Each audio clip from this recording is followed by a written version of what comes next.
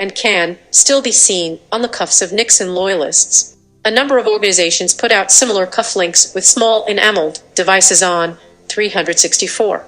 Semester 7, them. Any of these is likely to be more suitable than a pair of gold-plated nuggets, a vast imitation gem, or anything similarly clunky in appearance. You can even buy buttons made up as cuff links in case you are sorry that you bought shirts with French cuffs in the first place. Ties. Restraint is equally important in ties. For those who have put on weight, a very wide tie has certain advantages. Noel Coward used to say that his ties got wider as he grew older, since they tended to conceal his stomach from view. In general, I would suggest not buying ties that are very thin or very wide. As to color and pattern, the less conspicuous and flashy, the better. Subdued, stripes, checks, polka dots, and paisley patterns are fine. But no tie should ever look as if you were wearing a neon sign on your chest. Color is okay, but in moderation, and the design should be quiteno sprawling geometric shapes and no sunbursts. I rather doubt that anybody really needs a tie clip, especially given the width of modem ties, but if you feel it necessary, it should be absolutely plain and inconspicuous, and worn well down on the tie close to the belt, so that it doesn't show when your jacket is buttoned. Handkerchiefs and so forth. The pocket of your jacket should contain a handkerchief and nothing else. It should be plain white linen, or just possibly a muted silk paisley square, which should never match the tie. Very little of the handkerchief should be visible. It should be unfolded and slightly crushed, rather than arranged in neat little triangles or folded straight. Under no circumstances carry pencils, pens, or glasses in clip cases in your jacket pocket. As with a crammed shirt pocket, this is a very unsuccessful look. In general, it helps to cut down on the number and weight of things you carry, many of which can be put in a briefcase anyway. Don't start off the day loading your pockets with a pen, a pencil, a thick wallet, keys, coins, a checkbook, cigarettes, a lighter, and a pair of glasses. Eliminate anything you don't actually need, and whatever you must carry with you, put in your pants pockets, not your breast pocket. Suspenders and belts. Many successful people wear suspenders instead of a belt. Lesson 35. 365. This is an okay thing to do, but never wear suspenders and a belt, which is a sign of real anxiety. As for belts, the lighter and plainer they are, the better. Heavy-tooled belts with fancy buckles are fine on cowboys and look great with blue jeans, but serve no purpose when worn with a business suit. Of course, you're a Westerner, and combine them with cowboy boots and a Stetson hat. Shoes. Assuming you don't wear cowboy boots, take a good look at your shoes. Successful people are fussy about shoes, and you should be too. There's no point in dressing carefully if you wear heavy-soled shoes that make your feet look like King Kong's. One of the purposes of shoes is to indicate that the year doesn't need to plod through the muck and rain like ordinary people. This is an agile function of shoes. The extreme form of cowboy boots, with their pointed toes and heels, was designed to make it evident that the wearer never had to walk like a farmer or yokel, but went everywhere on horseback. Spanish grandees wore boots of such thin and supple leather that they were obliged to mount their horses directly from the marble steps of their houses, since they were unable to walk in the mud or dust. A simple rule about shoes: the successful look is the absolute minimum of shoe. On rainy, snowy days until you become one of those very successful people we are trying to emulate, who are driven in limousines and never get their feet wet. Wear a good, stout pair of hiking boots to work, and keep your success shoes in the office. I have a pair of Pat until her Gucci loafers, which seem to me ideal, since they never need polishing and always look elegant. But while Gucci has become a kind of success status symbol, any well-made, neat, light shoe is fine, so long as it's well shined and not run down at the heels. On the whole, I think black shoes are more useful for the success look than brown ones. You can wear black with gray and blue and almost anything else, which is not true of brown. And black is always correct, while brown is frowned upon by purists for evening wear. Avoid shoes with very pointed toes or heavy, square toes. They should look as much like your foot as possible, and should be free from welts, fancy stitching, patterns, and ornamental straps. High heels are definitely out, and have no place in the success look. So are thick soles, space shoes, earth shoes, sandals, and shoes made out of braided leather, like those of Mexican peasants. E366, Semester 7, socks. Apart from showing several inches of ankle by having your trousers hung at half-mast, Few things look worse than short socks, or socks that fall down and rolls around your ankles. Luckily, this is an area where the solution is simple and will free you from any further thought but black stretch full-length socks. Black looks good everywhere and with everything, and is at least one of the day's decisions off your mid-stretch socks, particularly the ones made by suppose never fall down. Hats and so forth. Personally, I am anti it. But I can see that in certain climates a hat makes sense. Very successful people don't need if they have limits on seldom wear one. But if you feel it's a necessity, don't get one with a very narrow brim, particularly if you have a full face. Avoid any hat that looks funny. On some people, of course, all hats look fury. You are in this category. Buy a good umbrella, black with a plain handle. Remember that dressing for business success means looking your best even if it's 5 o'clock. On a humid day, when everything has gone wrong, and you got caught in the rain on your way back from lunch, what you have to do is to project the appearance of someone who is never affected by the elements, and always manages to appear fresh, energetic, and ready for anything. Most people work their way up to some kind of clothes sense by painful experience as they rise in the world. You don't have to stand in front of the mirror and take the first step to Dale dressing for Ms. Achievement. Women have far greater problems in deciding what to wear for success, if only because there are fewer guidelines and models for them to use. The women's clothing industry has not yet faced up to the fact that women need solid, reassuring, and businesslike clothes as much as men do. However, women have one advantage over men in that men have no real idea of what a successful woman should wear and are therefore in a poor position to criticize. Furthermore, their cultural background makes it difficult for them to express open criticism of any woman's clothes, though not of course impossible. In other words, if you're an ambitious woman in business and your immediate superiors are men, you can probably get away with a lot more than a man in your position could. That's not to say it's necessarily a good idea to take advantage of. Lesson 35. 367. The fact, but it's worth remembering that a man who could quickly judge whether or not a male executive was appropriately dressed would find it hard to define just what would be appropriate for you. So much of the clothing made for women is based on fantasy that it is hard to draw up any reliable set of guidelines. Most successful women, however, make a determined effort to find a simple style of dress that both suits them and seems appropriate too. The business they're in and unlikely to arouse comment from men. Obviously, a lot depends on the business. An advertising agency or a magazine publisher would be very different from a bank or a government agency. But in general, successful women avoid extremes of dress. Some years ago, my own bank abandoned its dress code and allowed its personnel to wear pretty much whatever they wanted to. Well, not exactly.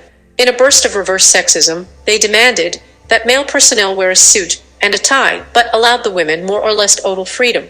I noticed that many of the women tellers wear skin-tight blue jeans, turts, and even halter tops, which is fine and all for freedom. But the women who rise to become supervisors and vice presidents are those who wear a simple, rather crumpled dress suit. And I think there is a lesson here by and large. Women can wear what they want to, within obvious limits, but the who get ahead take great care to dress unobtrusively and concertedly. Women, perhaps the best thing that has appeared for ambitious women, is the Diane von Furstenberg shirt reds. It looks good on almost every figure, is acceptable under almost any social or business circumstance, is a recognizable status symbol, and is available almost anywhere in the country. It doesn't crease, it doesn't go out of style, its patterns are distinctive and feminine without being garish, and it can be worn in any skirt length, from knickerbocker, conservative to mid-thigh shocking. If I were a woman in business, I'd buy a dozen of them. I'd also think it worth while investing in a few classic, simple suits in dark colors, particularly gray, beige, and blues. The real classic seems to me the Chanel suit. But there are many imitations of it that will do just as well, and worn with a simple white blouse it not only looks good, but will seem perfectly appropriate at even the stuffiest Cousins' meeting. Feminists may rebel at this suggestion, but I think a woman who wants to be a success could do a lot worse than to make a careful study of the women's fashion magazines, particularly Vogue and Bazaar, but also Glamour and Mademoiselle when Thayer, 368. Semester 7, doing a working women issue. You may pick up some ideas that will enable you to create your own success look. You need all the help you can get, and it's a great advantage to see what other women are wearing in more or less comparable professions. Avoid very bright colors. Fussy clothes, very tight pants, suits, skirts so short they make you look like a high school cheerleader, plunging necklines and blue jeans. Men naturally resent it when women take greater liberties in dress than men are allowed. They are also made uncomfortable in business situations by clothing that has an overtly sexual appeal. There may be occasions on which women can use an alluring outfit to their advantage, but generally speaking it's a short-term gain that will be paid for by a long-term loss. You will have problems enough in making your way to the top as a woman without increasing them by the way you dress and present yourself. For several thousand years, women have been dressed to answer the fantasy needs of men and to prove that no two men could compete on physically equal terms. The vast dresses and wigs of the 18th century, the crinolines and bustles and hats of the 19th century, the eccentric looks of the great French couturers in our own era, all made women into more or less decorative and static objects, in some cases hardly even capable of movement from point A to point B without the assistance of a man. There has been a natural and proper rebellion against this tradition, and all that it implies in terms of constriction and role-playing. Now, the main thing is for you to concentrate on putting men at their ease. You will rise faster this way. For this reason, the extremes of high fashion makeup and hairstyling are usually a mistake. It is important to make the best of yourself, but not to the extent of obscuring your natural identity and appearance. I can't help noticing, for example, that almost every successful woman I've met uses clear, natural nail polish rather than the bright or dark colors. It makes sense. Many men feel threatened by the sight of long scarlet fingernails, even though this may be exciting to them as a sexual signal in other contexts. What is more, women with long, lacquered fingernails generally look as if they're incapable of performing any real work. Once again, they represent a male mystops, symbol of sexual possession, proof that a woman is being kept and therefore doesn't need to wreck. It's a small point, but the kind of thing that gets noticed. Women have one great advantage over men: their clothes are more comfortable. It is perfectly possible for a woman to wear a simple dress, minimal underwear, and a pair of shoes that are hardly more than a strap with heels, and still look respectably. Lesson 35. 369. Dressed for a business meeting. These days, very few people will notice or care whether you wear pantyhose or not. Bare legs are not likely to cause a scandal, or even be noticed. When you consider that many men in comparable circumstances are wearing underwear, socks, a heaved pair of shoes, trousers, a shirt, a tie, and a lined suit jacket, you will realize that not everything in life is in the man's favor. Carrying things. Okay, a successful woman carries a handbag. Okay, a successful woman carries a briefcase. Not okay, a successful woman and does not carry both. Personally, I think a woman in business is better off with a good, solid briefcase. It looks professional and establishes her serious intent. Anything you would normally carry in a handbag can be carried just as easily in a briefcase, and a good deal more besides. I have the distinct impression that in a working situation, men are made nervous by a woman's handbag when it is placed on their desk or in the immediate vicinity. Perhaps it's because the handbag is, in men's mind, a symbol of femininity and contains God knows what intimate feminine possessions. In certain cases, a woman can use this to her advantage. You have to negotiate a deal with a man. Place your handbag on his desk as you sit down. It will almost certainly distract him and keep him off balance. On the other hand, if you are looking for promotion and success in the business world, never put a handbag on a man's desk or on a conference table. It strikes the wrong image and will almost certainly be resented, even if unconsciously. You carry a briefcase. Pick one that's large and solid, as much like a man's as possible. It's effective to have your initials stamped on it. The sight of a woman with a Crouch Fitzgerald attaché case strikes terror into the hearts of many older men, and this is something you can put to good use in negotiating. Semester 8. Our greatest glory is not in never falling, but in rising every time we fall. Confucius, your body is an amazing creation, capable of performing great wonders, but you can destroy that miraculous machine's potential with an overdose of stress. Dr. Harry J. Johnson, Lesson 36. How to live with tension. Today, with all of our complex ways of making a jeng and our infinite possibilities for entertainment, millions of people no longer have the capacity to be merry. Many of these people are tense and jittery. Others are dragging at the heels, always tired, no matter how little they do. Many can't sleep at night, and, to a sizable number, the so-called increase in leisure time has provided only worry and unhappiness. Those are the words of Dr. Harry Johnson, chairman of the Medical Board of the Youth Extension Institute, and he is describing some of the symptoms of a serious ailment which affects many of youth discussing tension. If you are under constant tension, or ever have been, you know how grim life can become. And yet, Dr. Johnson claims that a certain amount of tension is beneficial to you. You William Y. and much more about this little-derson subject in this lesson from his fact-filled book, Eat, Drink, Be Merry. Arid you've longer. Success, peace of mind, freedom from money worries, a sense of accomplishment are all worthwhile goals only if you are in the proper mental and physical state to enjoy the fruits of your efforts as you pick them, and of course you won't enjoy them at all if you apply so much stress to yourself that your mind and body decide they have had a handbrake down. Let one of the wisest men in the medical profession prescribe ways for you to avoid trouble you don't need, and also show you 374. Semester 8. How to cure yourself if you're already suffering from some of tension's nasty symptoms. Success is to enjoy. The stereotype of the business executive fillet the way many foreigners think of most Americans is of a person under constant tension.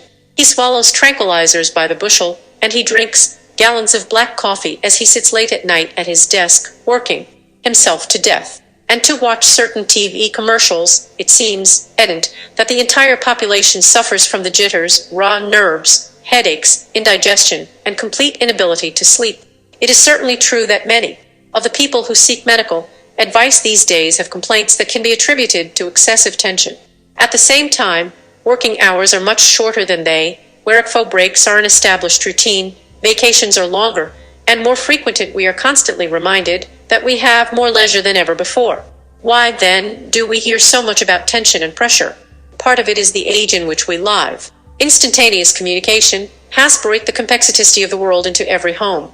Constant crises, smitted to us in solemn voices and big black headlines, provide an atmosphere of anxiety. Because we experience only the present, the perils of today seem worse than anything that has come before. Yet, as we review the advance of the human race, we have never been more secure. Without at the moment trying to reconcile these seemingly contradictory facts, let us recognize that people who suffer from symptoms caused by tension are faced with a very real and very disturbing condition.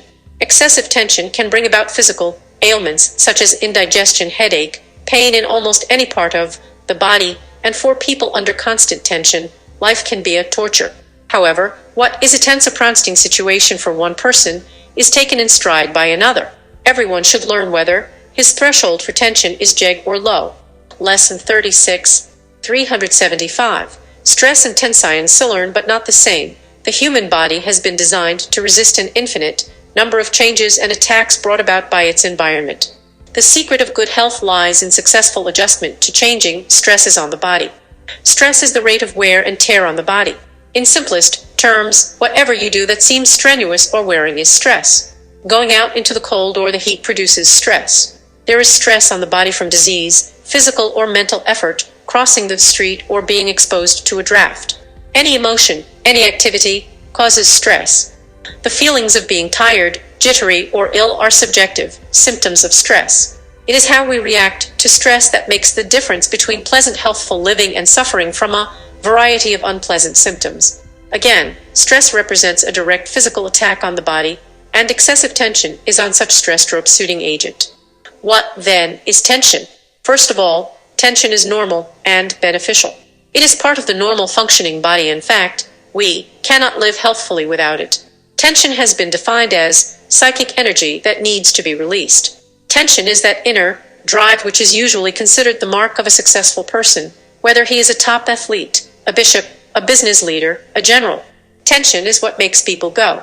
By contrast, many psychotics, such as schizophrenics, experience no tension whatsoever. They live in another world in almost complete tranquility. For some reason, there seems to be a popular notion that tension is bad. This isn't so. Like so many other things in life, tension is only harmful in large doses. A watch spring, for example, cannot perform its function without being under constant tension, but we all know the results of overwinding the watch. It is the same with the human body. Tension that keeps us interested and alert is good and necessary. When we move over the fine borderline where we become apprehensive and anxious and fearful, only then is it bad. Tension, then, like seasoning in food, gives zest and effectiveness to life. Life without tension is like soup without salt. When we participate in sports or watch a football game, we all become tense.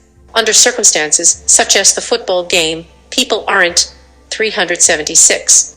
Semester 8. Conscious of being tense. They only realize it when the grip of tension loosens and they experience a feeling of relief. Doubtless you can recall many situations when you have been tense and then began to unwind. Perhaps you drove the last hour of a long trip through heavy traffic, then checked into a comfortable hotel room. Gradually you realized that you no longer had to be on the alert, and you felt contented and relaxed. These are the good moments of living. But imagine if instead you just couldn't unwind, you couldn't relax, even in the comfort of your room, and you lay awake reliving the perils of your trip. This is excessive tension. The serious thing about excessive tension is that it can bring about very real changes in the body itself if it persists over a period of time.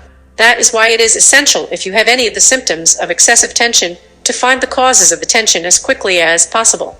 The symptoms of excessive tension. The physical symptoms of excessive tension include headaches, fatigue, irritability, indigestion, back pains, insomnia, muscular rigidity.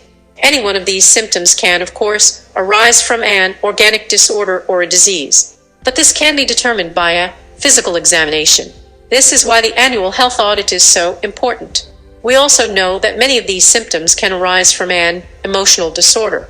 This is a complicated situation involving a person's entire pattern of emotional stability. It is not as likely a cause as many people seem to think. Excessive tension is more likely to be the culprit. Our experience at the Life Extension Institute in examining nearly 3 million persons since 1914 has confirmed that the most common single symptom of excessive tension is fatigue. A feeling of exhaustion may be present during the entire day, yet the person has difficulty in sleeping at night. Another common symptom is a feeling of chronic restlessness and inability to concentrate. I recall one executive in a large company who told me, "No matter how hard I work, I can't seem to get anything done. I hurry through the day at top speed, but I accomplish little." The layman has a phrase for this wheel spinning. Then there is the so-called tension headache, which people describe as a tightness and pulling and aching in the back of the lesson 36, 377, neck and head. Tension is probably the commonest cause of headache among businessmen.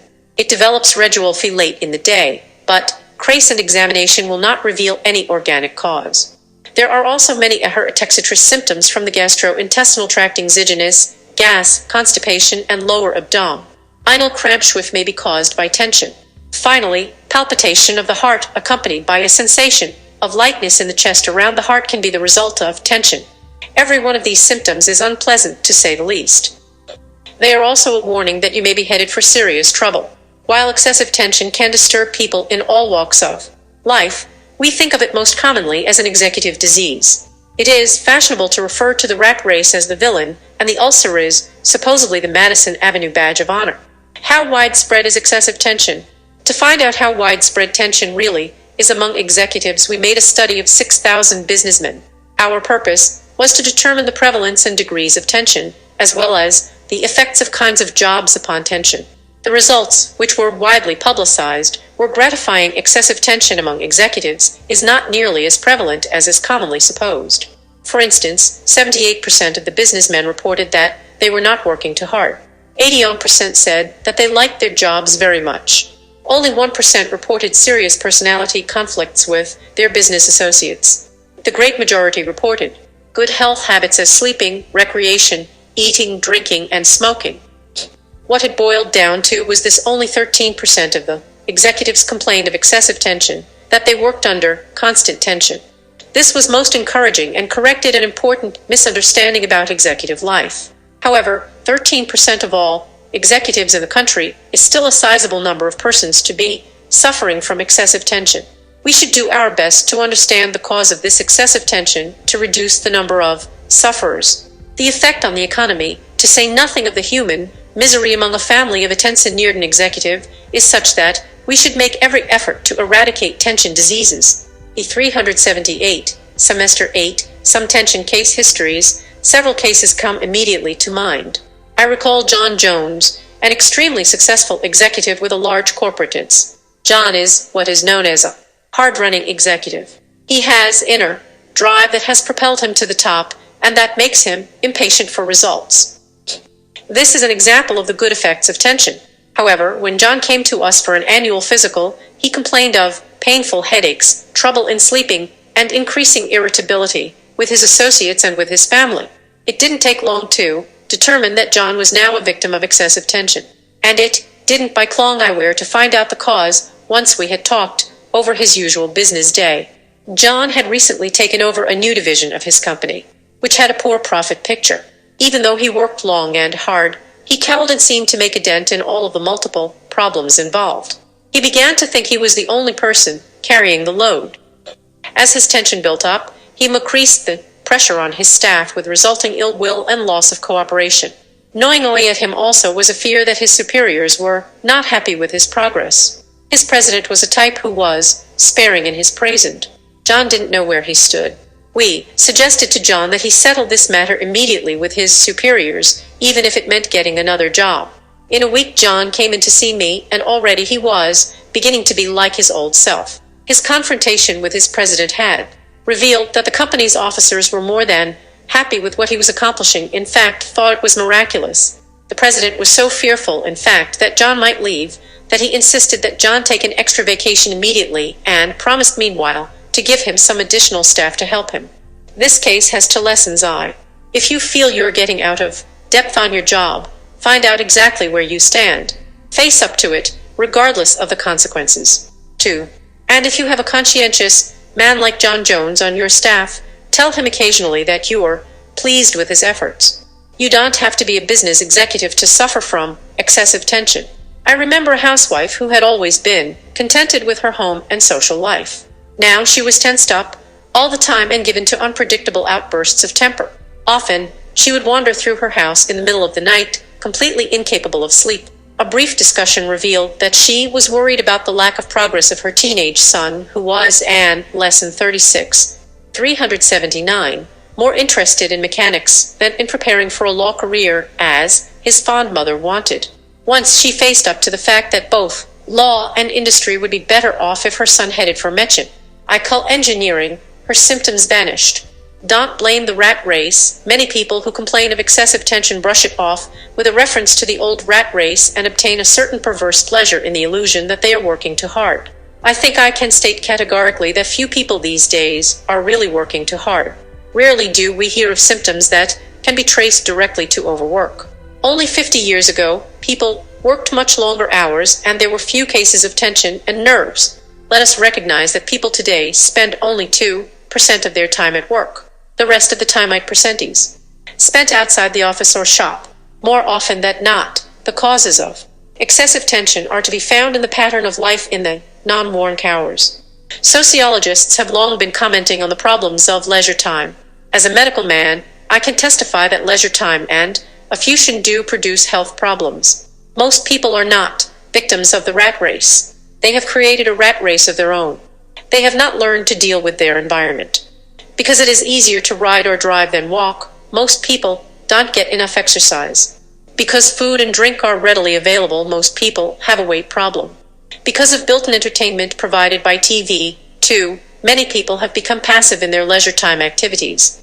They do not receive the mental stimulus that active games and lively conversation provide. Because more and more people travel long distances between home and work, they often neglect their sleep in an effort to spend more time with their families. In solving the causes of excessive tension, then, it is not enough to examine the job situation.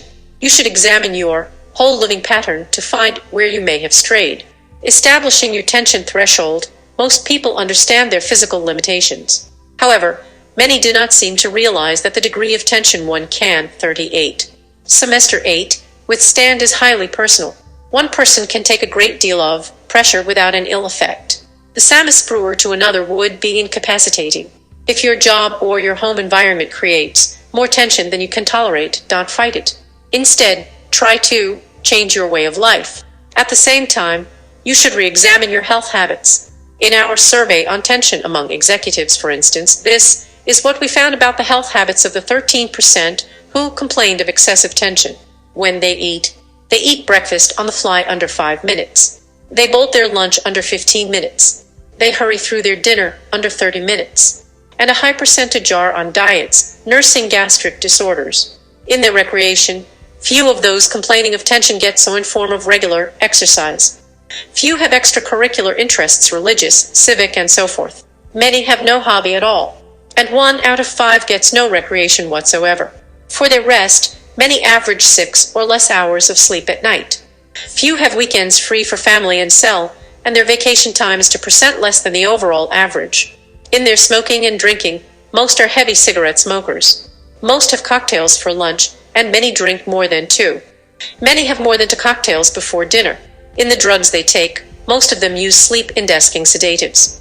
Most of them quiet their nerves with tranquilizers. If the overly tense person can make a shift in his health habits, this may be all that is needed. If this is not possible, however, then psychiatric help may be indicated. Conclusions: we have talked primarily about the persons who already are the victims of excessive stress and tension. These people were not born into the world with these symptoms or necessarily with a lesson 36, 381 predisposition to them.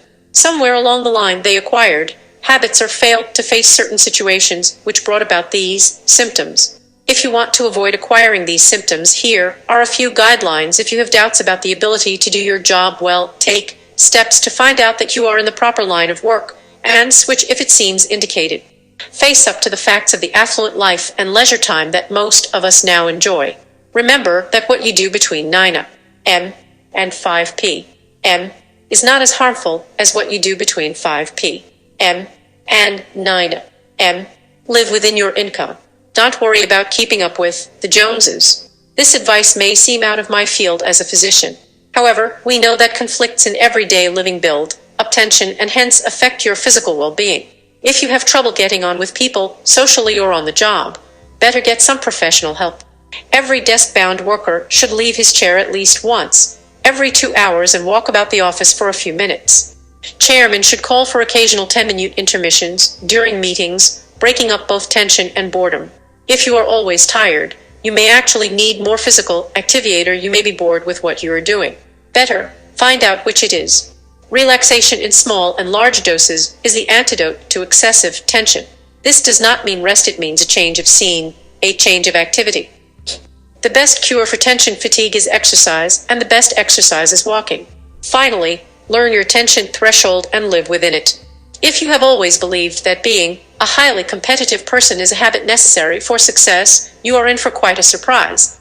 Willard Marguerite Beecher, Lesson 37, How to Avoid the Trap of Competition.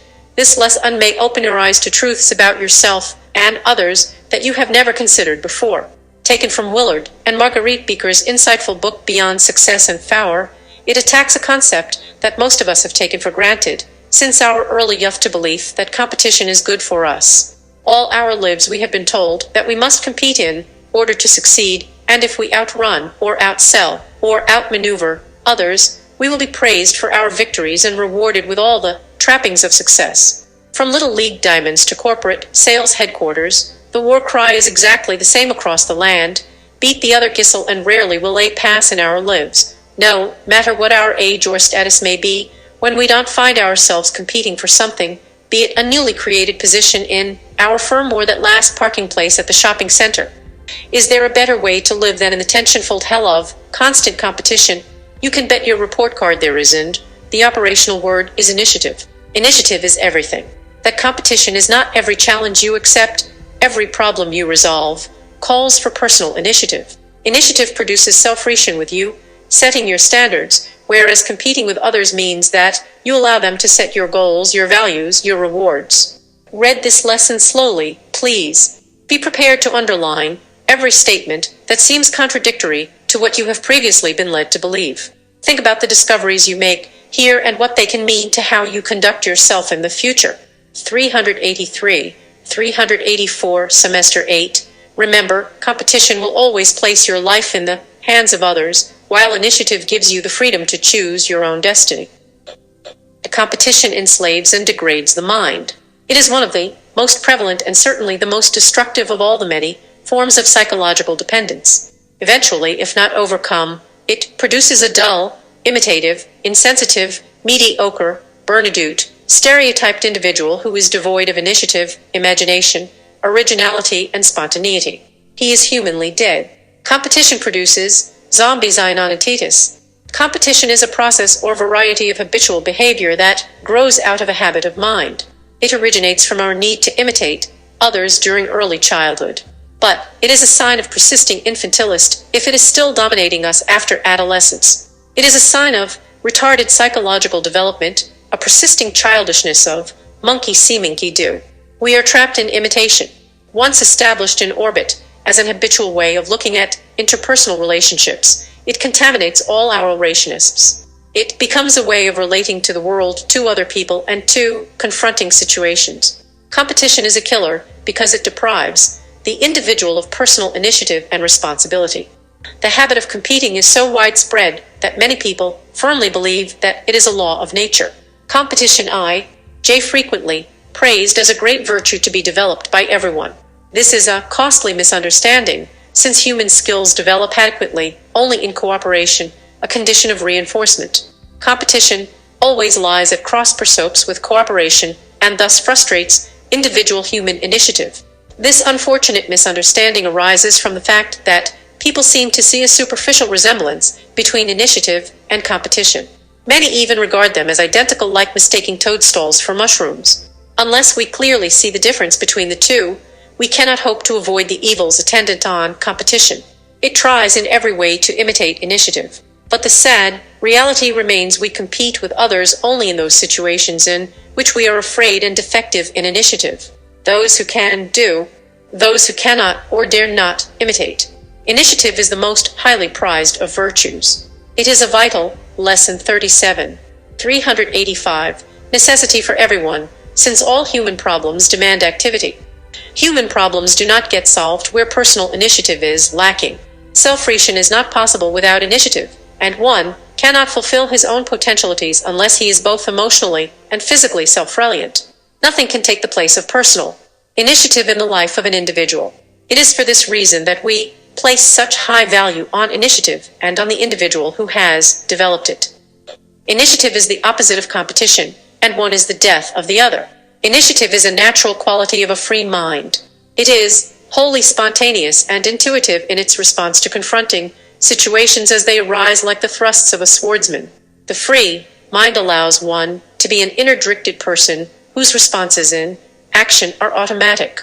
Competition, on the contrary, is merely an imitative response that lags behind while it waits for its direction from someone whose head appears to us to be taller and who has been chosen by us to set the pace and direction of our activity. In short, initiative produces spontaneous action, whereas competition produces only delayed reaction to stimuli from a passamaquerie. Competition grows out of dependence. It imitates initiative in a deceptive way and thus clouds our understanding. The competitive individual trains himself to outrun his pacemaker, and we may imagine from the result that he is enjoying the fruits of initiative. He often develops much skills so that he appears masterful and competent.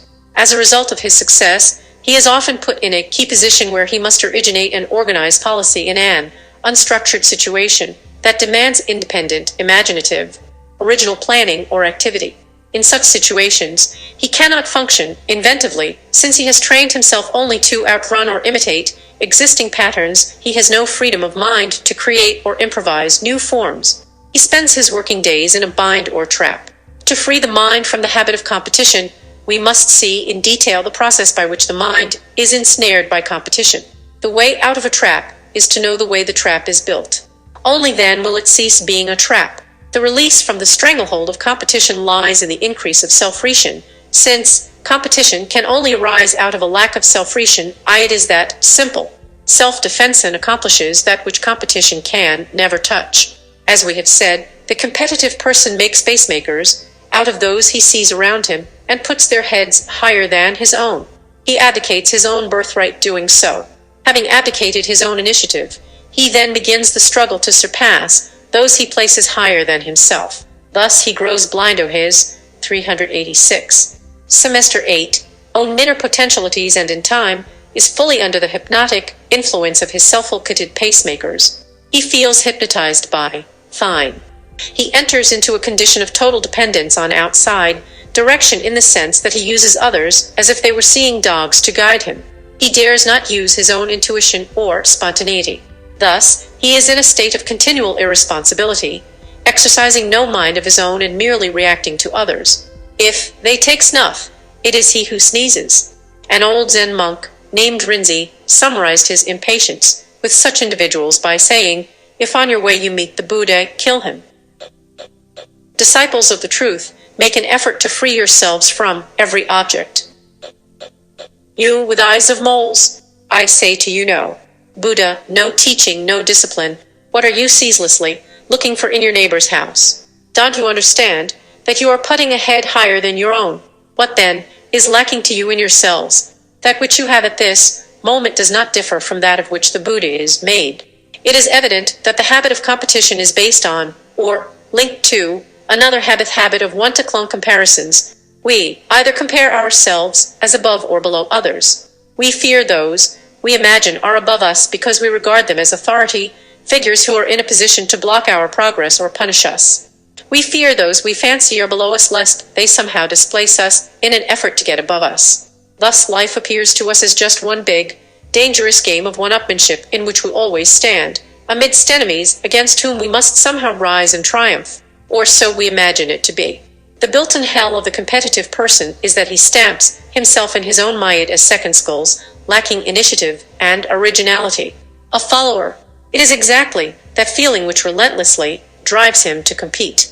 The self-reliant person feels no desire to compete or otherwise prove himself, either to himself or to others. In short, all competition is second skulls or derivative behavior, back without a brain, incapable of finding its own way or choosing its own objective.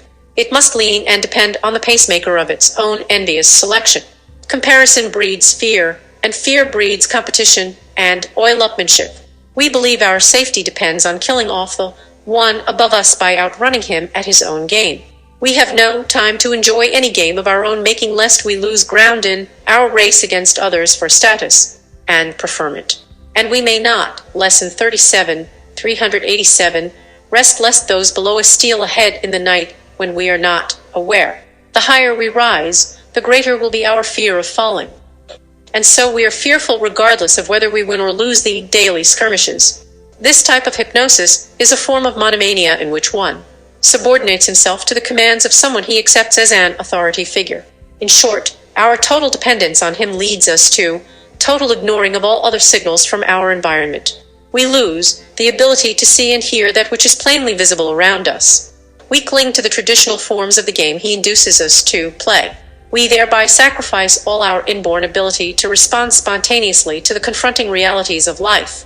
We can see, hear, or respond only vicariously through the eyes and judgments of the pacemaker whom we imitate or obey. This loss of ability to see, hear, or respond to emerging realities is the most damaging factor of competition and its wasteful, Doman's anationist struggle.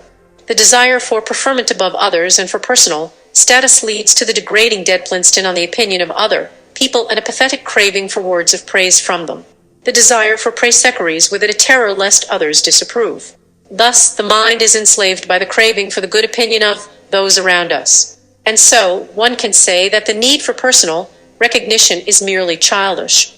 The ambitious, competitive individual, then, is an unfortunate who is still trapped in the childhood desire to become the favored child. He stands with his begging bowl before others and pleads for their approval. He will run, jump, steal, lie, murder, or do anything he feels is necessary to do in order to win the praise he seeks. He must somehow impress and thus possess the head that he puts above his own. Since he still views life as a child or as a second-school citizen, all his efforts to get ahead only serve to confirm his habitual way of regarding others and tie high to them. He continues on this path until someone can help him to break the hypnotic spell that binds him by showing him what he has been and is doing. One of the basic emotional attitudes that underlies competition is the feeling of hostility. There is no such thing as friendly competition. All competition is hostile. It grows out of a desire to achieve a position of dominance and to enforce submission over others. The desire for dominance in Tum arises from a desire to use and exploit the other person, either psychologically or physically. This desire to exploit others puts us at cross pursuits with others. We disrupt cooperation and disturb others by either active or passive means. We insist on changing the rules of the game too. 388. Semester 8. Put them at a disadvantage and to give us a preferred position. We are easily irritated if things happen in any way but the way we want them. Those we cannot find use for appear only as boring, and we want to ignore or belittle them. We feel comfortable with others only when we have a favorable situation and others look up to us. The competitive individual is always a poor sport. He cannot stand any situation long in which he is not ahead of others. If he feels he cannot win, he becomes a spoilsport and wants to ruin the game for others. Or he loses courage and interest in the game so that he retires from it. Or he will only play those games or function in those situations in which he stands a good chance of dominating. The spirit of competition is the opposite of the spirit of play. The competitive person is incapable of play for the sake of play, because he must win or make a good impression. This is easy to see with those who play cards. The competitive card player always wants to win. He groans or is in misery if he is given a bad hand in a deal. He becomes bitter and filled with self-pity every time he loses a trick and blames others for his bad luck. If he gets a good hand, he gloats in a superior way and tries to make others envious of his good fortune. For him, the whole game is only an exercise in hate. He will cheat to win if he dares. With him, winning, not playing, is all that counts. It has been said that the world is divided into haters and creators. Watching people play cards makes this easy to see.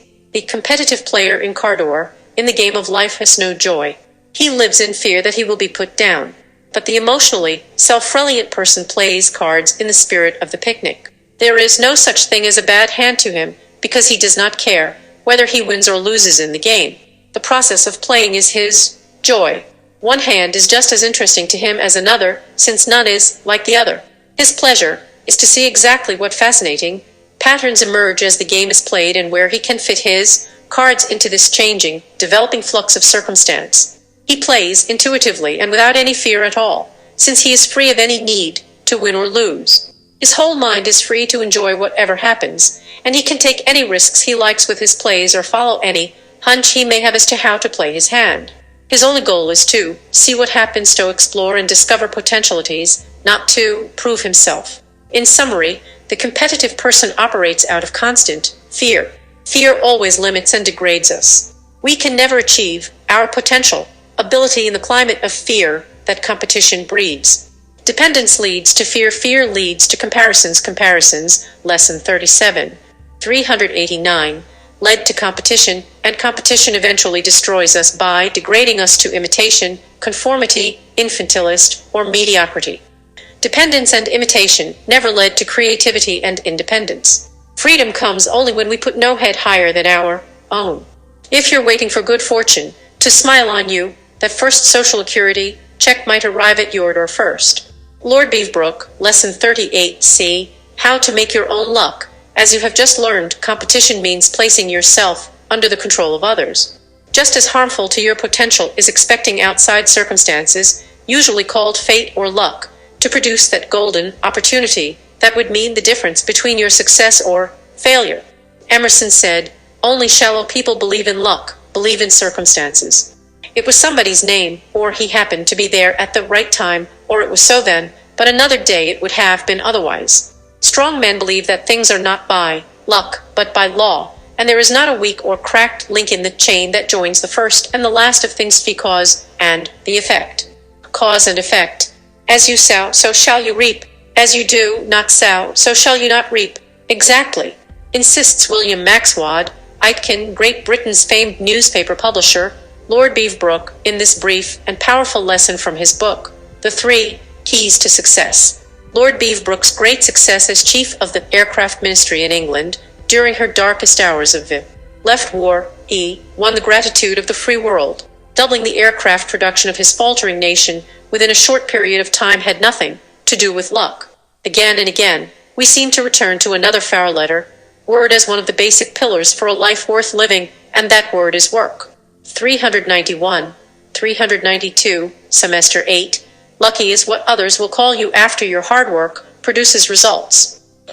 There is one attitude against which I warn the person who would do well in life. It is summed up in the phrase trust to luck. No attitude is more hostile to success, and no phrase more foolish. The phrase is foolish because in a universe governed by the law of cause and effect, strictly speaking, there can be no such thing as luck. There is much in the saying Mrs. Harris spies are not always good by chance. In other words, Mrs. Harris was a good cook. So with the consistently lucky man. It is a fair assumption that he is a consistently industrious and able man. What we really mean when we say trust to luck is trust to circumstances outside our own control. But as long as there is any chance whatever of controlling those factors, it is, of course, folly not to bring them under control. As the years pass, I become increasingly reluctant to believe in any kind of luck. I once wrote that it is luckier to be hornaire to $500,000 than to be born in the slums. Even that no longer is true. Being born to poverty may be a spur, whereas being bemeat to riches may lead to ruin. If a disaster should destroy a man's fortune, something he has labored many years to build, we naturally think that he has had bad luck. But it may be that the disaster was caused by factors that he neglected to control. Or it may be that the disaster was a blessing in disguise, forcing him to exercise intellectual muscles endangered by atrophy or to strengthen his character at some hitherto weak point. So I will not dogmatize about the existence of luck except to say these do not trust in it. The idea that some are born lucky and some unlucky, in the same way that some are born to be tall and some born to be short, is just nonsense. Most good luck may be explained by industry and judgment, most bad luck by a lack of these qualities. The gambler's creed has been defined as a belief in the imagined tendencies of chance to produce events continuously. Lesson 38. 393. Favorable or continuously unfavorable. To live in this sort of mental atmosphere is to live in a nightmare. It seems to drive some people nearly insane. They constantly consult oracles of one sort or another or perform compulsive actions in a ceaseless endeavor to propitiate fortune. Fortune cannot be flattered by such fetish worship, but she can be wooed and won by hard work. The law of some games of chance is inexorable. It is inevitable, for instance, in card games such as canasta or cribbage, that in the long run a skillful player will beat a player less skilled. So with the great game of life, he who succeeds will be he who, through the totality of his qualities, deserves to succeed. He who fails will be he who deserves to fail, and nowhere more than in Thistith, he is trusted to luck where he should have trusted to himself. It may be that most of us have something of the gambler in us. We achieve real success, however, only when we have got the better of that impure demon. In business, the gambler is doomed before he begins to play. Consider the young man who stakes everything on the hope that some magic key to success will be placed before him on a gold plate. Pathetic is his plight. He consistently refuses good offers or even small chances of work because they are not good enough for him. He expects that luck will suddenly bestow on him a ready-made position or a gorgeous chance suitable to the high opinion he holds of his own capacities. After a time people tire of giving him any openings at all. In wooing luck this young man has neglected opportunity. Such men, in middle age, fall into a well-conned class. They can be seen waylaying their more industrious and successful associates to pour out a sorry tale of the misfortune that has dogged them throughout life and prevented them reaping the rewards which ought to have been theirs. They develop that terrible disease known as the genius of the untried. Far different is the attitude of the person who really means to succeed. Such a man will banish the idea of luck from his mind. He will accept every opportunity, however small it may appear, which seems to lead to the possibility of greater things. He will not wait on the airy-fairy concept called luck to launch him royally on his career. He will make his own opportunity and develop its chances by his industry. Here and there he may go wrong, where judgment or experience is lacking. But out of his very defeats he will learn to do better in the future, and in the maturity of his knowledge he will attain success. 394 Semester 8, at least he will not be found sitting down and whining that luck has been against him. There remains to be considered a more subtle argument in favor of a belief in luck. It is that certain men possess a kind of sixth sense, so that they know by instinct what enterprise will succeed or fail, or whether the market will rise or fall. These men are supposed to make their way to success by what might be called a series of psychic bids. Do not believe any of this mystical rubbish.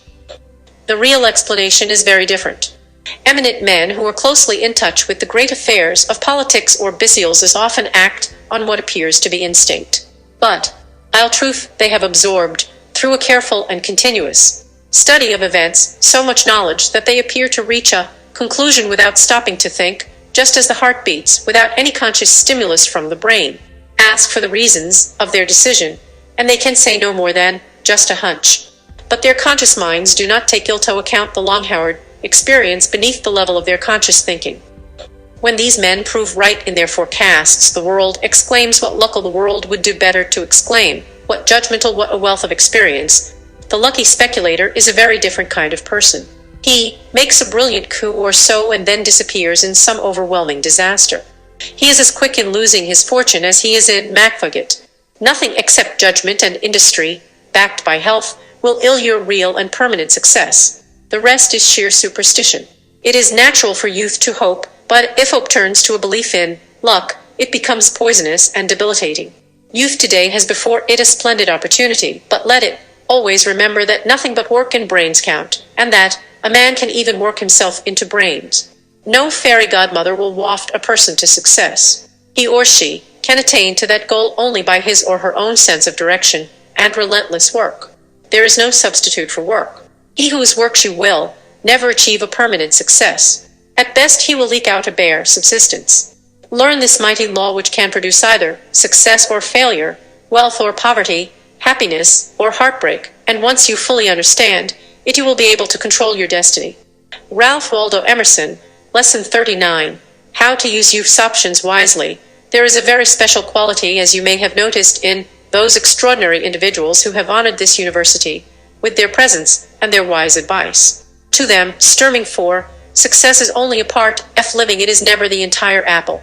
Nor are you some experimental human guinea pig on which they are willing to buy some new and untested method of coming to the top. As a group, their premises simply are more than a human being. You are a human becoming. Some lessons back, when Napoleon Hill was urging you to always render more and better service than you were being paid to deliver, he also gave you some valuable reading advice. He said, perhaps you have read Compensation before.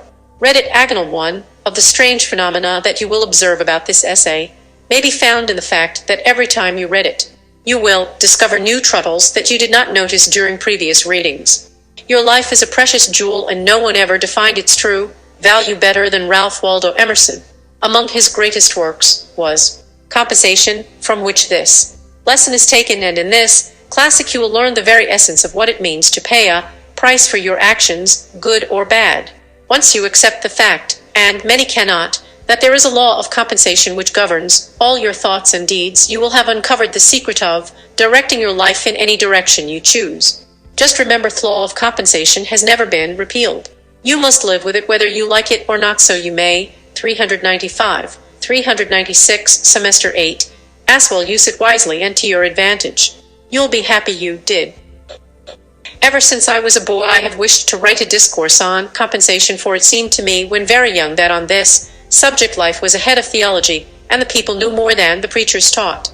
The documents too from which the doctrine is to be drawn charmed my fancy by their endless variety, and lay always before me, even in sleep, for they are the tools in our hands, the bread in our basket, the transactions of the street, the farm and the dwelling, just the greetings, the relations, the debts and credits, the influence of character, the nature and endowment of all men. It seemed to me also that in it might be shown men a ray of divinity, the present action of the soul of this world, clean from all vestige of tradition, and so the heart of man might be bathed by an inundation of eternal love, conversing with that which he knows was always and always must be, because it really is now. It appeared, moreover, that if this doctrine could be stated in terms with any resemblance to those bright intuits in which this truth is sometimes revealed to us, it would be a star in many dark hours and crooked passages in our journey that would not suffer us to lose our way. I was lately confirmed in these desires by hearing a sermon at church. The preacher, a man esteemed for his orthodoxy, unfolded in the ordinary manner the doctrine of the Last Judgment. He assumed that judgment is not executed in this world, that the wicked are successful, that the good are miserable. Lidge then urged, for in reason, and from Scripture, a compensation to be made to both parties in the next life. No offence appeared to be taken by the congregation at this doctrine. As far as I could observe when the Meeting broke up, they separated without remark on the sermon. Yet, what was the import of this teaching? What did the preacher mean by saying that the good are miserable in the present life? Was it that houses and lands, offices, wine, dress, luxury, are had by unprincipled men, while the saints are poor and despised, and that a compensation is to be made to these last hereafter, by giving them the like gratifications another day, bank stock, and doublowns, venison, arid champagne? This must be the compensation intended. For what else? Is it that they are to have leave to pray, Lesson 39, 397, and praise, to love and serve men? Why, that they can do now. The legitimate inference the disciple would draw was, we are to have such a good time as the sinners have no hour to push it to its extreme import. You sin now, we shall sin by and be. We would sin now, if we could not, being successful, we expect our revenge tomorrow. The fallacy lay in the immense concession that the bad are successful, that justice is not done now. The blindness of the preacher consisted in deferring to the base estimate of the market of what constitutes success, instead of confronting and convicting the world from the truth, announcing the presence of the soul, the omnipotence of the will, and so establishing the standard of good and ill, of success and falsehood, and summoning the dead to its present tribunal. I find a similar baystone in the popular religious works of the day, and the same doctrines assumed by the literary men when, occasionally, they treat the related topics. I think that our popular theology has gained in decorum, and not in principle, over the superstitions it has displaced. But men are better than this theology. Their daily life gives it the lie.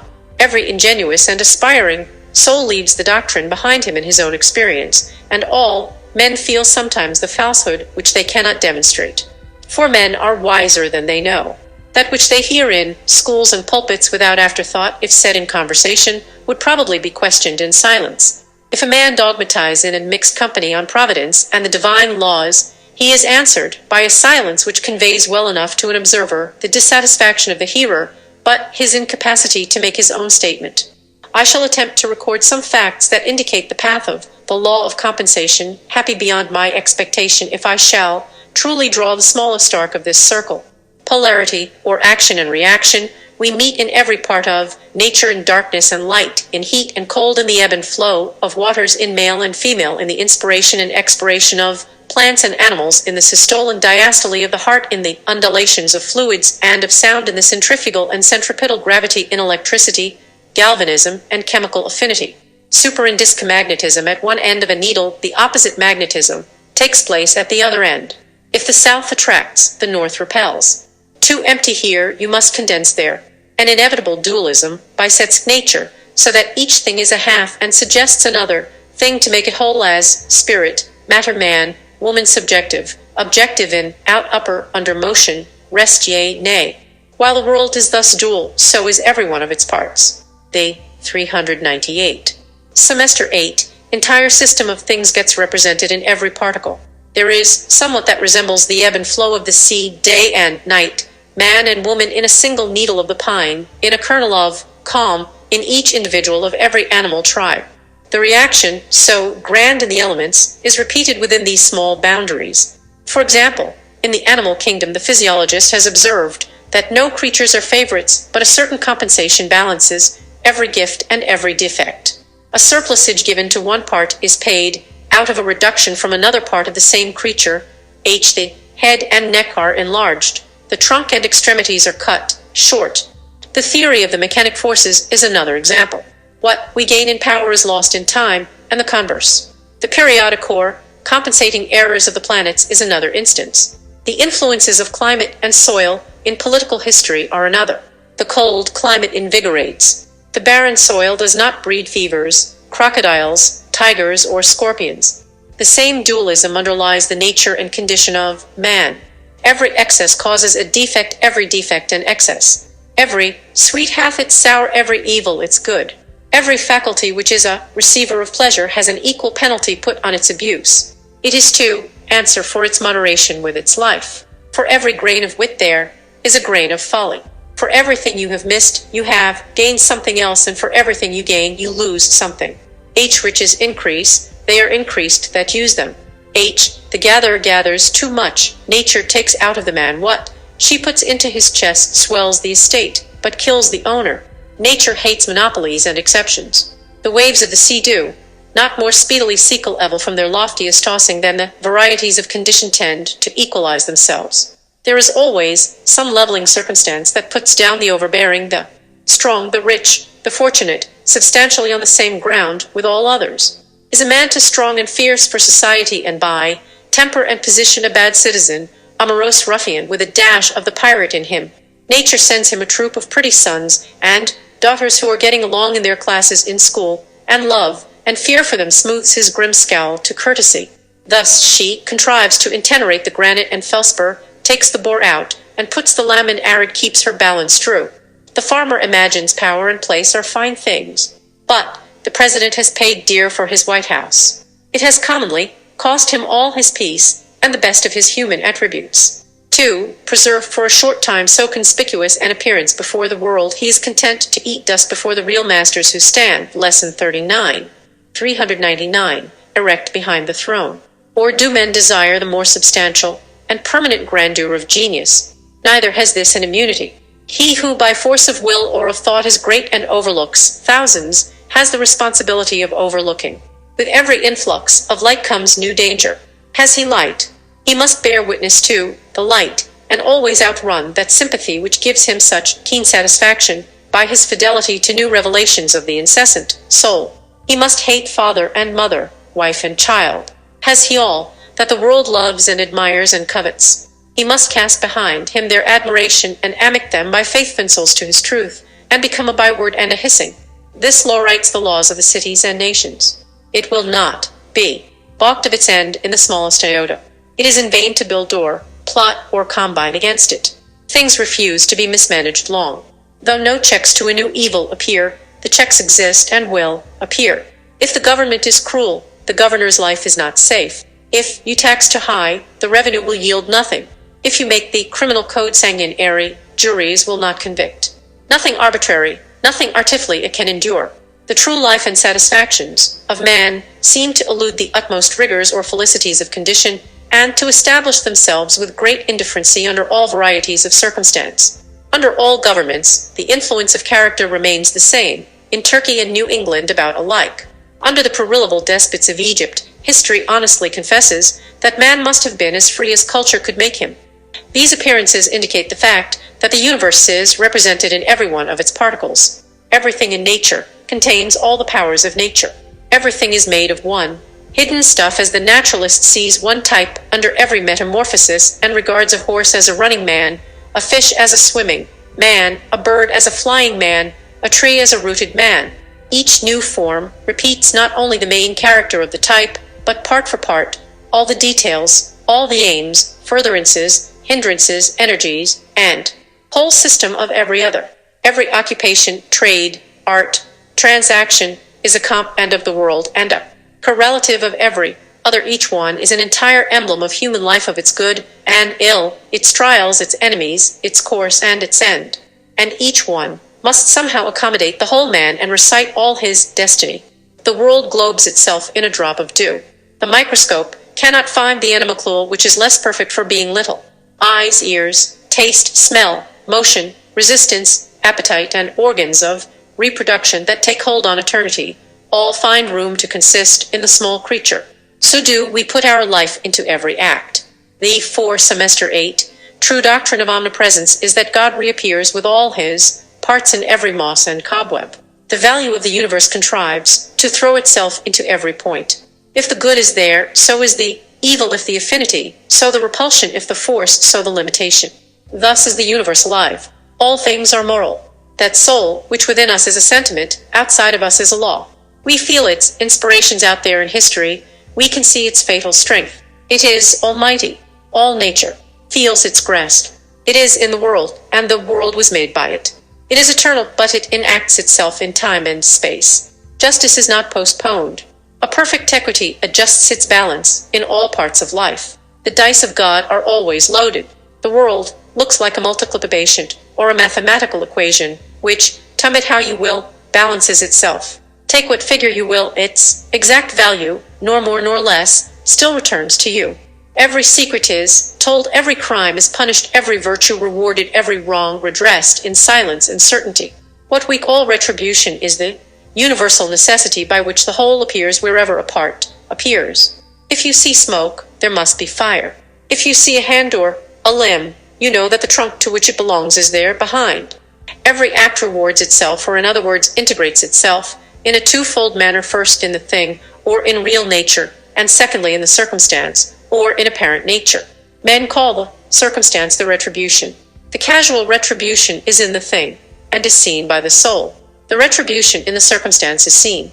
By the understanding it is inseparable from the thing, but is often spread over a long time, and so does not become distinct until after many years. The specific stripes might follow late after the offense, but they follow because they accompany it.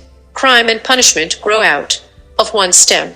Punishment is a fruit that, unsuspected, ripens within the flower of the pleasure which concealed it. Cause and effect, means and ends, seed and fruit, cannot be severed, for the effect already blooms in the cause, the end pre-exists in the means, the fruit in the seed. While thus the world will be whole and refuses to be disparted, we seek to act partially, to sunder, to appropriate, for example, to gratify the senses, we sever the pleasure of the senses from the needs of the character. The ingenuity of man has been dedicated to the solution of one problem: how to detach the sensual sweet, the sensual strong, the sensual bright, and so forth, from the moral sweet, the moral deep, the moral fair, that is, again, to contrive to cut clean off this upper surface so thin as to leave it bottomless, to get a one end without another end. D. The soul says, eat the body would feast. The soul says, the man and, lesson 39. 41. Woman shall be one flesh and one soul, the body would join the flesh only. The soul says, have dominion over all things to the ends of virtue, the body would have the power over things to its own ends. The soul strives amain to live and work through all things. It would be the only fact. All things shall be added unto it: power, pleasure, knowledge, beauty. The particular man aims to be somebody, to set up for himself, to truck and higgle for a private good, and in particulars, to ride that he may ride, to dress that he may be dressed, to eat that he may eat, and to govern that he may be seen. Men seek to be great, they would have offices, wealth, power, and fame. They think that to be great is to get only one side of nature, the sweet, without the other side, the bitter. Steadily is this dividing and detaching counteracted. Up to this day it must be owned no projector has had the smallest success. The parted water reunites behind our hand. Pleasure is taken out of pleasant things, profit out of profitable things, power out of strong things, the moment we seek to separate them from the whole. We can no more have things and get the sensual good by itself than we can get Ollie inside that shall have no outside, or a light without a shadow. Drive out nature with a fork, she comes running back. All things are double, one against another. Dit fort et an. Eye for an eye, a tooth for a tooth, blood for blood, measure for measure, love for loy. Give, and it shall be given you. He who watereth shall be watered himself. What will you have? Quoth God, pay for it, and take it. Nothing venture, nothing have. Thou shalt be paid exactly for what thou hast done, no more, no less. Who does not work shall not eat. Harm watch, harm catch. Curses always recoil on the head of him who imprecates them. If you put a chain around the neck of a slave, the other end fastens itself around your own. Bad counsel confounds the adviser. The devil is an ass. It is thus written, because it is thus in life. Our action is overmastered and characterized above Burwell by the law of nature. We aim at a petty end quite aside from the public good. Our act arranges itself by irresistible magnetism in a line with the poles of the world. A man cannot speak, but he judges himself. With his will or against his will he draws his portrait to the eye of his companions. By every word every opinion reacts on him who utters it. It is a threadable thrown at a mark, but the other end remains in the thrower's bag. Or, rather, it is a harpoon thrown at the whale, unwinding as it flies a coil of cord in the boat, and if the harpoon, 42. Semester 8, is not good or not well thrown, it will go nigh to cut the steersman in twain or to sink the boat. You cannot do wrong without suffering wrong. No man had ever a point of pride that was not injurious to him, said Edmund Burke. The exclusive in fashionable life does not see that he excludes himself from enjoyment in the attempt to appropriate it. The exclusionist in religion does not see that he shoots the door of heaven on himself in striving to shut out others. Treat men as pawns and ninniepins, and you shall suffer as well as they. If you leave out their heart, you shall lose your own. The senses would make things of all persons, of women, of children, of the poor. The vulgar proverb, "I will get it from his purse or get it from his skin," is sound philosophy. All infractions of love and equity in our social relations are speedily punished. They are punished by fear. While I stand in simple relations to my fellowmen, I have no displeasure in meeting him. We meet as water meets water, or as two currents of air mix, with perfect diffusion and interpentarient of nature. But as soon as there is any departure from simplicity and attempt at halfness, or good for me that is not good for him, my neighbor feels the wrong, he shrinks from me as far as I have shrunk from him. His eyes no longer seek mine, there is war between us, theories hate in him and fear in me. Experienced men of the world know very well that it is best to pay soot and lot as they go along, and that a man often pays dear for a small frugality. The borrower runs in his own debt. Has a man gained anything who has received 100 favors and rendered none? Has he menged by borrowing through indolence or cunning his neighbor's wares or horses or money? There rises on the deed the instant acknowledgment of benefit on the one part, and of debt on the other, that is, of superiority and inferiority. The transaction remains in the memory of himself and his neighbor, and every new transaction alters according to its nature their relation to each other. He may soon come to see that he had better have broken his own bones than to have ridden in his neighbor's coach, and that the highest price he can pay for a thing is to ask for it. A wise man will extend this less unto all parts of life, and know that it is always the alert of prudence to face every claimant, and pay every just demand on your time, your talents, or your heart. Always pay for first or last, you must pay your entire debt. Persons and events may stand for a time between you and justice, but it is only a postponement. You must pay at last your own debt. Lesson 39:43. If you are wise, you will dread a prosperity which only loads you with more. Benefit is the end of nature. But for every benefit which you receive, a tax is levied. He is great who confers the most benefits. He is base, and that is the one base thing in the universe, to receive favors and render none. In the order of nature, we cannot render benefits to those from whom we receive them, or only seldom. But the benefit we receive must be rendered again, line for line, deed for deed, cent for cent, to somebody. Beware of too much good staying in your Herod. It will fast, corrupt, and worms. Pay it away quickly in some sort. Labor is watched over by the same pitiless laws. Cheapest, says the prudent, is the dearest labor. What we FBI in a broom, a mat, a wagon, a knife, is some application of good sense to a common want. It is best to pay in your land a skillful gardener, or to buy good sense applied to gardening in your sailor, good sense applied to navigation in the house, good sense applied to cooking, sewing, serving in your agent, good sense applied to accounts and affairs. So do you multiply your presence or spread yourself throughout your estate. But because of the dual constitution of things, in labor, as in life, there can be no cheating. The thief steals from himself. The swindler swindles from himself. For the real price of labor is knowledge and virtue, whereof wealth and credit are signs. These signs, like paper money, may be counterfeited or stolen, but that which they represent, namely, knowledge and virtue, cannot be counterfeited or stolen. These ends of labor cannot be answered but by real exertions of the mind, and in obedience to upper motives. The cheat, the defaulter, the gambler, cannot extort the benefit, cannot extort the knowledge of material and moral nature which his honest care and pains yield to the operative. The law of nature is, do the thing, and you shall have the power, but they who do not the thing have not the power. Human labor, through all its forms, from the sharpening of a stake to the construction of a city or an epic, is one immense illustration of the perfect compensation of the universe. Everywhere and always this law is sublime. The absolute balance of give and take, the doctrine that everything has its price, and if that price is not paid, not that thing but something else is obtained, and that it is impossible to get anything without its price, is not less sublime in the columns of a ledger than in the budgets of states, in the laws of light and darkness, in all the action and reaction of nature. I cannot doubt that the high laws which each man sees ever implicated in those processes with which he is conversant, the stem ethics which sparkle on his chiseldage, which are measured out by his plumb 44, semester 8, and foot rule, which stand as manifest in the footing of the shopple as in the history of a state, do recommend to him his trade, and though seldom named, exalt his business to his imagination. The league between virtue and nature engages all things to assume a hostile front to vice. The beautiful laws and substances of the world persecute and whip the traitor.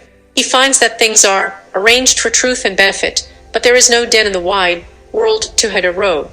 Commit a crime, and the earth is made of glass. There is no such thing as concealment. Commit a crime, and it seems as if a coat of snow fell on the ground, such as reveals in the woods the track of every partridge and fox and squirrel and mole. You cannot recall the spoken word, you cannot wipe out the footrack, you cannot draw up the ladder, so as to leave no inlet or clue. Always some damning circumstance transpires. The laws and substances of nature, water, snow, wind, gravitation, become penalties to the thief. On the other hand, the law holds with equal serenes for all right action. Love, and you shall be loved. All love is mathematically just, as much as the two sides of an algebraic equation. The good man has absolute good, which like fire turns everything to its own nature, so that you cannot do him any harm, but as the royal armies sent against Napoleon, when he approached, cast down their colors and from enemies became friends, so do disasters of all kinds as sickness, offense, poverty, prove benefactors. The good are befriended even by weakness and defect. As no man had ever a point of pride that was not injurious to him, so no man had ever a defect that was not somewhat made useful to him. The stag in the fable admired his horns and blamed his feet, but when the hunter came, his feet saved him, and afterward, caught in the thicket, his horns destroyed him. Every man in his lifetime needs to thank his faults, as no man thoroughly understands the truth, until first he has contended against it, so no man has a thorough acquaintance with the hindrances or talents of men until he has suffered from the one and seen the triumph of the other over his own want of the same. Has he a defect of temper that unfits him to live in society? Thereby he is driven to entertain himself alone and acquire habits of self-help, and thus, like the wounded oyster, he mends his shell with pearl.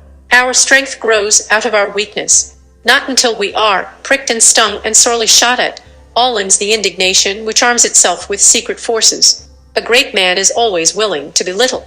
While he sits on the cushion of advantages, he goes to sleep. When he is pushed, tormented, defeated, he has a chance to learn something. He has been put on his wits, on his manhood. Lesson 39. 45. He has gained facts, learns his ignorance, is cured of the insanity of conceit, has got moderation and real skill. The wise man always throws himself on the side of his assailants. It is more his interest than it is theirs to find his weak point. The wound psychic rises and falls off from him like a dead skin, and when they would triumph, he is passed on invulnerable. Blame is safer than praise. I hate to be defended in a newspaper. As long as all that is said against me, I feel a certain assurance of success. But as soon as honeyed words of praise are spoken for me, I feel as one that lies unprotected before his enemies. In general, every evil to which we do not succumb is a benefactor.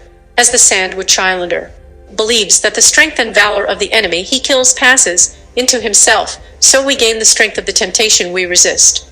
The same guards which protect us from disaster, defect, and enmity defend us, if we will, from selfishness and fraud.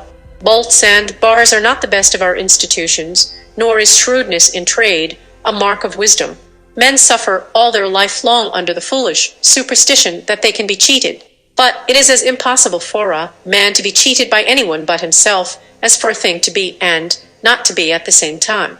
There is a third silent party to all our bargains. The nature and soul of things takes on itself the guarantee of the fulfillment of every contract, so that honest service cannot come to loss. If you serve an ungrateful master, serve him the more.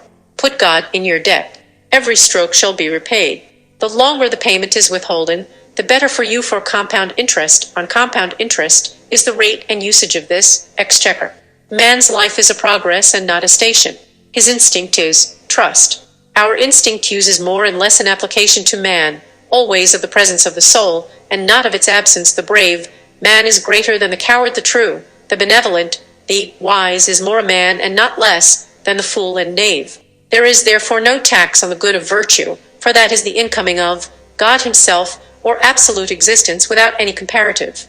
All external good has its tax, and if it came without desert or sweat, has no root in me, and the next wine will blow it away. But all the good of nature is the soul's, and may be had if paid for in nature's lawful coin, i.e. by labor which the heart and the head allow. I no longer wish to meet good I do not earn, for example, to find a pot of buried gold, knowing that it brings with it new responsibility. I do not wish more external goods, neither possessions, nor honors, nor powers, nor persons. The gain is apparent, the tax is certain. But there is no tax on the knowledge that the compensation exists, and that it is not desirable to dig up treasure. Herein I, 46, semester 8, rejoice with a serene eternal peace. I contract the boundaries of possible mischief. I learn the wisdom of Saint Bernard, nothing can work me damage, except myself. The harm that I sustain I carry about with me, and never am a real sufferer but by my own fault. There are many ways you can get out of the ruts of boredom and mediocrity before you run out of road. Or in Juris Jactarant, Lesson 4, How to Swap, a losing strategy, a rolling stone gathers no moss. You've heard that all of your life, haven't you? It's not true. A rolling stone can gather plenty of moss, whereas a stationary boulder, stuck in its own depression, can sit motionless for eternity without acquiring even a hint of green fuzz. Hopefully you have already adopted and are using several of the success secrets that have been shared with you in these lessons. But making changes, even small ones, in your old method of doing things is difficult, isn't it? Remember how hard Benjamin Franklin had to work at it. And yet we must change if our present course has us floundering just off life's shore long after we have left the docks. Bacon said, "He that will not apply new remedies must expect new evils." And Thomas Carlyle wrote, "Today is not yesterday. We ourselves change." How then can our works and thoughts, if they are always to be the fittest, continue always the same? Change indeed is painful, yet ever needful, and if memory has its force and worth, so also has hope. Change need not be traumatic or loaded with Sulfimpist's crises. There is much that you can do to increase your productivity and value right where you are, and to business experts, Oren, Juris, and Jack Darrant will provide you with many helpful suggestions in this lesson from their book, Getting to the Top Fast. Pay special attention to their comments on habits as they emphasize and reinforce what you learned earlier from Franklin. 47-48, semester Elptit. Scientists tell us that every single cell of our body is replaced at least once every 7 years. If there is eventually going to be a different you and Wadi1G, let's cooperate with Mother Nature and make it a successful you. When your present approach to the top isn't getting you where, it's time to do things differently. Note that we said do things. We aren't suggesting that you sit down and conduct a protracted self-reverie of your whole ruined career. This kind of advice is easy to give. It is also easy to start on, but it is quite difficult to finish. Few of us are lucky enough to experience a blinding flash of insight that says, what you've been doing so far is wrong. Here's the way to go from now on. Apart from Saul of Tarsus, who saw the blinding flash that converted him into St. Paul, this sort of thing hasn't really happened to many human beings. Then Welch, that our life or career strategy is not working, usually steals on us gradually. We feel vaguely dissatisfied without knowing why.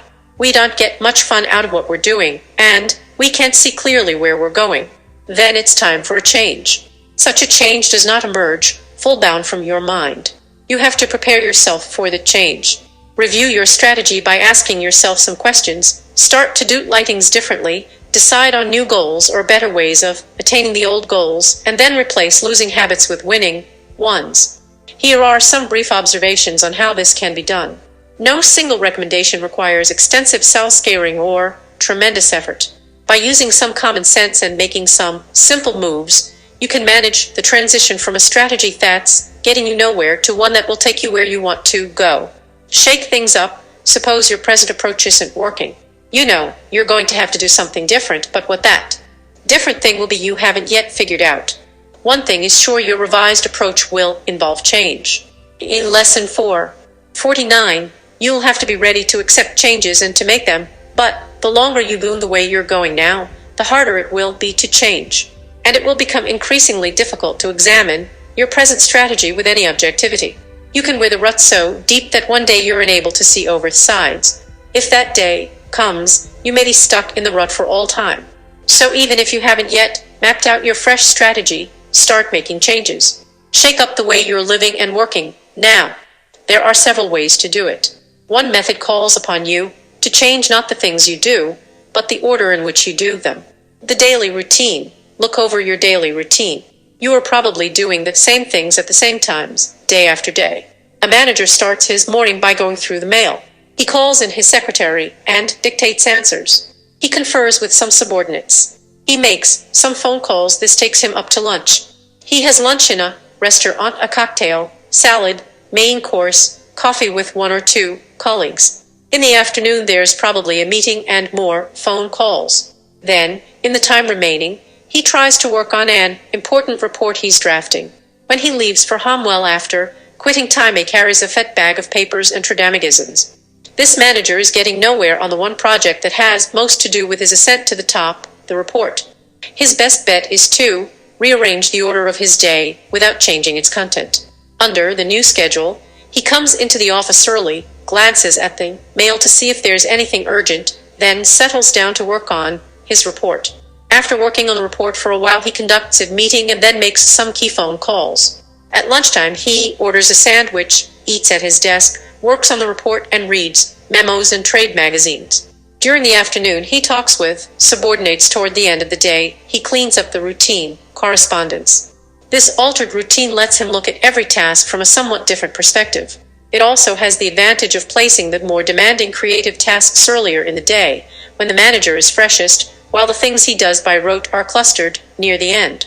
The theme change. Another way of introducing change is to adopt one basic 41, semester 8, theme for doing things differently. For example, Jerry Travers s with people all day long, in meetings, on the phone, in casual get-togethers. Travers likes people and enjoys talking, but he doesn't seem to be getting anywhere in his pursuit of long-range goals. So Travers determines not to rework the details of his day, but to adopt a principle and try to stick to it for a while. The principle should be keen 8. That's the opposite of a major theme of his present routine. Jerry's currently heavily involved with people, so he decides to try talking with as few people as possible. He avoids conversations where he can.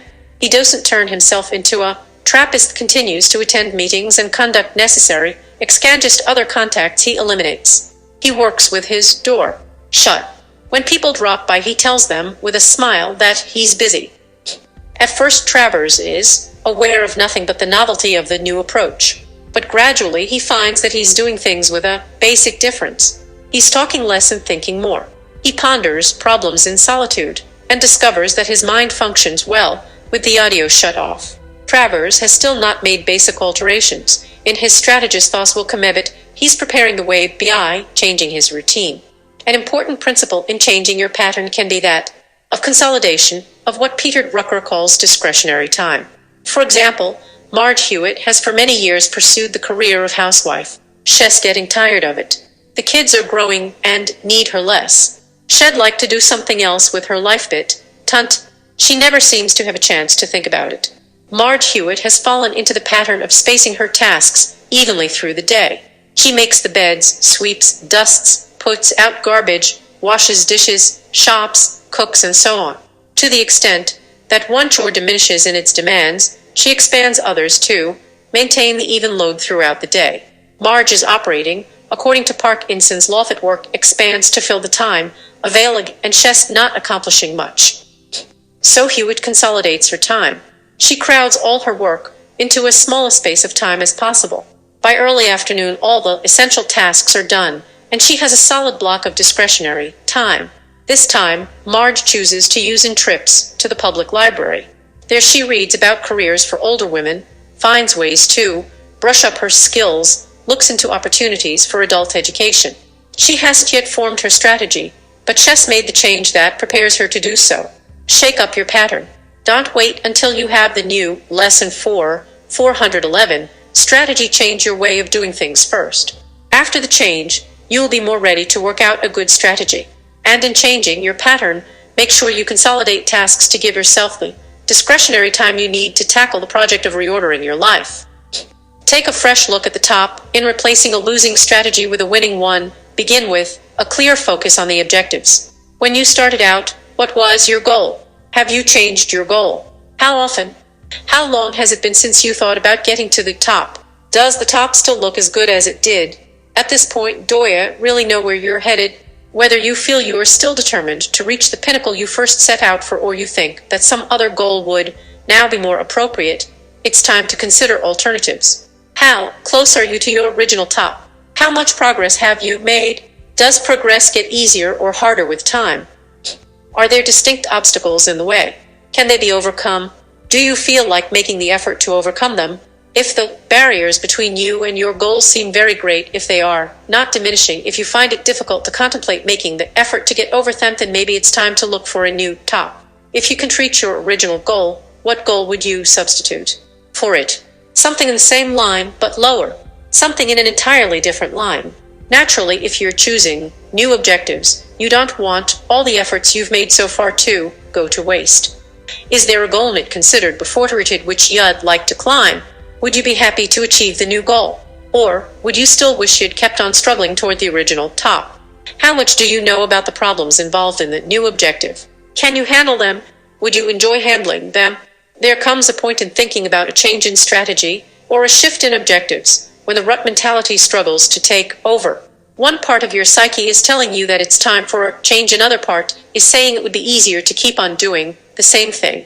Do you like what you're doing now? Do you enjoy the struggle as much as you did a year ago? Do you enjoy meeting a 412? Semester 8, new challenge, or would you rather avoid it? Where is the fun in your present routine? Whether you stick to your original goal or choose a new one, you should take this opportunity to spell out the nature of the objective. Now, what is your goal? What are your advantages in striving toward it? What are your disadvantages? How long do you think it will take to get there? Is the goal clear till you know when you've arrived? Are you ready to do the things necessary for a fresh assault on your objective, whether it's old or new? After a thorough re-examination of objectives, you will have reaffirmed your original aims or substituted new ones. This is a necessary step in getting out from under a losing strategy and assuming a new and more effective one will be more fun to execute. Do something doable. Some days it seems impossible to make the big picture seem brighter. The goal is so far away, the complications are so great, your personal weaknesses loom so large. You are having a bad day. We all have them. But sometimes that one bad day can stretch out into another, and pretty soon they're all bad. You're in a losing rut. Some people think that this is the moment to sit back and review your whole life. That could be the very worst thing you can do. You are discouraged. Problems appear insurmountable. Thinking about the whole dismal scene will just push you further down into the dumps. Instead, try just for the moment a minimum accomplishment plan. Pick out something you are sure you can do it. It doesn't have to be something big. Accomplishing something that lies within your limited scope can give you a lift and fuel the fires for more ambitious undertakings tomorrow. Pick a project that fits these requirements. It should be doable within a brief space of time. It should be relatively mechanical, not requiring much thought or a lot of decisions. And it should be a project on which you can see results right away. That last point is the most important. Psychologists talk about the value of reinforcement. We are reinforced when we do something and see immediate positive results. This principle is one of the bases of the new approaches to education. The student takes some simple action and instantly sees lesson 413, how he made out. The procedure is structured so that a simple action usually achieves a positive result. Impelled by a slight but perceptible lift, the student moves ahead to the next step. If you've ever taken or seen a programmed instruction course, you've seen the idea and practice. The course is broken up into tiny chunks. You answer an easy question and see immediately that your answer is right. By fear, which means you are led to more difficult questions and answers. Start with something easy. For instance, Len Barnum is sitting behind his desk wondering how he can cope with a major project coming up next week. The more he thinks about it, the harder it seems. He feels lousy. If he continues this way, pretty soon he'll be in such poor mental shape that he can't do anything. So Len turns instead to a simple task. For some time he's been telling himself that he should get his desk straightened out. He undertakes the task. He sorts the stuff on top of the desk into neat piles. He organizes the material in the drawers. He finds some outfolded papers that can be thrown away. True, this involves a rudimentary kind of decision-making. If Len finds that even these decisions are too much for him, he should stop and come to an even simpler task, or maybe just take a walk. Before long, the desk is organized. Len Barnum sits there, feeling good about a job well done. That didn't take long. He can see what he's accomplished, and he feels better about the bigger project. Easy mechanical tasks are the most doable: sorting, cleaning, straightening, routine mailing, purchases of little items you've run out of scheduling, paying the bills unless you're strapped. Making it a traumatic experience can be a neat, self-contained, easily accomplished project.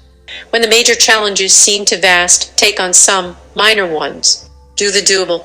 You'll find yourself enjoying a small but distinct feeling of satisfaction. You'll be more ready to go about the job of improving your strategy in a positive frame of mind. Forming the habit of success in devising a winning strategy, pick effective tactics and make them a habit. We are all creatures of habit. We have bad habits and good ones. We're not interested in making moral judgments on habits. We're interested in figuring out how you can form habits that will get you close to where you want to go. Let Scholten always be a major effort to do the thing you know you should do because it fits your strategy for getting to the 414. Semester 8. Top. The effective action should become a part of your paterna habit. You have certain habits now that help you. You want to keep these. You have other habits that hinder you. These you want to break. This is a subject in which knowledge is all important. So here are some facts you should know. We don't necessarily form habits by doing things over and over again. If the action does not answer a need, it does not become part of our makeup. The schematic pattern of a habit works this way. We feel a need, often an unconscious need. We take an action. That action satisfies the need we feel a reward. So when we feel the need again, we repeat the action and so on until it becomes ingrained, a habit. Smoking is a good example. The habit has no strength of its own. We sometimes think of habits as if they were independent entities, potent spirits that exist around us and seize some of us in their grip. Not at all. The habit and its string with leaves comes from inside. We provide the need, and we do the thing that satisfies the need. Enjoying the satisfaction, we reinforce the habit and increase its hold on us. Even the worst habit satisfies. X drinks too much. Y smokes like a chimney. D picks his nose. Why would anyone have such a disgusting and perhaps harmful habit? The answer is that awful as the habit appears to the outsider and even to the person affected with it, it nevertheless satisfies a need. We may not like to admit this, but it's true. However, in that last fact lies one of the major hopes for breaking bad habits. The bad habit is the best available way to satisfy a recurring need. We don't have to eliminate the need by involved probing of the labyrinthine passages of the mind. We need to find a better means of satisfying the need. So we don't get rid of bad habits, we replace them. And we don't just consciously choose to contract good habits, we acquire them in the same way that bad habits are acquired, as a recurringly satisfying response to a need. Replacing the losers, you'll want to form winning habits to execute your new strategy. But first you'll want to replace losing ones. The first rule is one at a time. You can't take a shotgun approach to curing bad habits. Pick the habit you'd like to break. Denny Foster has a habit of talking too much at eatings. He knows he does it. He is, lesson 415, determined to keep his mouth shut, and yet, at the next meeting, he realizes he's doing it again, hogging the airwaves while people glower, fidget, or doze. One method Denny can use is a modification of something called negative practice. Negative practice means that you force yourself to deliberately repeat a bad habit until you become so fed up with it you abandon it. This seems to work with habits you can practice on in private. However, Denny can't bring himself to deliberately come and hear the meeting. But he doesn't have to go that far. Sitting in the meeting, listening to somebody else say something, Denny deliberately thinks to himself, I'm going to take over in a minute. I have a lot to say on this subject and they're going to hear me out. I'll cover the history of the thing and alternatives and give my opinions and criticize other opinions. If it takes me an hour, I'll say what I have to say. Just thinking this way, Denny is able to so appall himself with the idea of shooting off his mouth that he doesn't do it in practice. Finding the winners, the negative approach is the first part of getting rid of bad habits. But the process won't take unless you substitute a good habit for the bad one. Remember the pattern. The good habit should satisfy a need, just as the bad one did. You don't have to psychoanalyze yourself to probe to the basis of the need. You just have to come up with a more positive and useful action that satisfies it. So obviously, the good substitute has to lie in the same general area as the harmful practice it's replacing.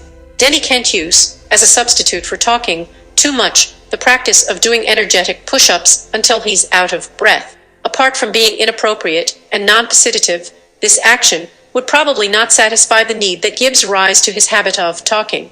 A combination of common sense and trial and error is a likely road to follow in coming up with a substitute. In Dennis' case, he now takes copious notes on what others are saying at the meeting and then tries to analyze his notes in writing, coming up with new combinations and better answers. This cuts down on the time available for talking. More to the point, it fills his need, which is to feel that he's in control of what's going on. Previously, he was controlling things by holding the floor. Now he remains in control by making 416. Semester 8. Notes that keep him one step ahead of the others. Best of all, this new habit is a positive one. When Denny is called on for a contribution, he's ready with a good one. Once you've hit on an action that's positive and that fills the need that gives rise to a habit, make it a part of you as fast as possible. Sell and resell yourself on the benefits of the new approach. Reinforcement is needed at the conscious level as well as at the unconscious. Write down what the new action accomplishes. Observe its good effects. Keep reminding yourself that it works. If possible, commit yourself to a change in habit. One of the vital things in getting people to give up cigarettes is making them say publicly that they're going to do so. When we put ourselves in a position where we'll look bad if we don't follow through, we're all the more likely to keep going. Denny doesn't have to make an announcement to the whole organization that he's going to keep his lip but and henceforth, but he should make the commitment to just one good friend, or two, his immediate boss. That way he's on record and gives himself a greater incentive to do things right. Provide yourself with rewards for success and penalties for failure. Set these up strictly with yours left and stick to them. When Denny manages to keep his cool at meetings for 2 weeks running, he buys himself the new putter he's been wanting. But if he backslides and tries to filibuster a meeting again, he denies himself a round of golf for 2 consecutive weekends. Go all out. Don't taper off bad habits and start good ones gradually. Make the break a clean one. Work on one habit at a time, but work on it intensively and wholeheartedly. By replacing harmful habits with good ones, you are replacing a losing strategy with a winning one. Semester 9. No, life is so hard that you can't it easier by the way you take it. Me, Ellen Glasgow, and now your graduate work begins. Dr. Norman mp4, Lesson 41, How to Enjoy the Best Things in Life. How many days has it been since you began the University of Success? 235. It doesn't matter. What does matter is that you should feel very proud of what you have already accomplished. At your own pace you have persevered and managed to absorb 8 semesters of concentrated material on success by the very best teachers on that subject. Be patient and the rewards for your effort are certain to come because you are undoubtedly a far wiser and more competent individual than when you began this study. Of course, with 8 satisfactorily completed semesters in any other college or university, you'd be preparing to enjoy the pomp and excitement of a commencement ritual where you would be informed in usually dull rhetoric that you are now prepared to go out into the world and contribute your acquired knowledge and talents in order to make this a better place for all of us. That won't happen here because you are not ready yet. 8 semesters in this university may have furnished you with invaluable information on how to succeed, but that is not enough. Success is a fickle, difficult taskmaster. Achieving it is not the climax, the finish line, the final gun. You must also learn, for your own benefit, and for those who love and depend on you, how to deal with success once you have it, and this is usually a far more difficult challenge than any you faced while you were struggling to reach the pinnacle. During these final 2 semesters at the University of Success, you will engage in graduate study that will help you to become a much wiser and more adaptable member of the human race as you strive to become, for want of a better term, a master. 419-42, Semester 9 of Success. Those words are also a fitting description of Norman Vincent Peale, whose philosophy of positive thinking continues to influence the lives of millions throughout the world. In this lesson, from his inspirational masterpiece, The New Art of Living, Dr. Peale implores you to slow down and take the time to live, because success without the joy of living is a game for fools. Even wise old Solomon didn't learn that truth until it was too late. When Mrs. Ramsay MacDonald, wife of a former British Prime Minister, was dying, she called her husband to her bedside for a last word. Keep romance in the lives of our children, she admonished him. It was an impressive parting message which, as we reflect upon it, is deep with wisdom. This mother knew, as all who meditate seriously upon life must know, that the passing years make a terrific assault upon the zest of man's spirit, and, unless he exercises care, will steal from him the romance of life. Napoleon said, "Men grow old quickly on the battle fellowship do in life also, unless they are vigilant." Charles Lamb once declared, "Our spirits grow gray before our hairs." One starts out in youth with anticipation. Excitedly he looks down the approaching years with the spirit of an adventurer, but before he has traveled far, life starts blowing its cold winds upon him. He tries his wings, perhaps they fail him, and some, sadly enough, having been disillusioned a time or two, give over the dreams and plod wearily on over a pathway from which the romance has fled. That is one of the saddest things that can happen to anyone, to lose the thrill and zest of living. There is one certain way to decide whether you are old. Namely, what is your attitude of mind when you arise in the morning? The person who is young awakes with a strange feeling of excitement, a feeling which he may not be able to explain, but which is as if to say, "This is the great day, this is the day on which the wonderful thing will happen." The individual who is old, regardless of age, arises with the spirit unresponsive, not expecting any great thing to happen. This day will be just about like all the rest. They may hope it will be no worse. Some people retain the spirit of expectation at 60, and some lose it early in life. The measure of one's age is actually how well he retains the romance of life. Less in 421. Perhaps William Wordsworth gave us the best description of the sad process that takes place in many. Heaven lies about us in our infancy. Shades of the prison house begin to close upon the growing boy, but he beholds the light, and whence it flows, he sees it in his joy. The youth, who daily farther from the east must travel, still is nature's priest, and by the vision splendid is on his way attended. At length the man perceives it die away and fade into the light of common day. The romance of life is so priceless a possession that it is a supreme tragedy to lose it. Though one may acquire much in wealth, fame, or honor, the real joy of life does not lie there, but rather in keeping the romance of living going. Nothing gives such complete and profound happiness as the perpetually fresh wonder and mystery of exciting life. A train whistles among the hills. When I was a small boy, I lay in bed at night and heard the long, low whistle of the train among the hills of southern Ohio. I could see in imagination the speeding train, with its brightly lighted cars, whisking through the night. I always used to love a train, and to me there was no more thrilling sight than a big express train speeding over a countryside brightly silhouetted against the darkness. The chief ambition of my boyhood days was to be a railroad engineer. I am thankful that such things still thrill me. When these thrills pass, the romance of life is on the way out. How quickly for some people the freshness of life passes away. The work to which we set ourselves with high hopes and intense interest is allowed to degenerate into dreary monotony. The marriage begun with such bliss becomes commonplace in the steady round of day-by-day living. The hopes and ambitions which once stirred us become lifeless. Far horizons no longer beckon. The joy of life has fled, leaving our days hollow and our activity meaningless. What shall we do? What do people generally do when they discover that the excitement of life is going or is gone? Many turn completely to material things as the possible source of its recovery. They think that if they can just possess more things, have more money, enjoy 422. Semester 9, more privileges, go more places, the old joy in life will return. Others come to a pleasure program when they find the romance of life growing dull. By new sensations, they argue, they will regain life's thrill. They forget that one thrill calls for another in endless succession until a person loses his sensitive appreciation of the beautiful and becomes calloused and cynical.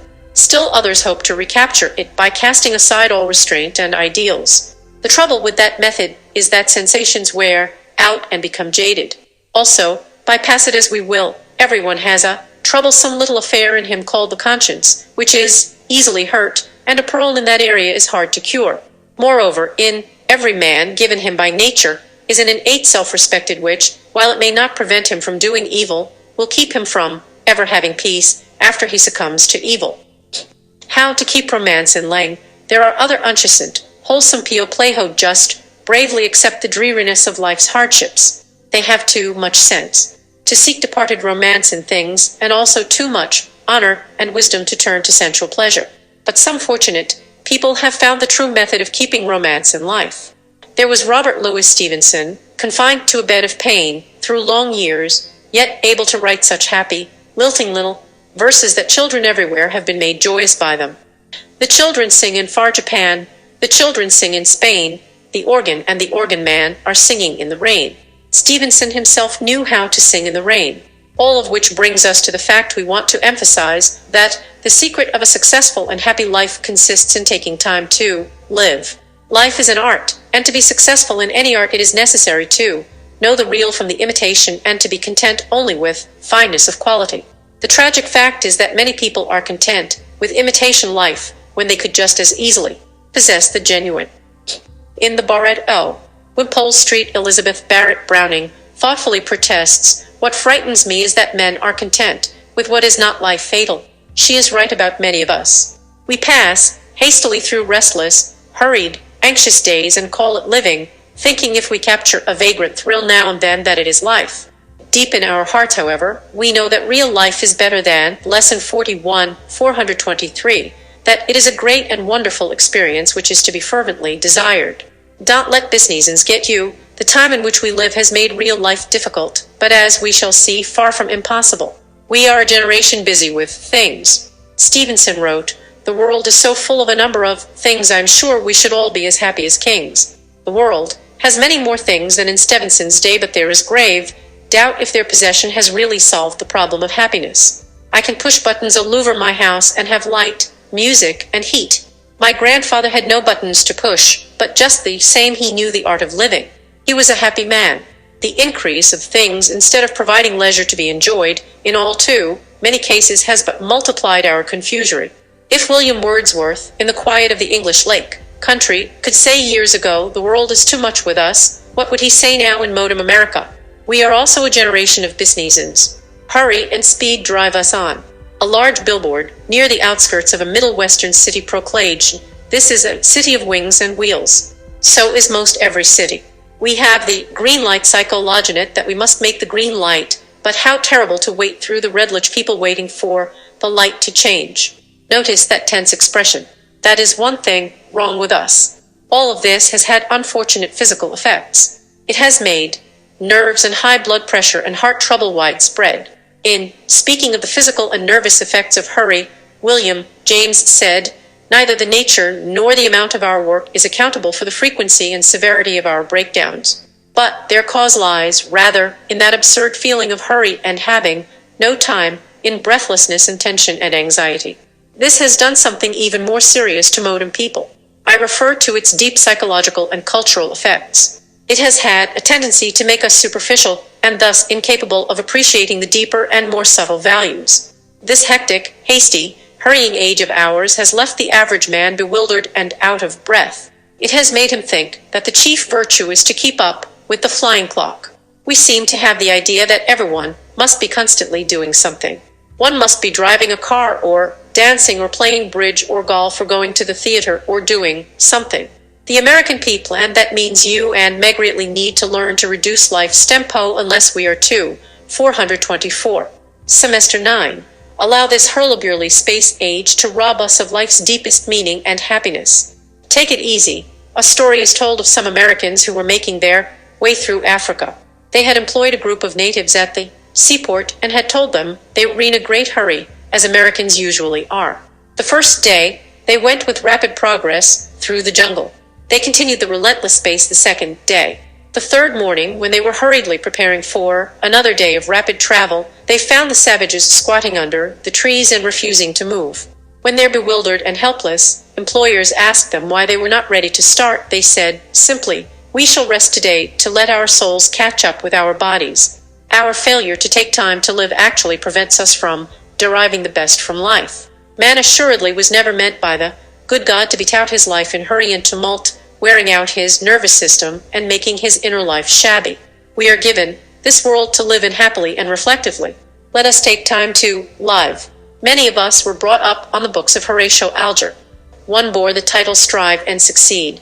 That point of view has been carried to an extreme. Good, hard work is one of man's greatest boons, and a lazy man is to be pitied. But perhaps we will succeed better if we strive less, or at least reduce the tension of our effort. What good is it anyway to succeed if one cannot enjoy life in the process. We are missing the secret of happy life in this modem American spirit of hurry. Taking time to live means to realize that the supreme values of this world are spiritual things like music, art, literature, nature, and religion. Many people, especially hard-pressed businessmen, feel mistakenly that music and art and books and religion are not as pressingly important as the massive details with which their lives are filled. Such men will find themselves becoming a mere machine, whereas God designed each one to be a man. It is well to remember that we do not primarily live to work. We work to live. A person who spends his life with details as the chief concern misses the mark and dies a failure no matter what success he attains. He never learned the skill of life organization. Stop starving your spirit. Do not be a slave to life's machinery. Get a song, a lovely poem, and the whisper of God's voice into your mind. You may, less than 41. 425, not know it, but I will tell you honestly, that you are starved for these things, and the worst kind of hunger is the longing of man's soul for the things that are more nourishing than bread. No wiser thing was ever said than that statement of the great thinker, Jesus, man does not live by bread alone. He lives, instead, by the beauty of nature, by music and art, and supremely by the presence of the eternal. I, a city dweller once, had a summer place on a cedar-crested bluff overlooking a lovely bay down by the sea. The salt breezes off the mighty ocean swept cares away, the soft sunlight falling on the grass taught the quiet repose of earth, the unhurried sounds of the natural world, so different in quality from strident city noises. These quieted me as a mother soothes her troubled child, and at night when the stars came out, blossoming one by one in the infinite meadows of heaven, and a hush fell over land and sea, I could hear the friendly voice of Mother Nature, which the voice of God, saying, my child, this is life. Take time to live it. Make good friends. Taking time to live also means to cultivate friendships. Shakespeare advised us to bind our friends to us as with hoops of steel. Mark Twain reminded us that good books and good friends make up the ideal life. We are less than smart to permit the business of life to keep us from the happiness of creative friendships. I learned a good lesson once from a happy Irishman. It was in Dublin, Ireland, where I called to see a leading merchant of that city. I found a large and very busy department store, and surrounded with all the details of its administration was the man I had come to see. Seeing he was busy, I tried, after a brief greeting, to excuse myself, but he asked me to wait and in a few minutes reappeared with his hat. Soon we were seated in his car and he was enthusiastically showing me the sights of the city. When I remarked at his courtesy in leaving his work to be so gracious to me, he said in his big voice, not a bit of it, not a bit of it. I never overlooked the chance to make a new friend. And, blessed is this, struck by him running the store isn't running me. This man knew how to live and his spirit showed it. The business of cultivating friends also suggests the thought that God intended us to find interest and fellowship in people. We are unfortunately so excessively taken up with ourselves and the technique of our days that we miss the rare delight of learning to know better all sorts and conditions of men. It is rewarding to 426. Semester 9. Cultivate the habit of looking for the interesting qualities in people. There is something interesting in every person. Look at the man across from you on the bus or subwagon, already looking enough, isn't he? Yes, but if you only knew the drama, the tragedy, the comedy, even the glory and heroism in that man's life, he would be full of interest too.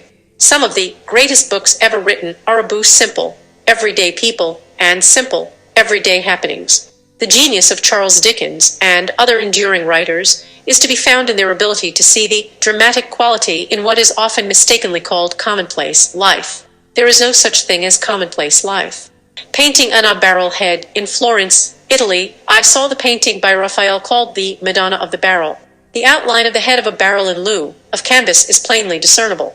The story is that Raphael was walking one day through the marketplace of Florence when he saw a mother, evidently a very poor woman, sitting in the street with her child at her breast. She was dressed in shabby attire, but her face was the ineffable expression of mother love. Raphael was so charmed by her appearance that nothing would do but that he must paint her at once and where she sat.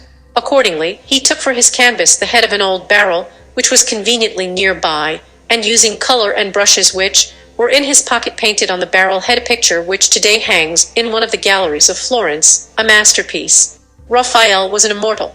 artist by reason of his native gifts, but more than that because of his capacity to see the beautiful and the romantic in everyday people, even a poor woman in a marketplace. How can we dully complain that life has lost interest? Look upon the face of that dear one near you, hear the happy laughter of that little child, really know your fellow men. Life will never lose its romance for a person who, unselfishly, does good for people. Those who do lose the thrill awfully are the ones who develop the habit of thinking exclusively about themselves, who are constantly concerned with their own interests or their own pleasures or, what is more common, their own troubles. Start the habit of doing good to the people nearest you. This policy will make you so happy that you will sing inside, and the whole world about you will take on richer color. The grass will be greener, the songs of the birds will be sweeter, the stars will be brighter, the skies bluer. And Lesson 41. 427. Even if the bank account is low and things are tough, the dreariness of life will depart if you learn the secret of finding your happiness in human service. I have often heard my father relate the following incident, of which he was an eyewitness, as illustrating how human kindlings and helpfulness can develop a happy and exciting life. The man about whom this story is told was a great expert in the art of living, and by his personality impressively showed the technique of that art to his students, who have not forgotten it after many years. Johnny the newsboy, in a Midwestern city some years ago, was a great surgeon who was also a professor in the medical school. This surgeon was a true physician in that he not only had superlative skills but also loved people and went about doing good. He became deeply interested in the little crippled newsboy at the Comer, where the doctor regularly bought his paper. He was a bright little fellow, this newsboy, and the famous surgeon said to him one day, "Johnny, would you like to have me cure that leg of yours so that you could run and play like other boys?" "Oh, doctor," said the little lad, "that would make me so happy." Accordingly, the surgeon arranged to operate upon the boy, and explained to him that he wanted to perform the operation in the presence of his class of medical students to teach the students how to help other little boys when they became doctors. Johnny agreed. He was placed before the surgeon, and the students were arranged in tiers as in an amphitheater, so that they could witness the operation. The doctor explained the disease and operative procedure he was to follow. When all was ready, he said, "Now, Johnny, we are going to fix that leg of yours," and attendants started to administer the anesthetic. Johnny raised his head and said in a voice that could be heard all over the room, "God bless you, Dr. Dawson, for you have been so good to me." The surgeon looked down at him. Tears came into his eyes. He put his hand on the head of the little fellow and said, "Thank you, Johnny." After the successful operation, the surgeon said to the students, "I have operated on many great and prominent men, upon millionaires, senators, governors, and have received many large fees, but what that little boy said was the greatest fee one ever received in my life. Can you imagine romance leaving the life of a man like that? Love people and help them. That will keep life always fresh and interesting." 428. Semester 9. What men miss. As we miss the fascination in people, so do the charmant delight of things escape us in our business. John Ruskin, shrewd observer of men's foibles as well as their greatness, once sadly commented, "I am not surprised at what men suffer, but one am surprised at what men miss." A whole world of beauty and fascination is spread about us, but we are blind to much of it, not because of any fundamental lack of the quality of appreciation within ourselves, but simply because we do not take time to let this beauty affect us. Consider the pleasure we miss in books, pictures, and music, because we do not take time for them. Every night there stretches over us the inimitable and appurtenant canopy of the heavens. Sometimes we are caught by it and brought to a stop, especially in a country place, and we see it again with a sense of newness, as one who looks upon something once familiar, and it becomes fresh again because of long absence. This glory is for our inspiration nightly, but we are too much in a hurry and we bypass it. Life was meant to be enjoyed. Life was made for man, not man for life. It was never intended that one should beat his life out on a treadmill, losing his very personality in the rattle and roar of an artificial civilization. If one should come into a beautiful room with fine paintings on the wall, a fireplace ablaze, easy chairs to rest in, and beautiful rugs on the floor, he would conclude that the place had been prepared for his pleasure and happiness. Accordingly, as we look about us in this world with its exquisite beauty and obvious delights, we must surely feel it is good, and that life itself is good. Let us take time to live and enjoy it all. He who learns to do so is master of the art of living. More than one individuals around the world have been motivated and influenced by this message since the time of the Sentinel. Elbert Hubbard, Lesson 42. How to handle every assignment. This lesson is one of two venerable jewels of self-help literature that you will discover in this first graduate semester. No matter what your profession or occupation may be, you are certain to perform it better tomorrow just for having read it. To celebrate a little town act of heroism in the Spanish-American War, Elbert Hubbard, in 1899, wrote a short article of inspiration entitled A Message to Garcia and published it in his magazine, The Philistine. That issue was completely sold within days, and soon the presses at Hubbard's plant were running night and day in order to supply all the requests for reprints of that piece. The New York Central Ranger ordered more than 1 million copies to promote the dependability of their trains, and soon every member of the U.S. Marine Corps received a copy, as well as every Boy Scout in the country. Later, A Message to Garcia was translated into Russian, and copies were presented to every railway worker in that nation. During the Russo-Japanese conflict, the Japanese were unable to understand the significance of the reprints that were found on so many Russian prisoners, but after it was translated into Japanese and brought to the attention of the Mikado, he immediately directed that copies be supplied to every member of his imperial army and to all government employees. Eventually translated into 20 languages, Hubbard's inspired 429-43. Semester 9. Words have probably been read by more individuals than any other single article in history. A Message to Garcia taught an entire generation some very important values that will or always apply for those who seek true success. In all this Cuban business, there is one man stands out on the horizon of my memory like Mars at Perilhana. When war broke out between Spain and the United States, it was very necessary to communicate quickly with the leader of the insurgents. Garcia was somewhere in the mountain fastnesses of Cubano. One knew where. No mail or telegraph message could reach him. The president must secure his cooperation, and quickly. What to do? Someone said to the president, "There is a fellow by the name of Rowan will can Garcia for you if anybody can." Rowan was sent for and given a letter to be delivered to Garcia. How the fellow by the name of Rowan took the letter, sealed it up in an oilskin pouch, strapped it over his heart, in 4 days landed by night off the coast of Cuba from an open boat, disappeared into the jungle, and in 3 weeks came out on the other side of the island, having traversed a hostile country on foot, and delivered his letter to Garcia. Things I have no special desire now to tell in detail. The point that I wish to make is this: McKinley gave Rowan a letter to be delivered to Garcia. Rowan took the letter and did not ask, "Where is he at?" By the eternal, there is it man whose form should be cast in deathless bronze, and the statue placed in every college of the land. It is not book-learning young men need, nor instruction about this and that, but a stiffening of the vertebrae which will cause them to be loyal to a trust, to act promptly, concentrate their energies, do the thing. Carry a message to Garcia. General Garcia is dead now, but there are other Garcias. No man who has endeavored to carry out an enterprise where many hands were needed, but has been well nigh appalled at times by the imbecility of the average man, that ability or unwillingness to concentrate on a thing and do it.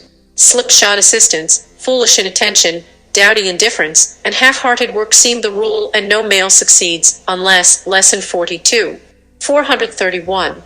By hook or crook or threat, he forces or bribes other men to assist him, or mayhap God in his goodness performs a miracle, and sends him an angel of light for an assistant.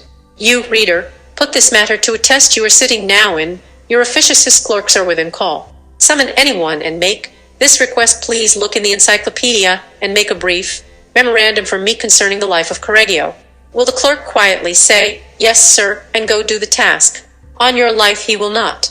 He will look at you out of a fishy eye, and ask one or more of the following questions: Who was he? Which encyclopedia? Where is the encyclopedia? Was I hired for that? Don't you mean Bismarck? What's the matter with Charlie doing it? Is he dead? Is there any hurry? Shan't I bring you the book, and let you look it up yourself? What do you want to know for? And I will lay you 10 to 1 that after you have answered the questions and explained how to find the information and why you want it, the clerk will go off and get one of the other clerks to help him try to find Garsh, and then come back and tell you there is no such man. Of course I may lose my bet, but according to the law of average I will not. Now, if you are wise, you will not bother to explain to your assistant that Correggio is indexed under the kiss, not in the key C, but you will smile very sweetly and say, "Never mind," and go, look it up yourself. And this incapacity for independent action, this moral stupidity, this infirmity of the will, this unwillingness to cheerfully catch hold and lift easy are the things that put pure socialism so far into the future. If men will not act for themselves, what will they do when the benefit of their effort is for all? A first mate with knotted club seems necessary, and the dread of getting the bounce Saturday night holds many a worker to his place. Advertise for a stenographer, and 9 out of 10 who apply can neither spell nor punctuate and do not think it necessary to. Can such a one write a letter to Garcia? "You see that bookkeeper," said the foreman to me in a large factory. "Yes, what about him?" 432, semester 9. "Well, he's a fine accountant, but if it sent him uptown on an errand he might accomplish the errand all right, and on the other hand might stop at 4 saloons on the way, and when he got to Main Street would forget what he had been sent for." Can such a man be entrusted to carry a message to Garcia? We have recently been hearing much maudlin sympathy expressed for the downtrodden denizens of the sweatshop, and the homeless wanderer searching for honest employment, and with it all often go many hard words for the men in power. Nothing is said about the employer who grows old before his time in a vain attempt to get frowsy near-dolers to do intelligent work, and his long, patient striving after help that does nothing but loaf when his back is turned. In every store and factory, there is a constant weeding out process going on. The employer is constantly sending away help who have shown their incapacity to further the interests of the business, and others are being taken on. No matter how good times are, this sorting continues only if times are hard and work is scarce. The sorting is done finnerbit, out and forever out the incompetent and unworthy go. It is the survival of the fittest. Self-interest prompts every employer to keep the best. Those who can carry a message to Garcia. I know one man of really brilliant parts who has not the ability to manage a business of his own, and yet who is absolutely worthless to anyone else, because he carries with him constantly the insane suspicion that his employer is oppressing or intending to oppress him. He cannot give orders, and he will not receive them. Should a message be given him to take to Garcia, his answer would probably be, "Take it yourself. Tonight this man walks the streets looking toward work, the wind whistling through his threadbare coat. No one who knows him dare employ him, for he is a regular firebrand of discontent. He is impervious to reason, and the only thing that can impress him is the toe of a thick-soled number 9 boot. Of course, I know that one so morally deformed is no less to be pitied than a physical cripple, but in our pitying let us drop a tear too for the men who are striving to carry on a great enterprise, whose working hours are not limited by the whistle, and whose hair is fast turning white through the struggle to hold in line dowdy indifference, slipshod imbecility, and the heartless ingratitude which, but for their enterprise, would be both hungry and homeless. Have I put the matter too strongly? Possibly I have, but when all the world has gone a-slumming I wish to speak a word of sympathy for the man who success man who against great lesson 42. 433 odds has directed the efforts of others, and having succeeded, find there is nothing in it, nothing but bare board and clothes. I have carried a dinner pail and worked for day's wages, and I have also been an employer of labor, and I know there is something to be said on both sides. There is no excellence per Southeast in poverty rags are no recommendation, and all employers are not rapacious and high-ended any more than all poor men are virtuous. My heart goes out to the man who does his work when the boss is away as well as when he is at home, and the man who, when given a letter to Garcia, quietly takes the missive without asking any idiotic questions, and with no lurking intention of chucking it into the nearest sewer or of doing aught else but deliver it, never gets laid off, nor has to go on a strike for higher wages. Civilization is one long, anxious search for just such individuals. Anything such a man asks shall be granted. He is wanted in every city, town, and village, in every office, shop, store, and factory. The world cries out for such. He is needed, and needed bad life man who can carry a message to Garcia. 6 simple questions that will always keep you from getting into any situation that may be over your head. J. Paul Getty, Lesson 43, How to Separate the Possible from the Impossible. It has happened to nearly all of us at one time or another. An opportunity suddenly arises which seems to present great promise of financial gain or career advancement. Swept up by the excitement and enthusiasm of the situation, we leap into the opening with Tatal prior thought niner evaluation on the chances of our succeeding it we fall flat on our facile. Sometimes we can look back on our disaster, if it was minor, and shrug it off with a good laugh. But more often than not, the results of our ill-considered venture can leave scars of fire that remain with us throughout our life. To accept new challenges and to constantly raise the horizon of your ambitions has been one of the basic premises of this university, primarily because it has long ago been established that all of us are utilizing only a small percentage of our talent. However, most of us cannot, without some help and guidance, learn how to distinguish that fine line that divides the realm of possible from that of the impossible, and so we often stumble and fall, chastised and beaten by undertakings we should have avoided. J. Paul Getty had accumulated his first $1 million by the age of 24. For decades later, he was being acclaimed as the richest man on earth, having built his fortune, worth more than $1 billion, through his McKenzie ability to evaluate any situation thoroughly before he invested either his time or money. In this important lesson from his book, The Golden Age, Mr. Getty will teach you a simple technique that will enable you to weigh any opportunity that presents itself against the resources 435, 436. Semester 9, you have on hand so that you can increase your odds of making the correct decision before you leap. When was the last time you had a billionaire lecture you? Unfortunately, even after the major initial obstacles and barriers have been removed from the starting line, the route to a full and happy life is still not a glass-a-month superhighway. It still has its detours, blind curves, crossroads, toll stations, and especially its regulatory restrictions. Precious few individuals, they philosophers or fools, magnates or mendicants, are free to traverse the thoroughfare as they please. At least, not as long as they encounter other traffic along the road and find it necessary to coexist and interact with other human beings. True, here as ever there are some exceptions to the rule that people must obey rules. One can take a cut off to some remote mountain fastness, and there enjoy total freedom only at a Stone Age level, and only as long as one remains completely isolated and self-sufficient. For at the moment the anchorite needs to obtain so much as a crust, a scrap of cloth, or a nail from another human being, he autocratically surrenders a degree of his freedom by making himself subject to terms and conditions set by another person or by society as a whole. Since there are not many among us harboring cravings for diet of roots and berries, a wardrobe of primitively cured animal pelts, or an abode in a cave, it remains for the overwhelming majority to acknowledge and respect the regulations, rules, and realities of civilization.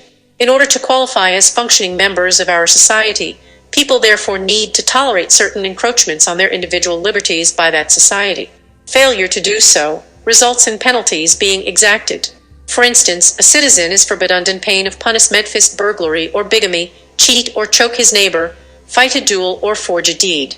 And, for that matter, the average citizen is not even allowed absolute discretion in disposing of his own personal earnings. Appreciable portions of these are automatically deducted by or must be handed over to an array of tax authorities. Yes, certainly these and similar restrictions and regulations, Lesson 43, 437, are intended to protect the safety and welfare of the citizenry and protect and preserve our social system and fabric. Nonetheless, in pure theory, if not else, these are infringements on the concept of absolute individual freedom. In all fairness, it must be admitted that the average person is aware of such circumscriptions and by and large submits to and abides by them without undue protest. But, paradoxically, he conforms even more voluntarily to many other less conspicuous, more sweeping, and decisive limitations which are imposed on us all, even though their very existence, to say nothing of their operative effect, are consciously recognized by only an insignificant minority. As an example, while the average American enjoys great freedom of choice and decision in most areas of his activity, he is by no means an entirely free agent when it comes to setting the course of his life. He is subject to a profusion of forces, factors, and circumstances to which he must react and respond. And he barely, if at all, realizes that they obtain and operate, even though they frequently impel or compel his more important decisions and actions.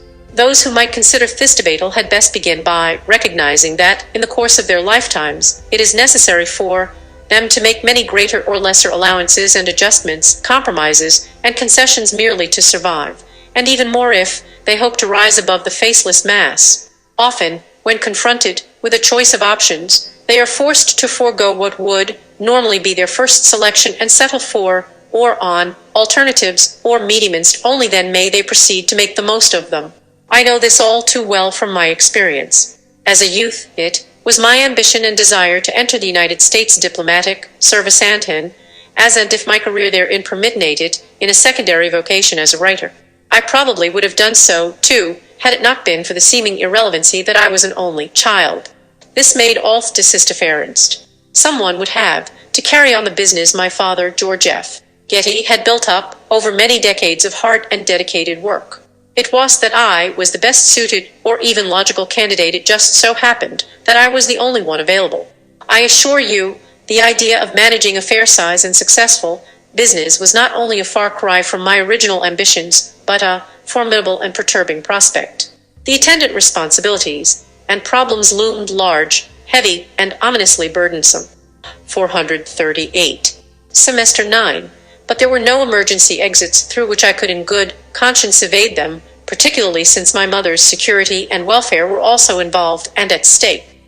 Consequently, I abandoned my cherished plans and made my career in the business world rather than in the diplomatic service. Once my decision was made, I allowed myself no masochistic luxuries of lingering regrets. I could ill have afforded them in view of the tasks that had to be undertaken.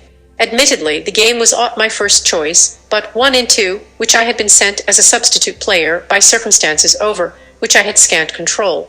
Nevertheless, and regardless of how I got theory was in the game, and the starting whistle had blown. From then on, it behooved me to participate in it energetically and actively and keep the ball in play. Lest there be any misunderstandings, I hasten to disavow any intention of boasting or making claim to any virtues. I am merely using myself as a convenient example to support two contentions. First, that while an individual cannot always have or do what he wants most, he can nonetheless and assuredly adjust and acclimate himself to a reasonable alternative or rational medium. Second, he can still derive pleasure and satisfaction from his occupation and enjoyment from life and living. Experience has shown me there is nothing more futile or senseless than to waste energy bemoaning and fulminating against the necessity for making compromises and concessions in life. One might just as well rant and rave against the laws prohibiting nillium and murder because a weather forecaster wrongly predicted clear skies and a sudden cloud burst through and a family picnic. After all, seldom does an individual's acceptance of the inevitable equate with abject and unconditional surrender. Nor does it necessarily imply that he must thenceforth renounce his dissipated aspirations and ambitions and condemn himself to utter despondency. On the one hand, imaginative and resourceful individuals will broaden the base and structure of their situations to provide ample room and opportunity for realizing their ambitions and fulfilling their desires within the expanded framework. On the other hand, it's never too late for courageous and enterprising men and women to raise themselves out of what they cons ruts and switch to entirely different careers or develop new interests, which will satisfy their innermost longings. However, and in all events, it must be a foremost consideration that, for much of his adult lifetime, the average individual will move into distinct, yet overlapping and interrelated spheres. Lesson 43. 439. Of existence, the vocational, that which involves his work, and the personal. And for good, bad, or indifferent, any vocational or career situation is bound to exert significant and more or less formative pressures on an individual's overall life philosophy and living patterns.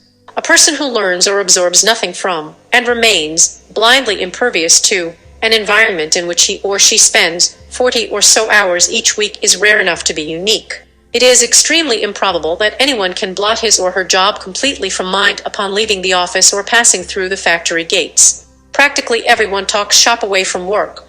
This alone would appear to prove that thoughts and impressions are carried home. Whether these occupational influences are visibly prepotent or deceptively subtle depends on a numbered factors, but they do unquestionably have their effects, and I rely on the glaringly simple and obvious for illustration. An airline pilot flying the transatlantic run and an upper bracket buyer for a department store are likely to receive comparable incomes, but it isn't very likely their philosophies and private lives will be similar. The night shift machinist and mid-to-god and disc jockey both work odd hours, but each develops his own thinking and living patterns, and these, in turn, will have little resemblance to those of the common druggist or local supermarket manager. A private secretary and a registered nurse are both women, and presumably both have similar basic feminine instincts and qualities, but are inclined to question if their viewpoints and perspectives their life patterns will be anywhere near identical. And in my opinion, a goodly portion of these differences may be reasonably ascribed to the influences of work situations and experiences. All things considered, I think most of us will, if we are honest about it, concede that human beings are not really as much the masters of their destinies and captains of their fate as it pleases them to believe. Yet no one can deny that, within the limits imposed on them, they possess more than adequate freedom and latitude to make what they will, and are able to make themselves, their lives, and their careers. Some, it is deplorable but true, will make nothing, advance nowhere, and be abject failures in either or both, and usually both spurs of their existence, solely because they refuse to make the requisite effort to do more or better. For these individuals, the rest of us need spare scarcely more than a casual glance, or, if we are so inclined, a glum shake of the head. A 44 semester 9. Others may make an honest and forceful effort but will fail, due to intellectual or other shortcomings, or even physical infirmities. These individuals are certainly deserving of understanding, sympathy, and, where indicated and justified, a helping hand. Yet others will achieve success greater or lesser, depending no less on their own scales of measurement than on their ability in one or both spheres, and one hopes for their sake it will be in both. While they are often aided in some measure by others, their successes will still be due in large part to their own talents, efforts, and exertions. However, it strikes me that before any individual begins striving in all earnest to attain his aspirations in life and work, he is entitled to receive a few words of rather unconventional caution. Basing my opinion on years of observation and experience, I have come to the conclusion that almost as many individuals fail because they try to do too much as fail because they do not do enough. Yes, I know. One risk sounds paradoxical and smacks of heresy.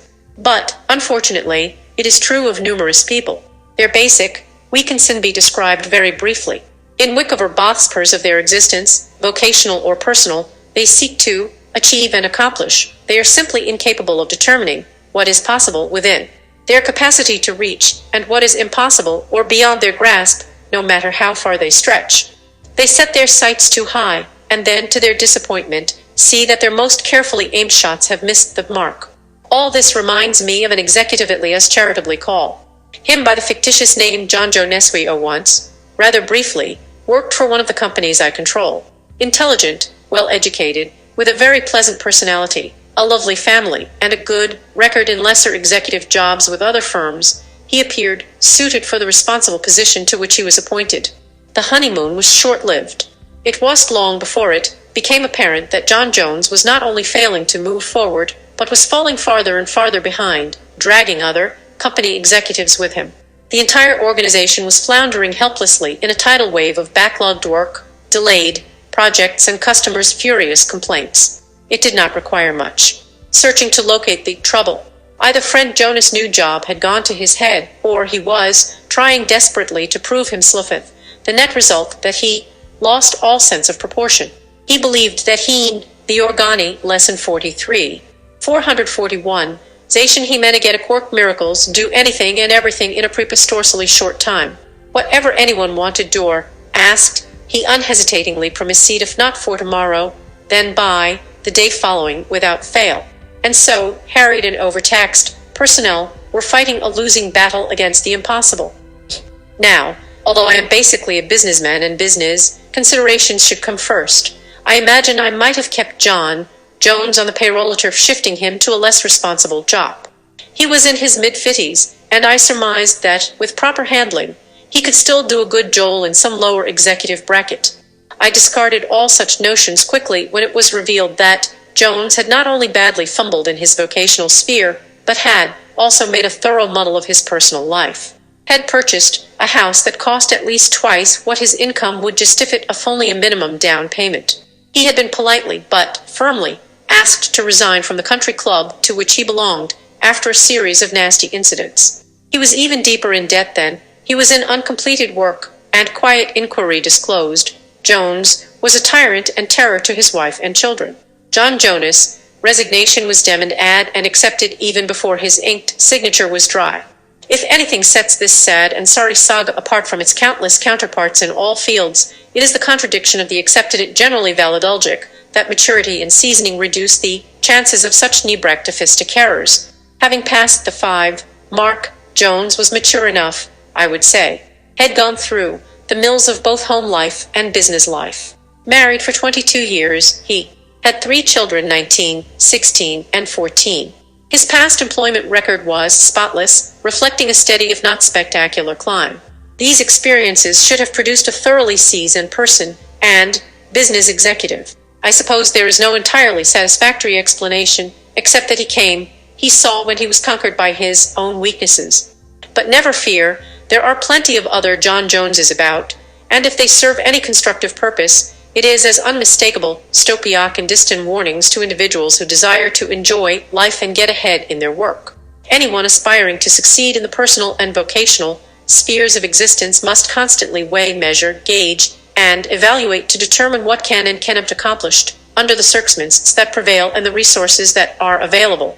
In brief, it is essential to separate the wheat of the possible from the chaff of the impossible in both spheres. The ability to distinguish the frequently extremely fine line, 442. Semester 9, that divides the realm of the possible from that of the impossible is rarely an innate trait. It is acquired partially by a process of trial and error, but mainly or so one hope a truth development of the powers of reasoning and judgment. However, the following questions might help some as jumping points for thought and consideration. What am I trying to accomplish? Why do I think what I want to do is possible? What causes me to think it might be impossible? What do I stand to gain or to lose? Will such factors as my age, stamina, or health have any bearing on the outcome, and conversely, can I suffer any adverse physical effects by battling the idea or project or whatever through? Could I utilize my time, efforts, and energies to better advantage in other directions? These, of course, are only suggestions offered as potential brain stimulators. The final decision rests with the individual involved. Apropos of the various matters I've covered, I would like to relate what I regard as a uniquely appropriate and illuminating anecdote. Some years ago, I was the dinner guest of a man renowned for his broad intellectual and cultural interests and pursuits, boundless energy, joie de vivre, and financial success. He was then 75, but looked 2 years younger, swam and took long walks daily, and positively abhorred the thought of ever going to bed before 2 a.m. After dinner, he and we who were his guest went into the drawing room. Among those present was a syndicated newspaper columnist unabashedly eager to combine business with pleasure and obtain human interest material for one of his articles. He began chatting with our host, politely complimenting him on his notable accomplishments, high honors, and astonishing vigor, and then deftly transformed the conversation into an interview. "Sir, you've achieved so many successes. Press and public call you a genius. Do you consider yourself to be one?" the journalist asked. "Good Lord, no," was the laughing and indubitable sincerely. "That is, not unless the fact that I long ago recognized some fundamental truths which, by the way, are available to everyone attuctionist genius." Lesson 43, 443. And exactly what are those fundamental truths? Came the next and predictable question. The answer was straightforward, good not sort, and probably because we'd all finished eating only a few minutes earlier, couched in gastronomically oriented figures of speech. It'd say there are 4. First, a person isn't always able to find every dish he wants on the menu. Second, he can nonetheless usually find enough of a variety to satisfy both his hunger and his palate. Third, while eating, he should obey the old axiom and never bite off more than he can chew. Fourth, this, however, should not prevent him from taking healthy mouth of cellars. Any food worth eating should be eaten, not toyed with or nibbled in a finicky fashion. To my way of thinking, these elementary metaphors deserve to be committed to memory. At some crucial moment, each will prove to be an invaluable guideline for life and living. All of them have done so for me, many times. As your success grows, you will soon discover that there are others who would delight in pulling you down from your perch. Dr. David Siebely, Lesson 44, How to Control Your Enemies. There is an old Italian proverb which states, "Have you 50 friends? It is not enough. Have you one enemy? It is too much." No, One can dispute the wisdom of those words, and yet it is virtually impossible for you to achieve success in any form without acquiring a collection of individuals who would rejoice in your downfall. Even the most loving of achievers, such as Jesus, Gandhi, and Lincoln, had those who plotted against them. Enemies, of course, can sometimes be valuable. Usujai, they will come nearer to the truth in the opinions they form of us than those we carry of ourselves, and so we can learn from them. But, for the most part, they are dangerous to our future, and we must learn how to deal with them at the least possible risk to ourselves. There ought to be something on the human side as efficient as machine guns to defend us against the horde of bothers that crowd us in office, home, and street we've been oppressed too long. We'd like some way to overcome the odds of a greedy world. Are there any? None, according to the pessimists. You must bear your burdens, cry the moralists. It's that kind of world sophisticates maintain. I'm not convinced, however, that the intelligence which split the atom and is sending man into outer space is incapable of discovering ways to live more easily. Rose are the words of David Seabury in the revised edition of his self-help classic, The Art of Selfishness, from which this lesson was taken. A bestseller in 1937, this amazing book has 446, semester 9, been in print ever since, and it continues to shock and stimulate thousands each year. Control your enemies. You can do it without the use of force. There's a much more effective technique in Seistert. Seabury. Man is born to survive. Though his end is inevitable, there is no reason why his life can't be a long and pleasant one. There is only one thing that gets in his way. He has learned to protect himself against nature. He is gradually winning the battle against disease and time, but he has not yet learned how to defend himself against the envy, greed, malice, and selfishness of other men. Is it sinful to protect yourself against attack? To sentimentalists, still imbued with infantile ideals, self-denial seems selfish. They would have you believe that fighting back is a violation of our hereditary morality, which many preach, but few practice. Those of us who disagree with this supine spirit believe that one of the greatest duties of every living creature is to act in such a way that evil forces have less and less chance to destroy the good powers of life. If we let them run rampant, there is no hope. The problem of enmity goes to the very core of the newer ethics. Two principles have ruled in the older philosophies. In one, you used violent means, venting your rage, satisfying your vindictiveness, conquering by fury. In the other, you allowed evil to conquer you. Gandhi once practiced this passive method. I doubt its value to Occidentals. Constructive non-recesticant, however, an active campaign to overcome the enemy by positive means, is a third and middle way of dealing with evil. Let your antagonist destroy himself. Find some means of overpowering him without using force. A sort of mental judo or karate. Don't fight for the sake of fighting. Don't fight to inflate your ego. Don't fight to exalt your pride. Don't fight to overcome your adversary or to punish him. Fight only to win a larger end. And fight without fitting ones as that seems. Strive for the positive force, the impelling power that will be invincible in overcoming your trouble. For example, a man once threatened to beat me in order to change my mind. He meant it too, but before he started, I said quietly, after we are through fighting, my mind, lesson 447, won't be changed. You can kill me, you can't convince me. You'll remember this when resting in jail. My firmness overcame his rage. We didn't fight. I do not mean to suggest that everyone can eliminate any trouble by constructive non-recesticant the first time the method is applied. If practiced until one is skillful in its handling, however, it accomplishes miracles. You seldom need to attack if you use your wits. It has long been said that if you give a man enough rope, he will hang himself. Give an enemy scope and he will cause his own failure. He'll do it by revealing some point for you to use as a checkmating factor. A woman once had few neighbors that her husband liked, but many she was fond of. He also denied her a servant, though they could afford one. She found her housework hard. Her predicament made her sad, until it occurred to her that one ill might cure another. Isn't it lovely? She then remarked with regularity. I don't have to keep my house up as other women do, for we have no one to visit us, and so it doesn't matter. Shocked by the slovenly condition of the place, her husband hired a housekeeper and brought the neighbors in, so determined was he not to live in a hovel. Notice that by this method you win by yielding. Give up non-essentialists while you strive for your purposes. Maintain your convictions, but not the petty values that hinder their consummation. Only the egotist asks a smooth path.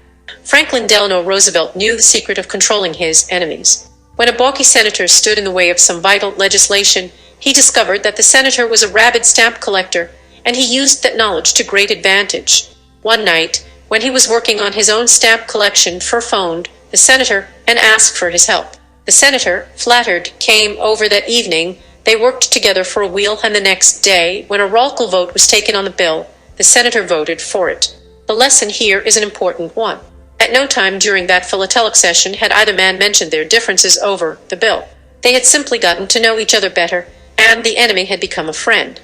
Sometimes an enemy is a bull and needs no more than a show of strength to give him pause. This is as true of individuals as it is of nations. Courage and conviction are powerful weapons against an enemy who depends only on fists or guns. Animals know when you are afraid, a coward knows when you are not.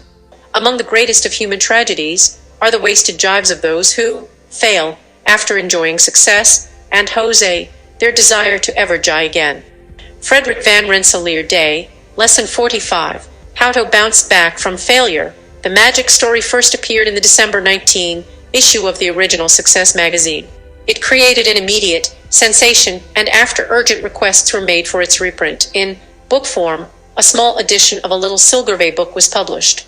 Divided into parts, Part 1 related the story of a down and out starving artist named Sturtevant whose life suddenly changed for the better after he purchased an old scrapbook for 3 cents and found, within its covers, what he called a magic story written by an unknown author. After telling the story to many of his friends, who all benefited from its message, Sturtevant dispatched one who had not been included in his many tellings to his apartment so that he could read the story in private.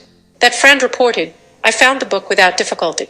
It was a quaint, homemade affair, covered as Sturtevant had said, with rawhide and bound with leather thongs. The pages formed an odd combination of yellow paper, vellum, and homemade parchment. The story was curiously printed on the elastomed material. It was quaint and strange. Evidently the printer had set it under the supervision of the writer. The phraseology was an unusual combination of 17th and 18th mannerisms, and the interpolions of italics and capitals could have originated in no other brain than that of its author. In reproducing the following story, the friend wrote the 449-45. Semester 9. Peculiarities of type, spelling, and so forth are eliminated, but in other respects it remains unchanged. This lesson, Part 2 of the Magic Story by Frederick Van Rensselaer Day, contains the entire text of what was printed on those homemade parchment pages. Someday the words may be as important to you as they once were to Sturtevant. Inasmuch as I have evolved from my experience the one great secret of success for all worldly undertakings, I deem it wise, now that the number of my days is nearly counted, to give to the generations that are to follow me the benefit of whatsoever knowledge I possess. I do not apologize for the manner of my expression, nor for lack of literary merit, the latter being, I wot, its own apology. Tools much heavier than the pen have been my portion, and, moreover, the weight of years has somewhat palsied hand and brain. Nevertheless, the fact I can tell, and that I deem the meat within the nut. What mattereth it, in what manner the shell be broken, so that the meat be obtained and rendered useful? I doubt not that I shall use, in the telling, expressions that have clung to my memory since childhood, for, when men attain the number of my years, happenings of youth are like to be clearer to their perceptions than are events of recent date, nor doth it matter much how a thought is expressed, if it be wholesome and helpful, and findeth the understanding. Much have I wearied my brain in at the question, how best to describe this recipe for success that I have discovered, and it seemeth advisable to give it as it came to me, that is, if I relate somewhat of the story of my life, the directions for agglomerting the substances, and supplying the seasoning for the accomplishment of the dish, will plainly be received. Happen they may end, that men may be born generations after I am dust, who will live to bless me for the words I write. My father, then, was a seafaring man who, early in life, forsook his vocation, and settled on a plantation in the colony of Virginia, where, some years thereafter, I was born, which event took place in the year 1642, and that was over 100 years ago. Better for my father had it been, had he hearkened to the wise advice of my mother, that he remain in the calling of his education, but he would not have it so, and the good vessel he captained was Lesson 45. 451. bartered for the land I spoke of. Here beginneth the first lesson too. Be a queerdoman should not be blinded to whatsoever merit exists in the opportunity which he hath in hand, remembering that 1,000 promises for the future should weigh as naught against the possession of a single piece of silver. When I had achieved 10 years, my mother's soul took flight, and 2 years thereafter my worthy father followed her. I, being their only begotten, was left alone. Howbeit there were friends, who, for a time, cared for me, that is to say, they offered me a home beneath their roof, a thing which I took advantage of for the space of 5 months. From my father's estate there came to me naught but, in the wisdom that came with increasing years, I convinced myself that his friend, under whose roof I lingered for some time, had defrauded him, and therefore me.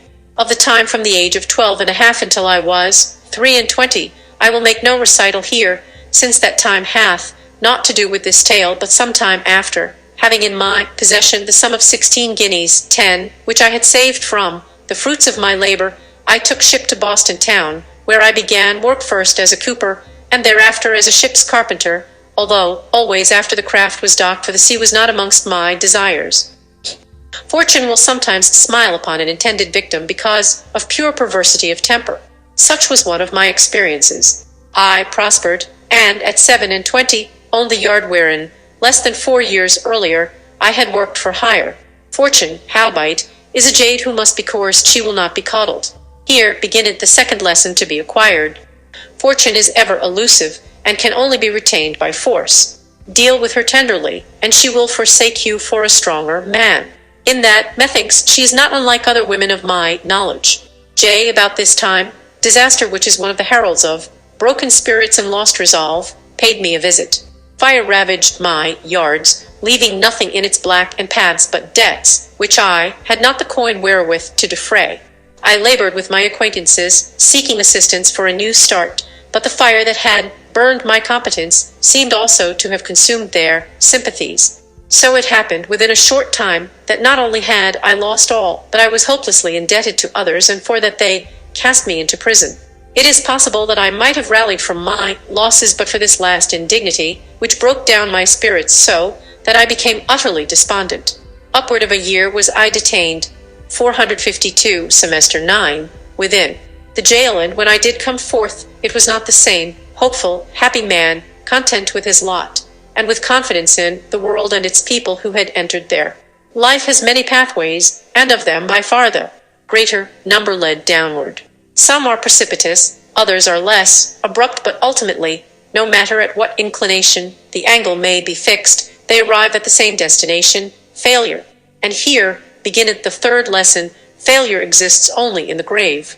Man, being alive, hath not yet failed. Always he may come about and ascend by the same path he descended by, and there may be one that is less abrupt, albeit longer of achievement, and more adaptable to his condition. When I came forth from prison, I was penniless. In all the world I possessed naught beyond the poor garments which covered me, and a walking stick which the turnkey had permitted me to retain, since it was worthless. Being a skilled workman, I speedily found employment at good wages, but, having eaten of the feast of worldly advantage, dissatisfaction possessed me. I became morose and sullen, whereat, to cheer my spirits, and for the sake of forgetting the losses I had sustained, I passed my evenings at the tavern. Not that I drank overmuch of liquor, except on occasion, for I have ever been somewhat abstemious, but that I could laugh and sing, and parry wit and bad an egg with my near-dull companions, and here might be included the fourth lesson. Seek comrades among the industria, for those who are idle will sap your energies from you. It was my pleasure at that time to relate, upon slight provocation, the tale of my disasters, and to rail against the men whom I deemed to have wronged me, because they had seen fit not to cordial to my aid. Moreover, I found childish delight in filking from my pomoiplerie each day a few moments of the time for which he paid me. Such a thing is less honest than downright theft. This habit continued and grew upon me until the day dawned, which found me not only without employment, but also without character, which meant that I could not hope to find work with any other employer in Boston town. It was then that I regarded myself a failure. I can liken my condition at that time for not more similar than that of a man who, descending the steep side of a mountain, loses his foothold. The farther he slides, the faster he goes. I have also heard this condition described by the word dissimulate, which I understand to be a man whose hand is against everybody, and who thinks that. Lesson 45. 453. The hands of every other man are against him, and here beginneth the fifth lesson. The Ishmaelite and the leper are the same, since both are abominations in the sight of man, albeit they differ much in that the former may be restored to perfect health. The former is entirely the result of imagination, the latter has poison in his blood.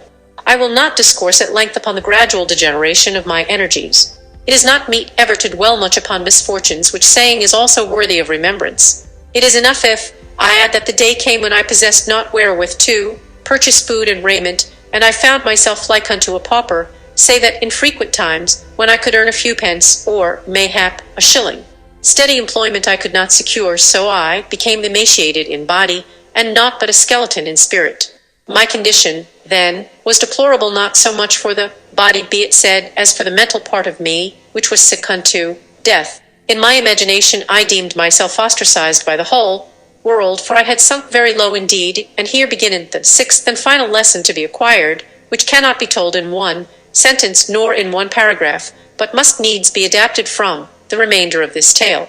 Well do I remember my wakening, for it came in the night, when, in truth, I did awake from sleep.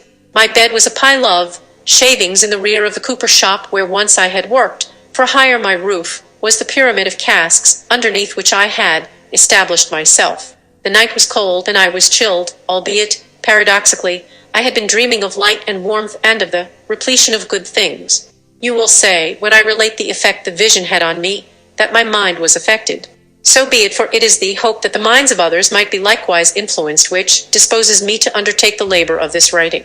It was the dream which converted me to the belief, not to the knowledge, that I was possessed of two identities, and it was my own better self that afforded me the assistance for which I had pleaded in vain from my acquaintances. I have heard this condition described by the word double.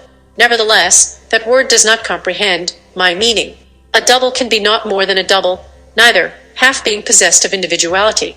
But I will not philosophize, since philosophy is naught but a suit of garments for the decoration of a dummy figure.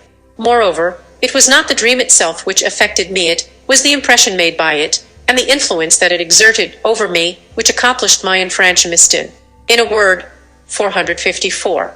Semester 9. Then, I encouraged my other identity. After toiling through a tempest of snow and wind, I peered into a window, and saw that other being. He was rosy with health before him. On the hearth blazed a fire of logs. There was conscious power and force in his demeanor. He was physically and mentally muscular. I rapped timidly upon the door, and he bade me enter. There was a not unkindly smile of derision in his eyes as he motioned me to a chair by the fire, but he uttered no word of welcome, and when I had warmed myself, I went forth again into the tempest, bird, and with the shame which the contrast between us had forced upon me. It was then that I awoke, and here cometh the strange part of my tale, for when I did awake, I was not alone. There was a presence with me intangible to others, I discovered later, but real to me. The presence was in my likeness, yet was it strikingly unlike. The brow, not more lofty than my own, yet seemed more round and full. The eyes, clear, direct, and filled with purpose, glowed with enthusiasm and resolution. The lips, chin, the whole contour of face and figure was dominant and determined.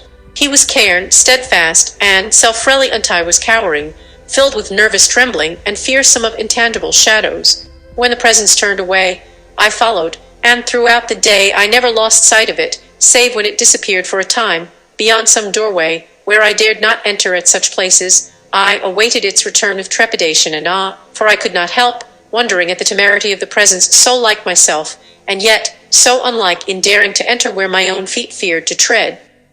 It seemed also as if purposely I was led to the place and to the men where, and before whom I most dreaded to appear, to offices where once I had transacted business, to men with whom I had financial dealings. Throughout the day I pursued the presence, and at evening saw it disappear beyond the portals of a hostelry famous for its cheer and good living. I sought the pyramid of casks and shavings. Not again in my dreams that night did I encounter the better self, for that is what I have named it, albeit, when, perchance, I awakened from slumber, it was near to me, ever wearing that calm smile of kindly derision which could not be mistaken for pity, nor for condolence in any form. The contempt of it stung me sorely. The second day was not unlike the first, being a repetition of its for honor, and I was again doomed to wait outside during the visits which the presence paid to places where I fain would have gone had I possessed the requisite courage. It is fear which deporteth a man's soul from his body, and rendereth it a thing to be despised. Lesson 45. 455. Many a time one essayed to address it, but enunciation rattled in my throat, unintelligible, and the day closed like its predecessor. This happened many days, one following another, until one ceased to count them, albeit one discovered that constant association with the presence was producing an effect upon me, and one night, when one awoke among the casks and discerned that he was present, one made bold to speak, albeit with marked timidity. "Who are you?" I ventured to ask, and I was startled into an upright posture by the sound of my own voice, and the question seemed to give pleasure to my companion, so that I fancied there was less of derision in his smile when he responded. "I am that one am," was the reply. "I am he who you have been, I am he who you may be again, wherefore do you hesitate? 1. Am he who you were, and whom you have cast out for other company. 1. Am the man made in the image of God, who once possessed your body. Once we dwelt within it together, not in harmony, for that can never be, nor yet in unity, for that is impossible, but as tenants in common who rarely fought for full possession. Then you were a puny thing, but you became selfish and exacting until I could no longer abide with you, wherefore I stepped out. There is a placentity and a minacentity in every human body which is born into the world. Whichever one of these is favored by the flesh becomes dominant, then is the other inclined to abandon its habitation, temporarily or for all time. I am the placentity of yourself, you are the minacentity. One own all things, you possess not. That body which we both inhabited is mine, but it is unclean, and one will not dwell within it. Cleanse it, and one will take possession. Why do you pursue me? One next asked of the presence. You have pursued me, not I you. You can exist without me, for a time, but your path leads downward, and the end is death. Now that you approach the end, you debate if it be not politic that you should cleanse your house and invite me to enter. Step aside, then, from the brain, and the will cleanse them of your presence. Only on that condition will I ever occupy them again. The brain hath lost its power, I faltered. The will is a weak thing, now can you repair them? Listen, said the presence, and he towered over me while one cowered abjectly at his feet. To the placentity of a man, all things are possible. The world belongs to him, is his estate. He fears naught, dreads naught, stops at naught, he asks no privileges, but demands them, he dominates, and cannot cringe. His requests are orders, opposition flees at his approach, he levels mountains, fills in vales, and travels on an even plain where stumbling is unknown. 456, Semester 9. Thereafter, I slept again, and when I awoke, I seemed to be in a different world. The sun was shining, and I was conscious that birds twittered above my head. My body, yesterday trembling and uncertain, had become vigorous and filled with energy. I gazed upon the pyramid of casks in amazement that I had so long made use of it for an abiding place, and I was wonderingly conscious that I had passed my last night beneath its shelter. The events of the night recurred to me, and I looked about me for the presence. It was not visible, but in a nigh discovered, cowering in a far corner of my resting place. A puny, abject, shuddering figure, distorted of visage, deformed of shape, disheveled and unkempt of appearance. It tottered as it walked, for it approached me piteously, but I laughed aloud, mercilessly. Perchance I knew then that it was the minacentity, and that the placentity was within me, albeit I did not then realize it. Moreover, I was in haste to get away. I had no time for philosophy. There was much for me to do. Much strange it was that I had not thought of that yesterday. But yesterday was gone, today was with me, it had just begun. As had once been my daily habit, I turned my steps in the direction of the tavern, where formerly I had partaken of my meals. I nodded cheerily as I entered, and smiled in recognition of returned salutations. Men who had ignored me for months bowed graciously when I passed them on the thoroughfare. I went to the washroom, and from there to the breakfast table. Afterward, when I passed the tap room, I paused a moment and said to the landlord, I will occupy the same room that I formerly used if, perchance, you have it at disposal. If not, another will do as well, until I can obtain it. Then I went out, and hurried with all haste to the cooperage. There was a huge wain in the yard, and men were loading it with casks for shipment. I asked no questions, but, seizing barrels, began hurling them to the men who worked atop of the load. When this was finished, I entered the shop. There was a vacant bench. I recognized its disuse by the litter on its top. It was the same at which I had once worked. Stripping off my coat, I soon cleared it of impedimenta. In a moment more I was seated, with my foot on the vis-a-vis, shaving staves. It was an hour later when the master workman entered the room, and he paused surprised at sight of me. Already there was a goodly pile of neatly shaven staves beside me, for in those days I was an excellent workman, there was none better, but, alas, I now, age hath deprived me of my skill. I replied to his unasked question with the brief but comprehensive sentence I have returned to, Lesson 45, 457, Work, sir. He nodded his head and passed on, viewing the work of other men, albeit and he glanced askance in my direction. He rents the sixth and last lesson to be acquired, although there is more to be said, since from that moment I was a successful man, and ere long possessed another shipyard, and had acquired a full competence of worldly goods. I pray you who read, heed well the following admonitions, since upon them depend the word success and all that it implies. Whatsoever you desire of good is yours. You have but to stretch forth your hand and take it. Learn that the consciousness of dominant power within you is the possession of all things attainable. Have no fear of any sort or shape, for fear is an adjunct of the misentity. If you have skill, apply it. The world must profit by it, and therefore you. Make a daily and nightly companion of your placentity. If you heed its advice, you cannot go wrong. Remember, philosophy is an argument. The world, which is your property, is an accumulation of facts. Go, therefore, and do that which is within you to do. Take no heed of gestures which would beckon you aside. Ask of no man permission to parent. The misentity requests favors, the placentity grants them. Fortune waits upon every footstep you take. Seize her, bind her, hold her, for she is yours, she belongs to you. Start out now, with these admonitions in your mind. Stretch out your hand, and grasp the plus, which, maybe, you have never made use of, save in grave emergencies. Life is an emergency, most grave. Your placentity is beside you now. Cleanse your brain, and strengthen your will. It will take possession. It waits upon you. Start now upon this new journey. Be always on your guard. Whichever entity controls you, the other hovers at your side. Beware lest the evil enter, even for a moment. My task is done. I have written the recipe for success. If followed, it cannot fail. Wherein I may not be entirely comprehended, the placentity of whosoever reads will supply the deficiency, and upon that better self of mine, I place the burden of imparting to generations that are to come the secret of this all pervading good, the secret of being what you have it within you to be. Semester 10. It is not how much we have, but how much we enjoy that makes happiness. Charles Spurgeon. When you become caught up in the heady pursuit of success, you always run the risk of losing far more than you gain unless you are careful. Dr. Alan Fromm. Lesson 46. How to prevent your success from turning into ashes. In that great winter of discontent, in 2019, an important meeting was held at Chicago's Edgewater Beach Hotel.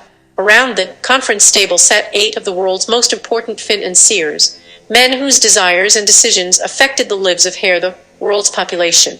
They were the president of the largest steel company, the president of the largest utility company, the president of the largest gas company, the president of the New York Stock Exchange, a member of the United States Cabinet, the greatest speculator on Wall Street, the chairman of the world's greatest monopoly, the president of the Bank for International Settlements. Certainly we must admit that gathered here were a group of the world's most successful men who obviously had found the secret of achieving wealth and power. 25 years later, Charles Schwab was dead, bankrupt. Samuel Linsell was a penniless fugitive from juice. Howard Hobson was insane. Richard Whitney self-time and sing. Albert Fall was pardoned from prison so he could die at home. Jesse Livermore was a suicide. Ivan Kruger was a suicide. Leon for suicide. Something strange invariably happens to most of us as we approach our goals. Our values become twisted. We become blinded by the gold in our hands. We leave behind us in our onrushing, upward scramble bodies of spouses and children who had loved 461, 462, semester 10, and depended on you and the success we strained to reach with. So much of our mind and body becomes little more than ashes. It need not be that Wayland. This lesson, taken from his stirring book, The Ability to Love, Dr. Alan Fromm, distinguished author and psychotherapist, points out the options that are available to you so that you can be permanently on guard against the traps that have snared so many others who became successes in name only. We all love things, materially things that cost money.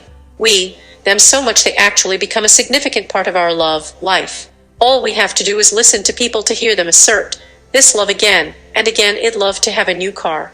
I'd love a fur coat. We love a their new home. Are they using the word "o nev" differently when they speak this way? The answer is an emphatic no. We may commonly link love with romance, sex, marriage. But love is an attachment, and it does not limit itself to an involvement exclusively with people. In these materialistic reveries, people not only reveal their desires, but, because these desires are strong and recurrent, they simultaneously suggest how absorbed they are and how much they might do to obtain these things. This absorption may occupy even more of their time, thought, and energy than their love of a particular person. No one ever says so outright, but acquisitiveness and the status many seek to derive from it could become their major love. We like to think of ourselves as capable of great love in the romantic sense as opposed to this crass acquisitive addiction. And it is true that we are eminently capable of dreams, desires, and even some of the most tender feelings for someone who walks in beauty like the night. But few of us enjoy enough freedom from nagging forces within us and potent social foes around us not to respond strongly to the attraction of ownership. We see this early in the life of the child when, by the age of 4 or 5, he begins every other sentence with the same phrase, namely, "one tor, give me." Many of us never get over this. Lesson 46, 463. What things do for us. The culture of our Western world has, of course, placed a high value on acquisition. Nor is this a recent development. It has been going on for centuries. Possessions held in abundance give us status, and this does something for us psychologically. Most people find it a lot easier to feel secure at the wheel of a gleaming new, expensive automobile than they feel in a battered old one. Many a man spends more time on a Sunday polishing and caressing the automobile of which he is so proud than he spends with his wife. Possessions and position do help blunt the sting of anxiety from which we all suffer in varying degree. They even give us the illusion of unconditional love, or if not love, at least approval for, which we all unconsciously yearn from early childhood. To put it simply and directly, things satisfy us, and in this satisfaction, the largest component is generally self-love. Our first step in learning to love is self-love, and that self-love is the love we know best for the first years of life. We never relinquish our infantile self-love entirely, although we learn to transform it, to sublimate it, in ways that bring us more adult satisfactions. The drive for wealth and status, and the consequent public approval offer direct satisfaction for infantile self-love. It creates no complications, makes no demands on us to consider the needs and wants of another human being. We do not have to consider anybody to win this general approval. We need only to consider ourselves and acquire things. After a while, our acquisitions become part of use, an indistinguishable part of use, so that we come to feel bigger, more important as a result of them. Things have a tangibility that makes the ethereal quality of love seem pale and elusive. We are taught to believe that he who steals my purse steals trash, but we take good care not to be robbed. We use locks and burglar alarms, and we take out insurance besides. And we become suspicious of love itself. Many a person wonders whether he is loved for himself or his money. Love may be inconstant, unreliable. We discovered that as children, and some of us rediscover it as adults. Possessions, on the other hand, are reliable, barring a stock market crash or a business failure. They do not return our love, but neither do they give us harsh words or run off with someone else. They also lend themselves to mathematical enumeration. They can be counted, catalogued, and their value added up in cold cash. How do you count or measure love? Elizabeth Barrett tried, in a sonnet that she wrote to Robert Browning, 464. Semester 10, How do I love thee? Let me count the ways. I love thee to the depth and breadth and height my soul can reach. She went on in this vein, and it is a beautiful sonnet, but at the end all we know is that she was very much in love. We are told, and only half in jest, that we all have problems and money will not cure them, but if we must have problems it is better to worry about them in the back of a Cadillac. They will be much less painful. We are also told that since we must work, anyway we may as well do a good job of it and make as much money out of it as we can. There is just enough hard practical sense in all this to be persuasive. Back to the lover. In order to understand love, it is the lover who must be understood. The lover himself is easily shaped by many influences, creating many attachments, which crowd out the love he believes is primary in his life. For many people, the love between a man and a woman gets to be like the book they have been promising themselves to read or the letter they have been meaning to write. Somehow, despite the genuineness of their desires, the goodness of their intentions, things get in the way. The reasons for this are many. In the first place, as members of society, it behooves us to act like others. And we do. We spend the greater part of our waking hours engaged in the mechanics of living. This consists of earning a living, or cooking, cleaning, saving, and purchasing the things we require for our everyday life. So little time is left for love, entertainment, self-adduction, or play that we easily become more proficient at work. Secondly, although we may become attracted to someone for a variety of reasons, the love we develop is one of the ways we have other ways of anxiety, reduce the feelings of anxiety reduction are even more available. Many things which serve as a buffer and protection from what we dread can simply be bought. All we need is the money, and there are countless ways we are spurred on to make money. And the timeless conflict, these two ways of allaying anxiety have been in conflict from time immemorial.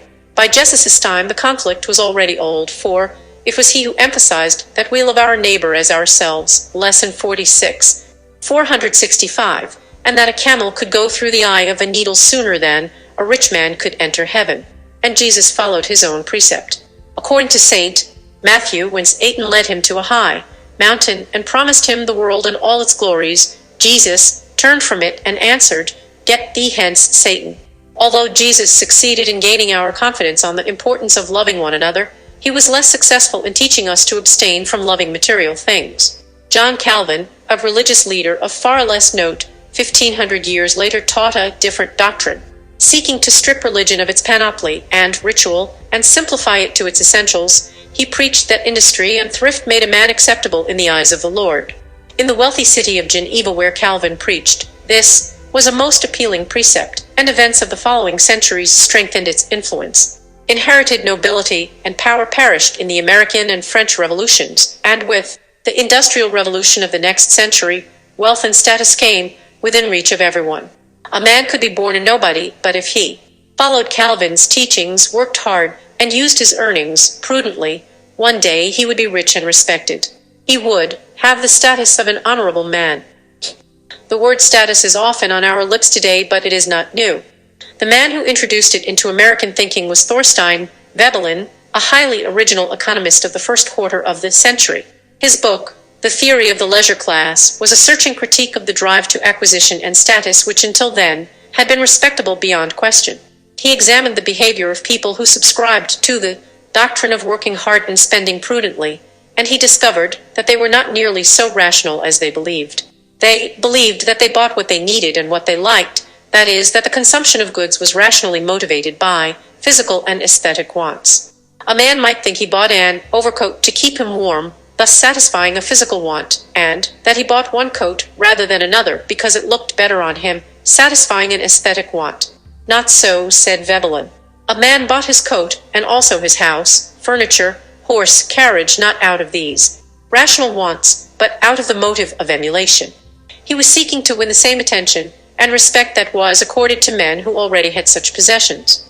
This pattern of social behavior was not born in the United States, but it was especially easy to trace in a land where many had begun side by side with an equal lack of resources. Out of a number of men who settled, for example, at the same period on 466. Semester 10, the same rich land in Indiana, one man after a decade might have a flourishing farm, many head of cattle, a fine house and barns, while his neighbors were still only moderately well off and some remained poor and struggling. Naturally, the man who had done so well won the respect of the community. People saw in him superior ability. They went to him for advice, listened respectfully to his opinions at the town meeting, voted for him as a church elder and a school trustee. His possessions proved his superiority, and he was honored for it. Once possessions became the basis for popular esteem, by a psychological transition, they also became the basis for self-setomy. So far the pattern seems logical and rational. But then Veblen observed a most irrational reversal. Instead of saving thriftily what they had worked so hard to gain so that they could have many possessions and hence much popular and self-setomy, people tended to spend their money in a most reckless fashion. money a showcase for the self. Yet, this was not so irrational as it seemed. To win attention and esteem, people had to display their wealth. If a man lived shabbily and at his death $500,000 was found stuffed in his mattress, he would not have enjoyed anybody's respect. But if he spent his $500,000 on a palatial mansion and a yacht, even if he went into debt to keep them, people would respect him. The chances are that the business community would not only grant him generous credit, but would put him in the way of earning still more millions. Having great wealth is not enough, said Veblen. It must be displayed.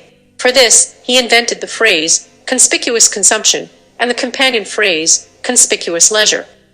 By conspicuous consumption, Veblen meant a blatant display of wealth. The principle involved is just the opposite of what goes into a search for bargains. Instead of trying to stretch a dollar and get the most for it, the idea is to give the impression that one's dollars are limitless. There was a time during the wild prosperous 192s when a man who was anxious to establish his social position following the accumulation of wealth would become an art collector. What he bought was not nearly so important as the price he paid for it because it made news, front-page news. If an old bathtub of Louis Ziv was expensive enough, it was worth buying. This becomes a way of saying, I am so able, so ingenious, and consequently so wealthy that I can afford to indulge my every whim without in the least threatening the substantial 80 of my Lesson 46, 467, wealth. Wealth so huge certainly commands notice, envy, respect, and its possessor becomes the inevitable subject of our attention. Additionally, if what he collects shows good taste, he grows in stature, and to some degree, this is bound to happen merely as a result of the facilities available to help him choose. Something has to rub off. Even people who fall asleep regularly at the opera cannot escape becoming somewhat familiar with a libretto or aria or two. Despite the depression at the end of the 20s, the practice continues. In fact, there has lately been a resurgence of interest in the purchase of art. This is not to doubt that many art collectors like the paintings they buy, but the monetary value of a painting frequently usurps their thought and discussion of it. Although our democratic society is abandoning more and more of the ritual and formality it inherited from its monarchical forebears, many occasions remain to display wealth. The first night at the opera is one of these, not only in New York but in Paris, London, Rome. The choice seats are not those from which one can best see the opera, but from which one can best be seen by the audience. The newspapers the next morning publish photographs and descriptions of what each celebrated woman wore. This consists of two things straight out of what Veblen called the man's unremitting demonstration of the ability to pay jewels and a dress by a famous couturier. Like a painting, she is signed with the artist's name. Women are constantly used, perhaps not altogether reluctantly, by men to put their wealth in evidence. Even as a girl approaches womanhood, the process begins. Even today, the father of a debutante would think nothing of spending many thousands of dollars just on the flowers to decorate the ballroom for her coming party, flowers that would have faded by the last waltz of the evening. This conspicuous consumption is frequently matched later on, as these girls marry, by the conspicuous leisure their husbands make possible for them. These women are seen and photographed at social events, on shipboard, at expensive resorts, always magnificently dressed and magnificently doing nothing. Aside from a merely decorative and deliberately unproductive wife, a man can collect many other things of status value for himself. The longest or most expensive automobile, membership in costly even if seldom used clubs, fine homes, servants, the best seats and first nights at theaters, dinners at fine restaurants, prominently placed tables at such restaurants and nightclubs, costly recreations such as polo, yachting, fox hunting, all these things confer position in society worthy of emulation. The quest for status, 468. Semester 10, along these lines occasionally reaches such humorous extremes as the need to have an indoor dog and an outdoor dog. For most of us, who cannot afford such extravagance, Veblen described the imitative elements in our own behavior as consumers. Pecuniary emulation was the phrase he used to mark the non-rational purchase of goods for the purpose of satisfying not our physical wants, but rather our desire to be thought well of by others. We buy a new coat not because the old one is frayed or no longer warm, but because the style has changed and we feel poor and sorry for ourselves if we do not keep up with others. The purchase may be a modest one, and yet it bears the stamp of emulation. The mass-produced clothes most women have to settle for are generally copied-down versions of costly designers' clothes. worn in their original form by the wealthy. Similarly, women who cultivate long, polished fingernails are generally unaware that this high-steel manicure originated as a symbol of wealth, for obviously, such hands did not have to do housework. Although we are cautioned that clothes do not make the man, we are just as often and realistically reminded of the importance of the impression we make. And this, in turn, leaves us impressionable. Advertisements sell us again and again by associating things with the wealthy. The implication is that their product is either popular with rich people or that it is indistinguishable from the real thing. In either case, such a purchase will allow us to enjoy the status conferred by wealth. No doubt an unsympathetic exaggeration of Veblen's thesis can easily reduce it to absurdity. On the other hand, it is true that many of our dreams have a material, monetary quality, and dreaming is little more than an extension of everyday thinking.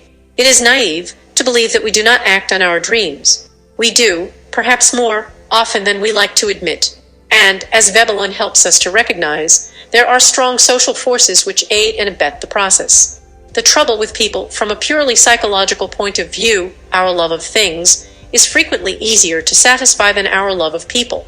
Our individual shortcomings give us much less trouble in making money than they do in achieving satisfying relationships with others. There are many men who believe that the only sane part of their day is the time they spend in the office. They say it's impossible at a majority fee is always in a state. I can't get lesson 46, 469. Along with my wife, nobody can control the children. Nothing makes any sense. In my office, even if things do not go the way you expect them to, you can work them out. There are procedures, forms, principles by which we abide most of the time. At home we all love each other, but things get out of hand. Nothing goes the way you expect it to go. It's a mess. So the man says. And from his point of view he is quite right. The vicissitudes of business and the stock market are more predictable to him than people. Many men feel that women anyway are hopelessly unpredictable, that they are full of moods as variable as the weather. We might note that the men who feel this most strongly are usually the very men who give all or most of their time and attention to business and the acquisition of things, and have little to spare for becoming familiar with the needs or wants of wives. They study market reports and business newsletters and keep well informed so that the twists and turns of high finance do not surprise them. But it does not occur to them that if they took equal trouble to learn about people, they might find the study of human behavior equally valuable. For many people, not being sure how others will act and feel from one moment to the next is far more threatening than they realize. Even surprises are not so agreeable for many as we tend to think. For most of us, a real surprise, one which catches us truly unprepared, can be more disturbing than pleasurable, even though it may be a happy piece of news. Remember how you felt the last time you were given a real surprise. Remember the behavior of someone to whom you told an important and genuinely unexpected piece of news. The first response is not pleasure but shock. One has to sit down, catch one's breath, get used to the new idea. Some people burst out laughing, but it is likely to be shaky laughter. A woman is likely to burst into tears. She may muster a smile, but it is a tremulous one. The fact is, we really do not like surprises as much as we think we do. As children, we certainly did not like them. The reason surprises are more disagreeable than otherwise to children is that a child has a small perspective mass, as psychologists call it, a small backlog or body of experience to which to relate that new experience. Anything totally new is frightening. It carry please only when they have become used to it. Young children generally hang back from even the kindest and gentlest stranger until they have looked him over thoroughly. Every spring, some of the children who have been anticipating their first visit to the circus 47, semester 10, for weeks go home after the show and have nightmares for months. Many children have the same reaction after their first trip to the zoo, their first interview or children's play. Children do not feel safe with the unfamiliar because it is unpredictable. A young child is to be exposed to a new experience. It is wise to prepare him for what he is going to see. The child needs to know in advance so that he can enjoy the fun of the surprise without the shock of strangeness and its accompanying fear. We do not get over this entirely when we grow up. Even as our perspective mass, our background of experience, grows with living, we are still wary of surprises. Experience makes fewer events totally surprising, but experience may also reinforce our basic anxiety, our basic feelings of insecurity about life. A really unexpected turn of events stirs up ripples in this unconscious pool of anxiety. A major surprise can cause a tidal wave. Our first response is one of disturbance. Only secondarily can we assess the meaning of the event and feel pleasure in it. Yet, we like and seek some new experience. There are those of us who are more adventurous, others less so. Most of us have no desire to see what surprises may be in store at the top of Mount Everest or under the Arctic ice cap. We will settle for lesser adventures. We like novelty, within reason. We mostly prefer predictability. And people, in a general way, give the impression of being unpredictable. The fear of unpredictability in a relationship with another human being is strong with some people. It may be so strong that it blocks them from the experience of love. These may be people whose parents displayed extreme swings of mood and behavior, or the parents may simply have been inconsistent in their handling of the child. The pattern is familiar. A parent is inattentive, perhaps reading the paper or talking to a friend, while the child forages around for something to do. The child finds something, but it is the wrong thing, is dismantling the new coffee table lighter, perhaps. And the parent pounces on him, furious. Haven't I told you not to touch things? Why must you take everything apart? To a young child, this is unpredictable and very upsetting behavior. One moment, all was serene, mother was pleasant or at least indifferent, and the child was permitted to wander about, unmolested. The next moment he is seized, shouted at, possibly spanked, and the Olympian adult in his life has become hostile and menacing. This happens often enough. He has good reason to mistrust the behavior of people for the rest of his life. And for the lesson 471, rest of his life, such a person may always feel safer with things than with people. Lovers are predictable. Predictability may seem difficult to develop in a relationship between people, but it is very far from impossible. All of us have at least one friend whom we know well, and whose behavior is reasonably easy to foresee. We all take the trouble to know an employer or colleague whose reactions are likely to be important to us, and we can say in advance, he isn't going to like that, or she won't see it that way. We do not expect to be right every time in our prediction of how the boss will react. But neither do we expect to be right every time about the stock market or the sales figures. Our prediction is a guess, but an educated guess. We can make the same kind of guess about a human being's behavior if we take the trouble to become educated about that human being. People are not unpredictable, far from it. One might justly complain that they are too predictable, that they fall into habits and patterns of behavior too readily and too inflexibly. We only need to know an individual well enough. Lovers are not unpredictable to each other. Lovers face few surprises in each other once they have progressed from romantic love to a relationship based on real knowledge of each other. Some lovers arrive at this relationship before they marry, some not until after several or many years of marriage. There is a peak in the divorce rate at about 5 years of marriage. These are lovers who either never succeeded in coming to know each other, or else did not accept the reality when they discovered it. Lovers who succeed in replacing the romantic image of the loved one with the real person are no longer afraid of what they may discover in each other. They learn that they can trust each other. They find security in each other and enjoy their interaction. Social status may remain important to them, but not nearly to the degree of their personal status with each other. The vulnerable male, since so many more men than women seem to come to a love of things rather than people, we might ask whether men are in fact more susceptible to this type of loving. We must recognize, to begin with, that a man's role in our society is traditionally that of the provider for his family. He is the one who goes out to make a 472 semester 10 living. His position in the community is a barometer of how well he is performing his role. His status reflects favorably or otherwise on his wife and children. In a very real sense, his public position is part of the provision he succeeds in making for their welfare. A man is thus more vulnerable to the enticements of wealth and status than a woman, simply because of this traditional role. But there are also deeper psychological forces driving him to these goals. Early in childhood, a boy has the experience of feeling displaced by his father. He is at home with his mother, playing with her, or perhaps being fed his supper by her. He has her whole attention when suddenly his father comes home, and the entire household changes. Mother gets up, greets father, talks to him, goes to check the state of father's dinner that she is preparing. Even if she returns, even if father sits down and the child is again made the center of 8 Lion, the constellation has altered. Until that moment, the little boy possessed his mother entirely. He had her all to himself. Now he no longer has full possession of her or of his father either. Each of them also has a share in the other. Little girls have the same experience, of course. But later, the experiences of boys and girls begin to diverge. The boy becomes inextricably involved in a kind of competition widely his father. Yet, his angry feelings make him uneasy, for he also loves his father, and wants the love of this striding protector. So he succeeds in gradually converting his resentful rivalry into emulation, which is both more comfortable and more profitable. He heads out to equal his father, and if possible outdo him. Psychoanalysts make the further point that the boy is sensitive to the difference in size between himself and his father, and that this awareness of size tends to be carried over into other pursuits as the child grows. He soon discovers that in his world of school and sports, physical prowess is a great advantage, and this, again, involves size as well as physical skill.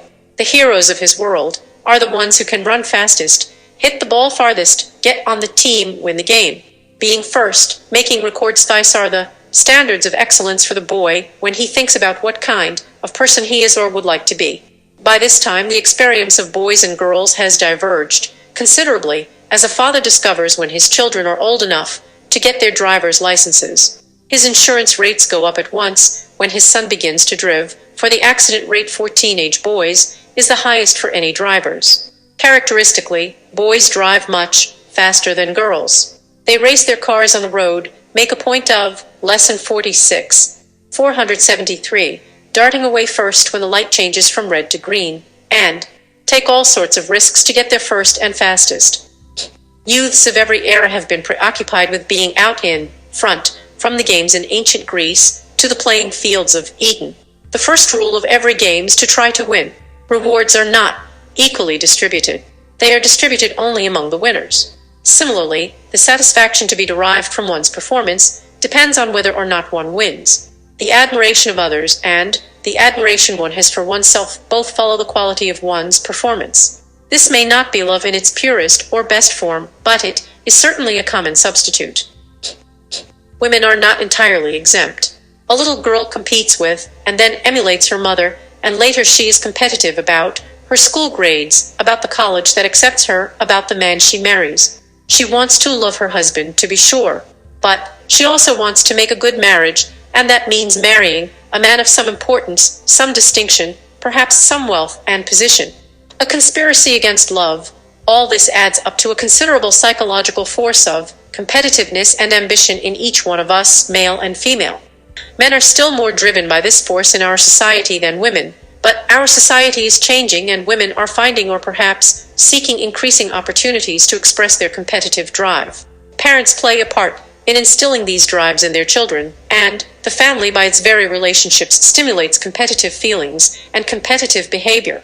There is competition with one parent for the other's love, competition with brothers and sisters for parents' love, and even for parents' non-love in the form of punitive attention. Competition is encouraged in the playground, in school, on the athletic field. The drive for achievement and honors is an inevitable and often an exaggerated force throughout the growing years, and none of us is entirely free of it. Everything conspires to enhance the power of this drive in our adult lives. Behind it are not only history, tradition, and to some extent the religious influences of Calvinism, but also the most obvious appurtenance of our affluent culture. Advertising plays on our acquisitive desires and uses them to sell products to us. Our newspapers tell us about plain John Doe only if he killed or robbed someone or was killed or robbed, but we read every event in the lives of people of wealth and status the day after it, 474. Semester 10 occurs, and when they die we read it all over again at full length in their obituaries. In this respect, our newspapers are like our history books. Of all the people who crossed the Rubicon, only Caesar's crossing is recorded. We learn business and professional skills to develop our ability to acquire wealth and status, but there are no courses in the ability to love. There is a Harvard School of Business Administration, but so far no Harvard School of Love, and if some eccentric, millionaire alumnus were to endow such a school in his will, it would put the trustees of the university in a pretty quandary. The world does not accord us much honor for achievement in loving. When a man is unusually happy in his love, his friends say, "Was't he lucky?" When do people achieve noteworthy happiness in their marriage? People say, "How lucky they are." And weren't they lucky to have found each other? We look upon making good in worldly achievement as a mark of extraordinary ability. But making good in love is an accident of two peoples blindly stumbling upon one another and haphazardly coming out all right. There is no notion that perhaps we may choose wisely and well, and that having chosen each other, we invest considerable effort and art in shaping our love to meet our mutual desire for harmony, happiness, and fulfillment with each other. With so much pressure to turn us the other way, it is remarkable that the love of people, rather than of things, is still one of our major ideals. It might be that things, the acquisition of them, and the status they bring, do not really satisfy our loneliness, our anxiety, our need for one another, and our desire to find happiness with one another. It is extremely difficult to avoid a primary attachment to the accumulation of things in a world where they figure so prominently. Success is important to us, and its most common hallmark is financial achievement. Most everything has a price, and people come to feel that money is the easiest and most universal measure of value. They see in their store of worldly goods satisfaction, security, status, and enlargement of self, a basic confirmation of their adequacy and worthfulness. Like little Jack Homer, having gotten the plum, they now think, "What a good boy am I." Things are not enough. All this would be fine except for two considerations. First, there is an unabated lingering concern with self which more closely resembles infantile self-love than some of its more mature expressions. Why should someone so secure continue to watch the stock, lesson 46, 475, market ticker so feverishly? Why should someone with such status continue to wheel and deal even on weekends and vacations? Security and satisfaction should bring freedom from the recurrent need to prove oneself. It should bring self-awareness and tranquility. The second consideration is that we live in a world of people. No matter how much we do for ourselves in the successful accumulation of property, the emotional overtones of our life remain primarily influenced by the people closest to us and how we react to them. True, others may confer honor and status upon us, but our position in our own home is of greater ultimate value in the most deeply personal sense. The members of our family do not respond to us according to sociological principle. Their hair is down, and they see us similarly unadorned by our rich socio-economic achievements. The millionaire and the ordinary man face their 6-year-old child, and, for that matter, anyone else close to them with the same naked ability to love. Sooner or later, the truth emerges. Not everything can be bought. There is no substitute for people. The love of material goods and the love of people often conflict. Yet, there is no law of human nature or society which makes this necessarily so. We all inescapably have many loves, and one of the major challenges of life is to make them compatible. The ideal solution does not demand the sacrifice of one for the other. Enough people have combined the benefits of both loves to encourage the conviction that they can exist harmoniously together. Acquisition and achievement need not necessarily be at others' expense. Cooperative effort is not a mere dream. People have been known to achieve more as a result of working with others than against them. Even a business relationship leaves room for dignity, respect, for love. The more our daily behavior manifests this, the more consistent do work and love become.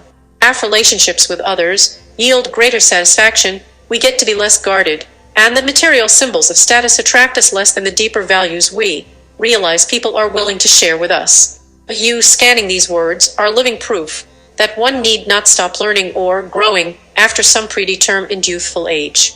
John W.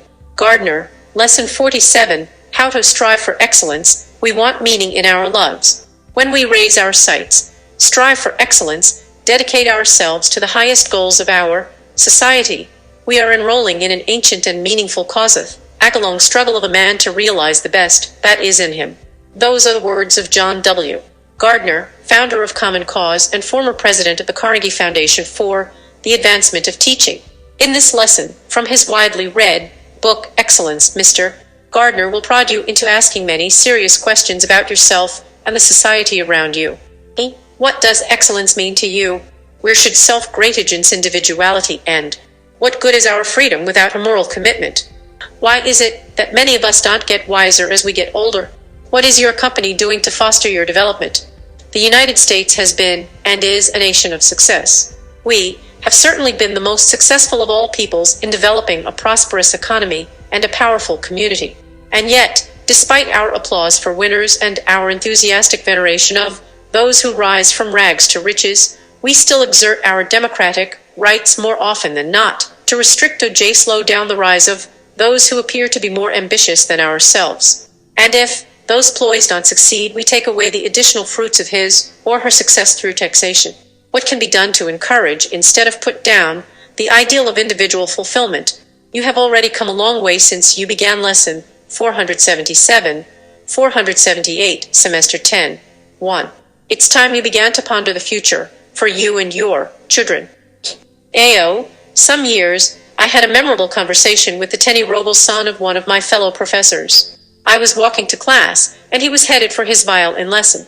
We fell into conversation, and he complained that he can't play any real pieces on the violin, yet only those tiresome exercises. I suggested that this would be remedied as he improved, which led him to respond with melancholy, "But I don't want to improve. I expect I may even get worse." The idea of excellence is attractive to most people and inspiring to some. But taken alone, it is a fairly abstract notion. It is not the universally powerful moving force that one might wish. We must therefore ask ourselves, what are the moving and meaningful ideas that will inspire and sustain people as they strive for excellence? In our own society, one does not need to search far for an idea of great vitality and power which can and should serve the cause of excellence. It is our well-established ideal of individual fulfillment. This ideal is implicit in our convictions concerning the worth of the individual.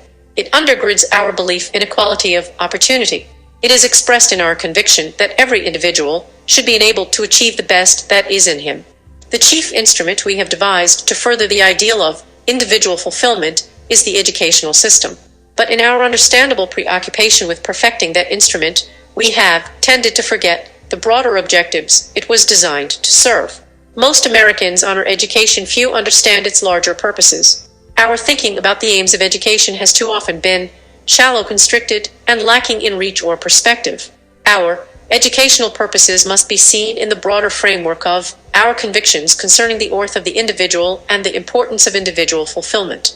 Education in the formal sense is only a part of the society's larger task of abetting the individual's intellectual, emotional, and moral growth. What we must reach for is a conception of perpetual self-discovery, perpetual reshaping to really one's best self, to be the person one could be. This is a conception which far exceeds formal education in Lesson 47, 479, scope. It includes not only the intellect but the emotions, character, and personality. It involves not only the surface, but deeper layers of thought and action. It involves adaptability, creativeness, and vitality.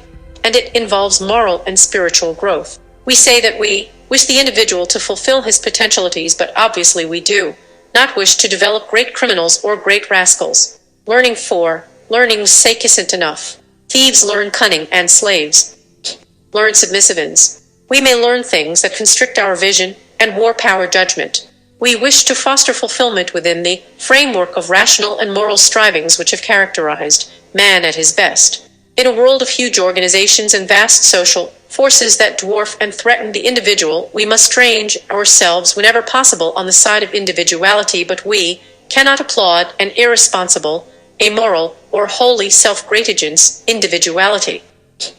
America's greatness has been the greatness of a free people who shared certain moral commitments. Freedom without moral commitment is aimless and promptly self-destructive. It is an ironic fact that as individuals in our society have moved toward conformity in their outward behavior, they have moved away from any sense of deeply shared purposes. We must restore both a vigorous sense of individuality and a sense of shared purposes. Either without the other leads to consequences abhorrent to us. To win our deepest respect, the individual must both find himself and lose himself. This is not so contradictory as it sounds. We respect the man who places himself at the service of values which transcend his own individual values of his profession, his people, his heritage, and above all the religious and moral values which nourished the ideal of individual fulfillment in the first place. But this gift of himself only wins our admiration if the giver has achieved a mature individuality, and if the act of giving does not involve an irreparable crippling of that individuality. We cannot admire faceless, mindless servants of the state or the cause or the organization who were never mature individuals and who have sacrificed all individuality to the corporate good. Waste on a massive scale in our society today large numbers of young people never fulfill their potentialities. Their environment may not be such as to stimulate such fulfillment, or it may actually be such as to stunt growth. The family trapped in poverty and ignorance can rarely provide the stimulus so necessary to individual growth. Mandino, 48. Semester 10. Boyhood, in which delinquency and social disintegration are universal conditions, cannot create an atmosphere in which educational values hold a commanding place. In such surroundings, the process by which talents are blighted begins long before kindergarten and survives long afterward. The fact that large numbers of American boys and girls fail to attain their full development must weigh heavily on our national conscience. And it is not simply a loss to the individual. At a time when the nation must make the most of its human resources, it is unthinkable that we should resign ourselves to this waste of potentialities. Recent events have taught us with sledgehammer effectiveness the lesson we should have learned from our own tradition. Our strength, creativity, and further growth as a society depend upon our capacity to develop the talents and potentialities of our people. Any adequate attack on this problem will reach far beyond formal educational institutions. It will involve not only the school but the home, the church or synagogue, the playground, and all other institutions which shape the individual. The child welfare society, the adoption service, the foundlings' home, the hospital, and clinic all play their part.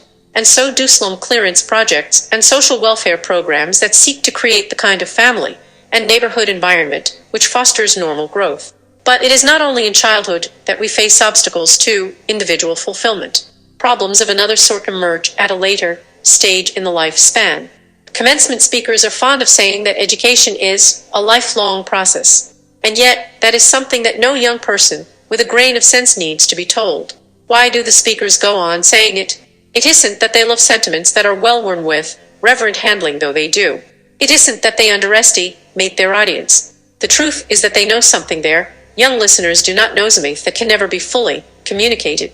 No matter how firm an intellectual grasp the young person may have on the idea that education is a lifelong process, he can never know it with the poignancy, with the deeply etched clarity, with the overtones of satisfaction and regret that an older person knows it. The younger person has not yet made enough mistakes that cannot be repaired. He has not yet passed enough forks in the road that cannot be retraced. The commencement speaker may give in to the temptation to make it sound as though the learning experiences of the older generation were all deliberate and a triumph of character acritic that the younger generation somehow lacks. We can forgive him. Lesson 47, 481. That it is not easy to tell young people how unpurposefully we learn, how life tosses us head over heels into our most vivid learning experiences, how intensely we resist many of the increments in our own growth. But we cannot forgive him as readily if he leaves out another part of the story. And that part of the story is that the process of learning through life is by no means continuous and by no means universal.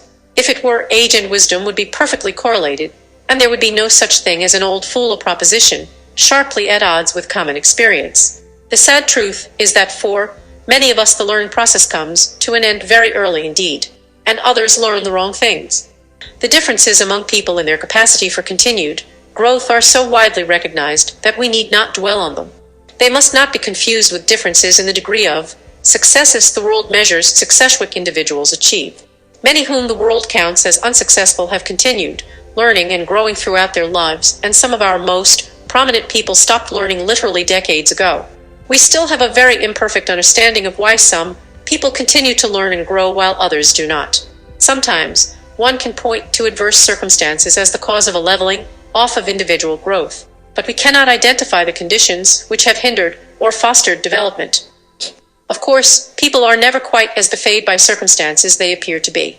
The man who experiences great personal growth as a result of some accidental circumstance may have been ready to grow in any case. Pasteur said that chance favors the prepared mind. The man defeated by circumstance might have triumphed had he been made of other stuff. We all know individuals whose growth and learning can only be explained in terms of an inner drive, a curiosity, a seeking and exploring element in their personalities. Captain James Cook said, "I had ambition not only to go farther than any man had ever been before, but as far as it was possible for a man to go." Just as Cook's restless seeking led him over the face of the earth, so other men embark on odysseys of the mind and spirit. It is a concern both for the individual and for the nation that moves the commencement speaker. Perhaps many men will always fall into ruts. Perhaps many will always let their talents go to waste. But the waste now exists on such a massive scale that sensible people cannot believe that it is all inevitable. Unfortunately, the conception of individual fulfillment and lifelong learning which animates the commencement speaker finds 482. Semester 10. No adequate reflection in our social institutions. For too long we have paid pious lip service to the idea and trifled with it in practice. Like those who confine their religion to Saturday or Sunday and forget it the rest of the week, we have segregated the idea of individual fulfillment into one compartment of our national life and neglect it elsewhere. We have set education off in a separate category from the main business of life. It is something that happens in schools and colleges. It happens to young people between the ages of 6 and 20. It is not something we seem to believe it need concern the rest of us in our own lives. This way of thinking is long overdue for a drastic change. If we believe what we profess concerning the worth of the individual, then the idea of individual fulfillment within a framework of moral purpose must become our deepest concern, our national preoccupation, our passion, our obsession. We must think of education as relevant for everyone of Ariru at all ages and in all conditions of life. Aside from our formal educational system, there is little evidence of any such preoccupation. Some religious groups are doing excellent work. Our libraries and museums are a legitimate source of pride. Adult education programs have become increasingly effective. Certain of our organizations concerned with social welfare and with mental health play profoundly important roles. But what about moving pictures, radio, and television, with their great possibilities for contributing to the growth of the individual? It would be fair to say that these possibilities have not dominated the imagination of the men who control these media. On the contrary, these media have all too often permitted the triumph of cupidity over every educational value. And what about newspapers and magazines, with their obvious potentialities for furthering the intellectual and moral growth of the individual? At best, a small fraction of the publishers accepts such a responsibility. Book publishers are less vulnerable to criticism, but they are not without fault. Serious pursuit of the goal of individual fulfillment will carry us even farther afield. Unions, lodges, professional organizations, and social clubs can all contribute importantly to individual growth and learning if they are so inclined. Only sporadically have they been so inclined. There are innumerable opportunities open to the employer who is willing to acknowledge his responsibility for furthering the individual development of men and women in his employ. Some four-wheel-headed companies have made a highly significant beginning in accepting that responsibility. What we are suggesting is that every institution in our Lesson 47, 483, society should contribute to the fulfillment of the individual. Every institution must, of course, have its own purposes and preoccupations, but over and above everything else that it does, it should be prepared to answer this question posed by society: what is the institution doing to foster the development of the individuals within it? Now, what does all of this mean? It means that we should very greatly enlarge our ways of thinking about education. We should be painting a vastly greater mural on a vastly more spacious wall. What we are trying to do is nothing less than to build a greater and more creative civilization. We propose that the American people accept as a universal task the fostering of individual development within a framework of rational and moral values. We propose that they accept as an all-encompassing goal the furtherance of individual growth and learning at every age, in every significant situation, in every conceivable way. By doing so, we shall keep faith with our ideal of individual fulfillment and at the same time ensure our continued strength and creativity as a society. If we accept this concern for individual fulfillment as an authentic national preoccupation, the schools and colleges will then be the heart of a national endeavor. They will be committed to the furthering of a national objective, and notice they now often find themselves swimming upstream against the interests of a public that thinks everything else more urgent. The schools and colleges will be greatly strengthened if their task is under dread by such a powerful public conception of the goal to be sought. And both schools and colleges will be faced with a challenge beyond anything they have yet experienced. We have said that much will depend upon the individual's attitude toward learning and toward his own growth. This defines the task of the schools and colleges. Above all, they must equip the individual for a never-ending process of learning. They must gird his mind and spirit for the constant reshaping and re-examination of himself. They cannot content themselves with the time and work process of stuffing students like sausages, or even the possibly more acceptable process of training them like seals. It is the sacred obligation of the schools and colleges to instill in their students the attitudes toward growth and learning and creativity which will in time shape the society. With other institutions at work on other parts of this task, the schools and colleges must of course give particular attention to the intellectual aspects of growth. This is uniquely their responsibility. If we accept without reservation these implications of our traditional belief in individual fulfillment, we shall have enshrined 484. Semester 10, a highly significant purpose at the heart of our national life, purpose that will lift all American education to a new level of meaning. We shall have accepted a commitment which promises pervasive consequences for our way of thinking about the purpose of democratic institutions. And we shall have embraced a philosophy which gives a rich personal meaning to the pursuit of excellence. We inevitably doom our children to failure and frustration when we try to set their goals for thine. Dr. Jess Lair, Lesson 48, How to Let Your Kids Find Their Own Success. It was Oscar Wilde who said, "Children begin by loving their parents. After a time they judge them. Rarely, if ever, do they forgive them." There is no more difficult task in the world than raising a child from infancy to adulthood. Since Adam and Eve's problem with Cain and Abel, parents have struggled with an assignment that calls for more talent, ability, patience, wisdom, and loving than most humans can provide. Still we try, wrestling with an array of children problems that increases with each century. This upbeat lesson from Dr. Jess Lair's book, Ain't Wedge. But Sure and Better deals with a predicament that confronts every loving parent: how much guiding and shaping and leading should be administered to the young one so that he or she grows up to be a success instead of a failure. The dangers and risks involved in this attempt at playing God are rarely considered by even the most well-meaning mother or father. To have one's children succeed can become an obsession to parents, especially if their own lives have been non-productive. Their children, at any cost, must redeem the parents. They must be brilliant in school, become wealthy, attain position, marry brilliantly, because their parents never scored in any of these areas. But suppose the children are not innately equipped to rise higher than their parents. Suppose they would be happier as plain citizens, leading useful but ordinary lives. Thus are many of our youth ruined by authoritarian figures in the home who force them to try, 485, Semester 10, to be more than they are or want to be.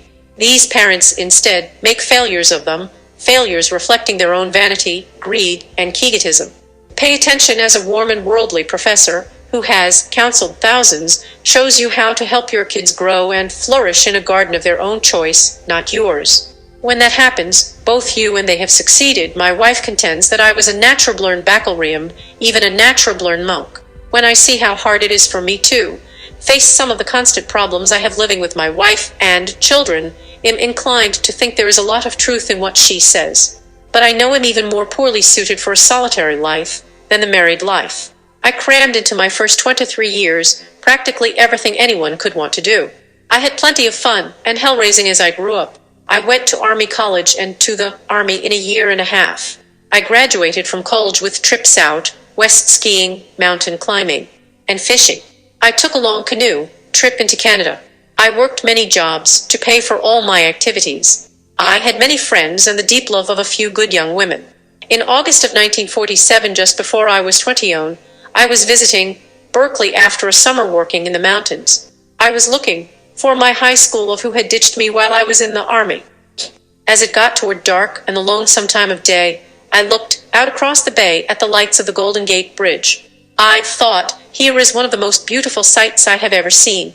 But I'm alone and don't enjoy seeing this by myself. I'm going home. I went back to the hotel and checked out that evening and started hitchhiking home. I was in a rush to get married. I was still scared of it, but that was the time I turned my back on the single life.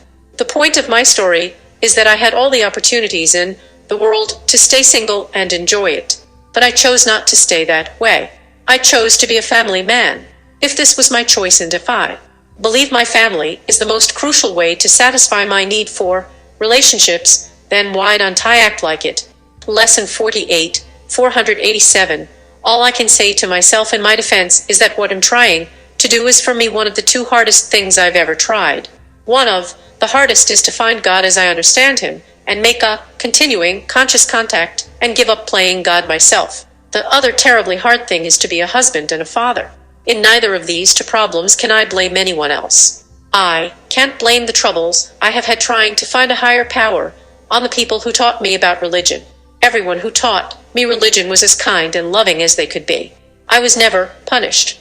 But because of this awful conspiracy of silence we maintain with the people around us on talking about spiritual matters, I see so many people who think they are all alone in their spiritual quest. They think they are so alone that it takes them quite a while to admit to their own problems and fears because they think they are so weird and different for having them. I see a number of driving forces in us. We can do something out of a sense of compulsion, driven by something inside that we don't understand or feel comfortable with. We can do something out of a sense of fear, where we are driven by the fear of a punishment. We can do something out of a sense of dedication, where we drive ourselves because as near as we can see this is something that is right for us and that we should do. Dedication is about the best I can say about most of the things I do in the family. I do them because I believe in them, for me, and am dedicated to them. But there is a higher driving force, highest of them all. That is when we do something out of love. This force is so powerful, yet there is the feeling of no power at all. It is like the perfect golf swing. There is no feeling of strain or effort, just smoothly focused speed in the club head that lifts the ball straight and true.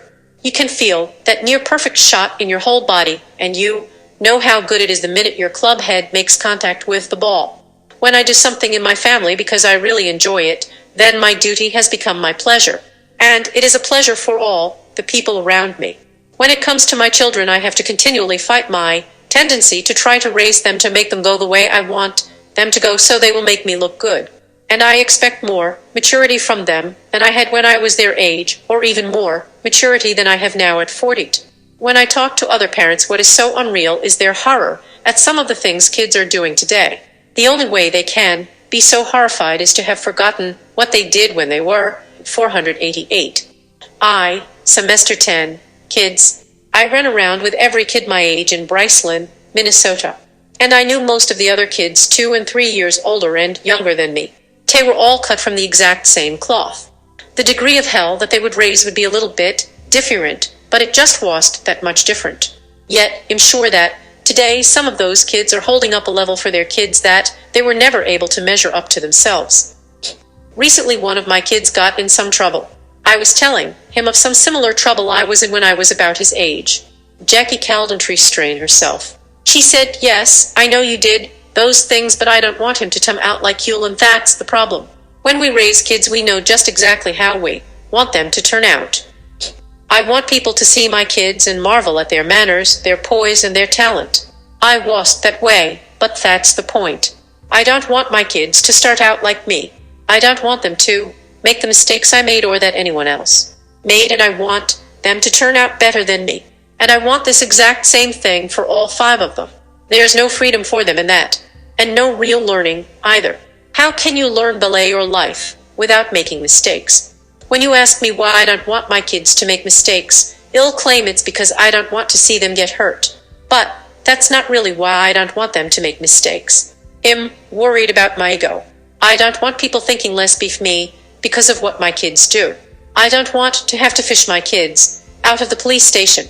I want them on the stage at school, winning awards. I want my children to be ornaments for me, just like a new Cadillac sitting in the driveway is an ornament. One of my students claimed that when she was faced with the issue of a kid getting a haircut, or whether they are going to make the honor roll or not, what she was really worried about was that kid. The more I thought about it, the more I thought she was crazy. We like to say what we are worried about is that kid, but I don't think so. I think we are more worried about our own egos. We're using our kids as extensions and instruments of our own egos to build us up. We've got kids that are straight as a string and on the honor roll all of the fun, and never give any adult any back talk, and don't steal anything, and they are always respectful 100%, and things like that. They are an adornment to us, just like a big diamond ring.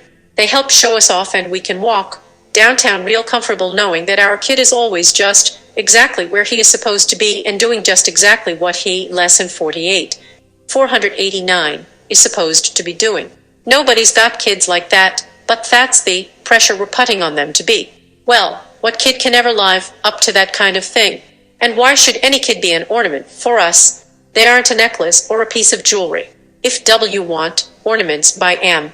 But again, our tendency is to make our kids into things that will build us up. Anytime they threaten to tear us down in any way in the eyes of our neighbors, boy, we really climb right up their frame. We let them know, by God, we ain't taking any of that crap. They are going to get their hair cut short like everybody else so their ears are showing. They're going to do that. Sure, we justify it in the name of our concern about them. Self-suggestion is the most dangerous thing there is because it blinds us to truth and reality. Sure, it is awful to face that I am so mean to my kids because of my fears about what my neighbors will think. I can see this very clearly if I imagined my family was on a desert island. Would the long hair or not studying hard bother me there? No, it wouldn't. Well, that's the answer. If I say that my priorities are my higher power first and my family second, I had better act that way in my family. When I let my fear of what my neighbors might think control me in putting their views of me in first place, and I shatter my commitment to my family. If my family is my most crucial way of getting my needs met for mutuality, then I break down right in my most important relationships. Commitment means just that, commitment. And it means all the commitment I can muster up until I can manage a deeper commitment. Well, should we as parents teach our kids the values that we have? No, we shouldn't try to teach values the way we want to by talking about what we think our values are. I think the only way you can teach them those values is to live them. I think that the saddest thing in the world is when we talk one value and live another. If you want to ask me, am I a Christian? I will say, no, I'm working on it. If a kid wants to ask me, what do you think about honesty, Dad? I will say, well, just look at the way I run my life, son, and you will know real fast how I really feel about honesty. I could defend honesty as a logical virtue, but what he is going to be most impressed by is what he sees. And I would far rather rest my case on that than run the risk of telling him these things. I think the danger is we have a set of values that are hopes for us. We're trying to live up to them, but failing. We want our kids to realize these hopes. Well, I'm not realizing them. Why should I ask my kids to? I've got a lot more muscle than they have, 49. Semester 10, in that area. So I think that we doom our kids to failure by a very unrealistic set of goals for them. We want them to do the things that we can't and didn't do. And the parent who wants to tell me that he can do the things he asks of his kids, just let me follow him around for a day. We have all of these people who claim they are so laudizing. There are a lot of you, I'm sure, who don't know how to make a legal him off of one 4-lane street into another 4-lane street. If I was a cop, I could camp on your tail and I could arrest you, I bet, within 15 minutes for something. You say, oh, I don't mean that. That's not really illegal. You want to redefine, all of a sudden, legality. I don't steal anymore. I used to. Well, I steal a little, but I don't steal like I used to. How come I cut down on the amount of stealing I did? Simple. I just found out that it didn't work. It made me feel bad. And I got so nervous that it canceled out any gain. And then there are some other things that entered into it more recently. Okay, say I'm going to tell my son, don't steal. I argue that is a value I have learned. Well, how did I learn it? I learned it by making mistakes, and I got some of it from my father and grandfather, not by what they said, but by their example. Hatem they did. I'm still learning from my father's example, and he has been dead 20 years. I think we are awfully overwhelmed by what we want our kids to represent. We overlook their strengths too much because we have our eyes so strong on their well-esses. I talked to you about the idea of valuing a person just as they are. That is the most precious thing that we can do for a human being. If valuing is as good as I say it is, it seems to me that I should do that first for my wife, and the next most obvious people are my 5 kids. If my mind is full of a program for their self-improvement, I'm not valuing them as they are, and they feel it. My old friend Vince believes you should sponsor a kid as you sponsor an alcoholic. When a guy gets drunk on one of my friends in Alcoholics Anonymous who are sponsoring him, they don't go and yell at him and holler at him and slap him around. They wait until he sleeps off his hangover. They don't come butting in on him when he's feeling bad. They come around the next day and say, hey, how are you feeling? And he says, gee, I'm sorry that I let you down and got drunk on you like that. They tell him, don't think anything of it. Hell, I've slipped too. This is what Vince means when he says, you don't raise kids, you raise carrots. You sponsor kids. And that drives people up the wall, and I even tell them about it. They say, oh my, lesson 48, 491, Gobble, but as near as I can see, my mother and dad did a lot of that with me, and I sure appreciated it. I don't say that I'm a good advertisement for the idea, but I sure appreciate it. They spent a lot of time asking me, what do you think you're going to do next? I would say, well, I think I'm going to do this. And they would say, fine. We were just curious as to what you had in mind. I made all my own decisions, so my mistakes were all mine, too. There was no one I could blame them on. You talk about letting kids assume some responsibility, which I agree with, learn by their own actions, which I agree with, but how, for example, do you teach your kid not to ride a tricycle out in the street when they are only 3 years old? You can't avoid your responsibility for him. Obviously, you aren't going to let him get killed or hurt. That's right. It's like trying to teach somebody to float. You have your hand under them for a while, and you take that hand away gradually, as fast as you can. Boo. You don't go so fast that they drown on you. What I think we do is we use this principle to justify pounding hell out of that kid. Like so many parents who have left thousands of temptations in the kid's way, and they go around slapping the kid's hands. Gotta teach him. Gotta teach him. The simplest way is to put temptation out of sight. I don't say you necessarily let a kid reach out and touch a hot stove, but a kid is going to make mistakes. He is going to get hurt, some. And the job of a parent is like teaching a person to float. You've got the hand under them real heavy. At first you may even have both hands under them, practically holding them out of the water. Then you gradually move your hands away. Let me tell you a story that has some bearing on this. My friend Vince was in the news store with one of his kids, Charlie. This is Vince's second family. He lost his first family to alcohol, so he is really taking care of the second one. Little Charlie is next to the youngest of 5 kids. Vince always had his kids ride in his plumbing truck with him until they were old enough to go to school. So they were in the news store together so Vince could buy some Copenhagen tobacco. Charlie says, can I have some candy, Dad? Yeah, go ahead and help yourself. Charlie came back with some candy in a sack, and Vince asked him, are you sure you've got enough to last you all day? And the little guy ran back and got some more candy. He came back, and again Vince said, are you sure you've got enough? It's a long day. So Charlie went back and took a little more candy. Charlie's important to Vince. We think that is indulging that kid, and that's terrible. But our parents did that for us, and it didn't screw us up, especially 492. Semester 10, when it was done in a sick way. It's just an open hate and gift. But I see a lot of times when we will use the idea, well, I've got to teach my kids. I've got to protect them from this or that, and I've got to guard them from this or that, and we use that way past where we should. Sure, it is impossible to argue with the principle of not letting a 3-year-old kid out on a street on their tricycle. There are some things we have to say no to.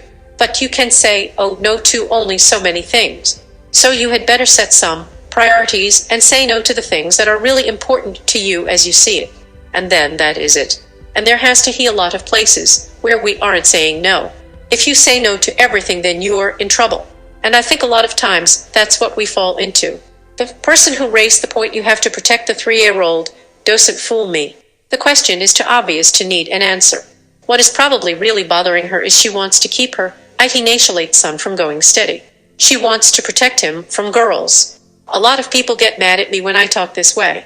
Well, that Jess, he says anything goes. I'm not saying that at all. But I am saying we are stepping in a lot of places with our kids where we shouldn't. I can show you kids coming out of our high school here in Bozeman, Montana, who are beautiful illustrations of overcontrol. They are so packed into a brownie box by the time they come to the university. They are just little mechanical men. They are just studying machines, brownie point makers. It is going to take a lot of hard knocks to teach them anything about life. I have watched some of them go through 4 years of university trying to live with their fellow students and not learn a thing. At sometimes, don't some children not have enough discipline? Yes, you can go off either end. I don't see the kids in the bottom end very much. I see some of them, but not so many, because most of them don't make it to the university. I can see, though, that at least a third to a half of those kids on the high honor roll are really in trouble. I was reading a biography of Einstein this morning. He took violin lessons from about 8 until 14. His instructors were very mechanical. It was pretty much play the scales and stuff. No fun. He got a hold of some early records of Mozart's sonatas for the violin. He started studying them all by himself, and he really started coming along with his love for the violin. This story in his biography was just another example to me of how we learn so much faster out of love than out of duty. I was asked to speak at the National Honor Society Initiation Lesson 48, 493, at Bozeman Senior High. I tried to tell the Honor Society that some part of their grades came from a love of subject, and some part of them came from a sense of fear and competitiveness. I told them how I made the Honor Society partly because I liked some subjects, and partly to get better grades on tests than my friends. Hopefully, they would work toward increasing the part of their grades that came out of studying out of a love of something and enjoyment of it, and decrease the part that came out of a sense of fear or sense of competitiveness and destroying the other person. After my speech, the mother of one of the officers of the Honor Society came up and said, "Dr. Lair, you don't believe that anybody would ever study anything because they liked it, do you? What can you say to a woman like that? The mother of an honor, fly officer. That kid has gone to school with a hot spear, prodding him in the back all of his school life. Most everything I have learned, I have studied because I liked it. 2/3 of my psychology courses I liked, or half of them at least. Sure, there is stuff you don't like. I like psychology in general, and I liked a good share of the courses I took. That is why I took the Ph.D. in psychology. I have done a lot of studying. I know more things about more out-of-the-way subjects just because I love to study things. I have made a deep study of the ballistics of the 7 Magnum. It doesn't make any sense to know about the ballistics of the 7 Magnum. It's dumb. But once I get interested and start studying, you'll soon have 6 books on the subject and be reading like the Dickens. You'll have a pile of notebooks full of notes. There's no grade, no nothing prodding me, just love. When I talk like this about self-deprecation and doing things out of love, many of my students, young or old, get angry at me.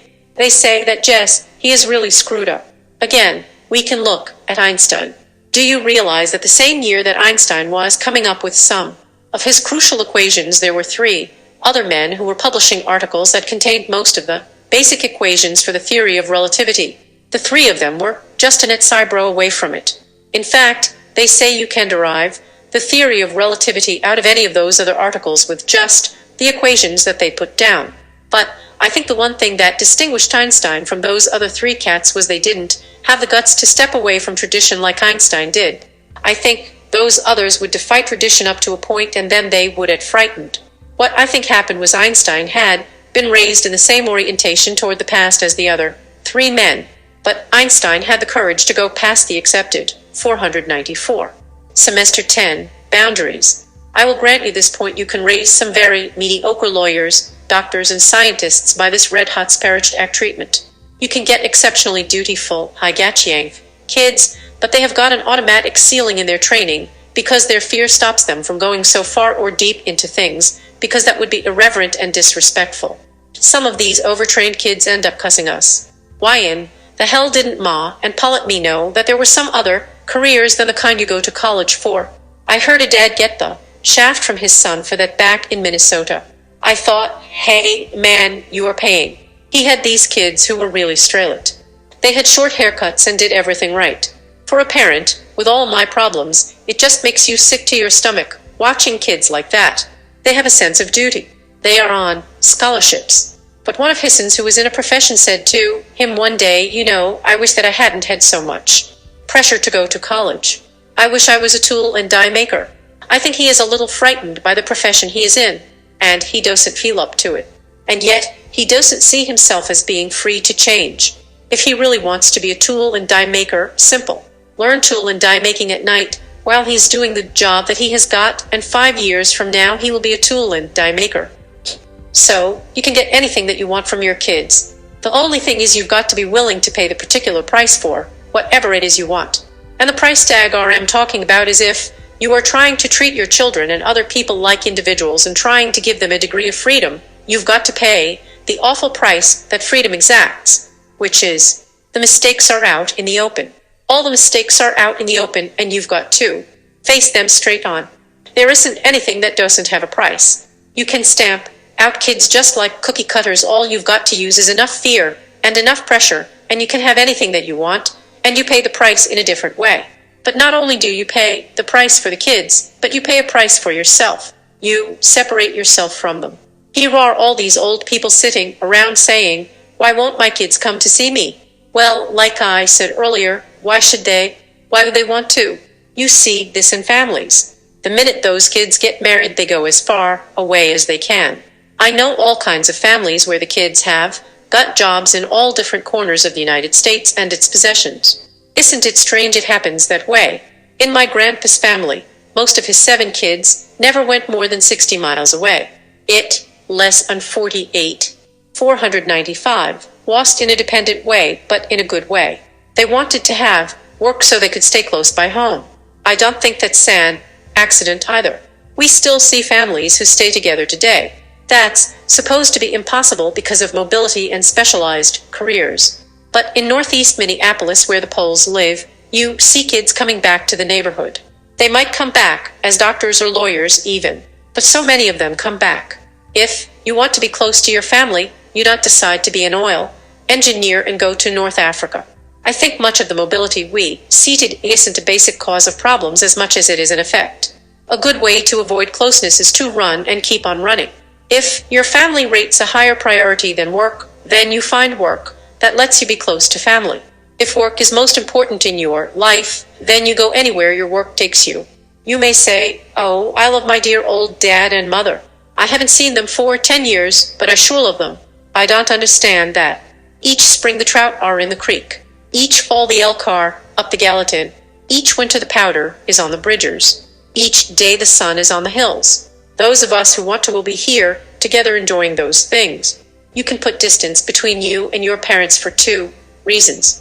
You can go to some far place as a part of your own spiritual quest, or you can put distance between you and your family because you can't stand to be around them. The person who leaves his family because he can't stand them will be a prisoner of that family.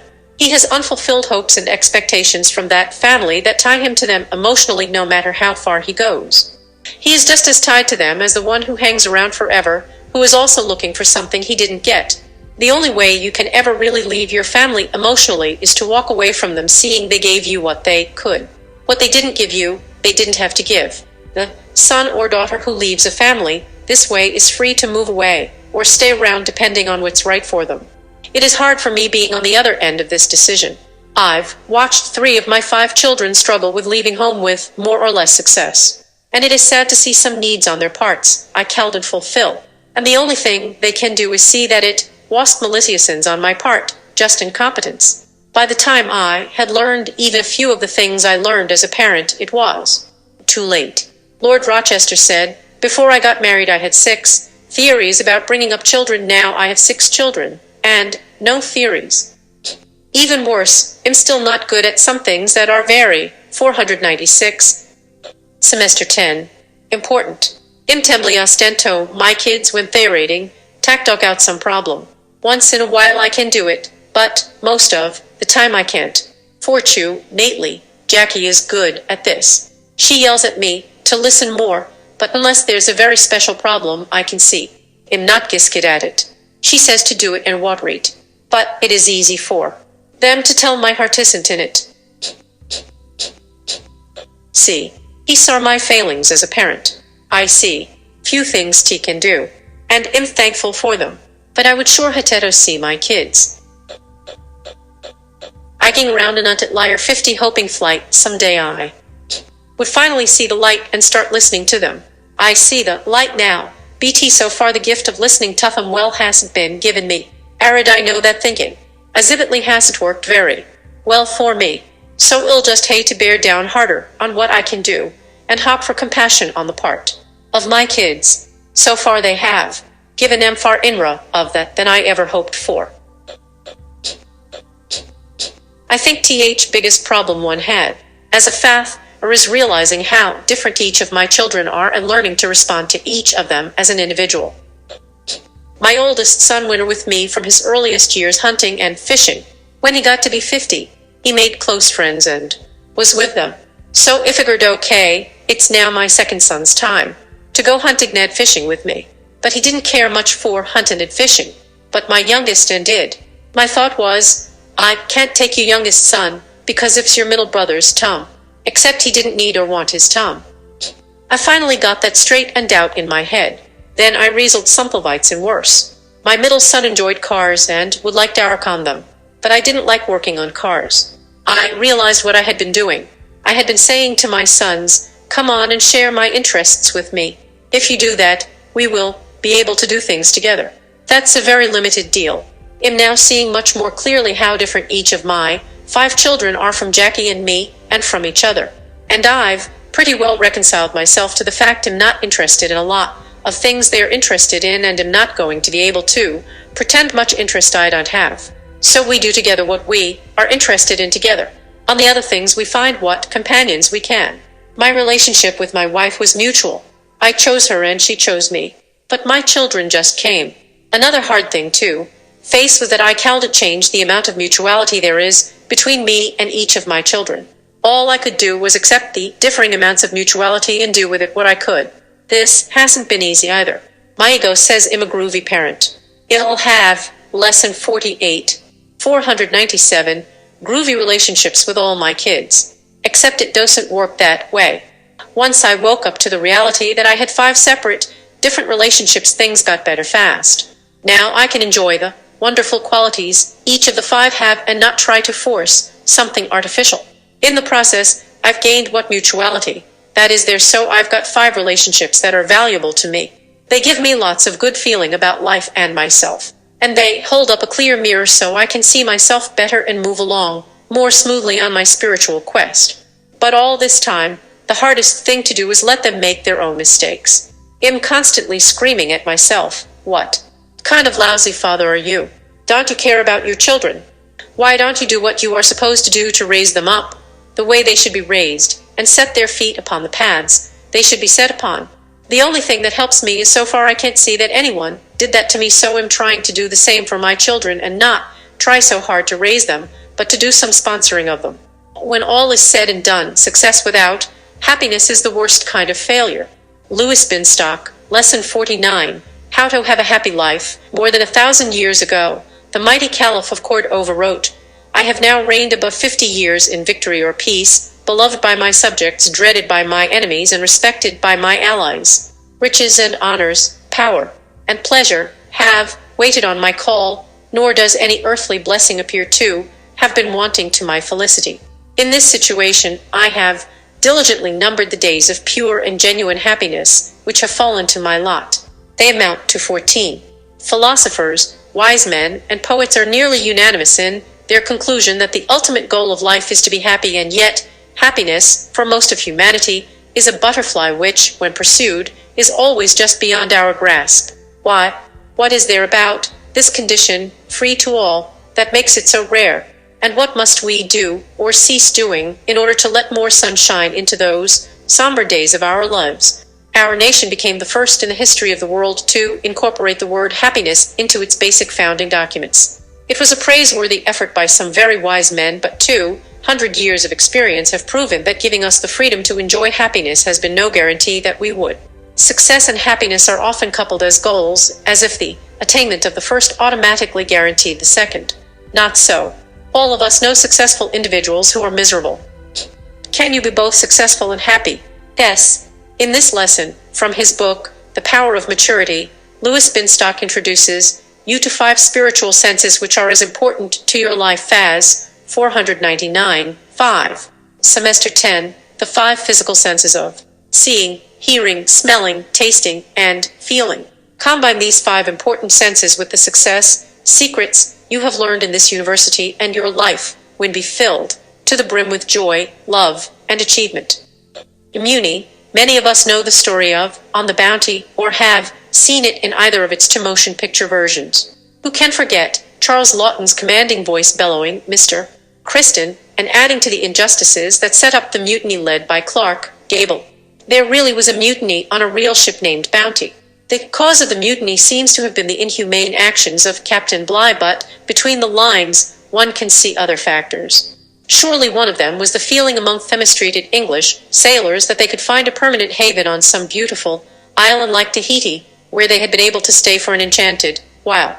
There, in a balmy climate of sunny days and moonlit nights, living at the bounteous breast of nature, they could end their days, amid a happy native people, without wants or cares. As it turned out, the mutineers dared not stay at Tahiti, where other English ships might call. Most of them ended their days on Pitcairn Island, regretting their isolation, ill finding life not so easy as they had thought it would be. Yet had they stayed on Tahiti, had they never been molested, would they have been happy? The almost certain answer is no. When you try to escape the world, you can leave behind the gray skies of the northern regions, the responsibilities of your job, your debts, and everyone who ever bothered you, but you take along yourself. What is a civilized man who has escaped to a tropic island? He is someone whose general temperament and thoughts, basic emotions and ambitions, fundamental desires and fears remain the same. He may find he is happy. In that case, however, he is a man who is quite capable of being happy anywhere because he is happy with himself. Basically, happiness depends upon what you are as a person, not upon the place where you live. As someone put it very well, if Jesus goes in through the door, it is Jesus who will come out. If Judas goes in through the door, it is Judas who will come out. When J.O.E. Brown was starring in the play Harvey, I asked, lesson 49:51, him to tell me the like in the script that he liked the most. He knew it instant till a line said by Harvey's slap-happy friend Di, always have a wonderful time wherever one am and with whomever one am. Joey was one of those people who knows that a man makes his own happiness. He does not have to let his happiness depend on where he is or upon the people around him. His happiness depends rather upon his own approach to that place and those people. Nor will he find it necessarily in the possession or enjoyment of things. One has seen many times that when a man becomes too heavily tied to material matters, he finds it difficult to evoke happy relations with other people. Uneasy lies the head that wears a crown, for the crown and all its responsibilities and dangers must ever weigh more than the simple pleasures of life. There are many kinds of crowns. Only the other day one lunched with a man of great power in the business world and possessed of enormous fortune. He is on intimate terms with scores of men like himself. None of them, he told me, is happy.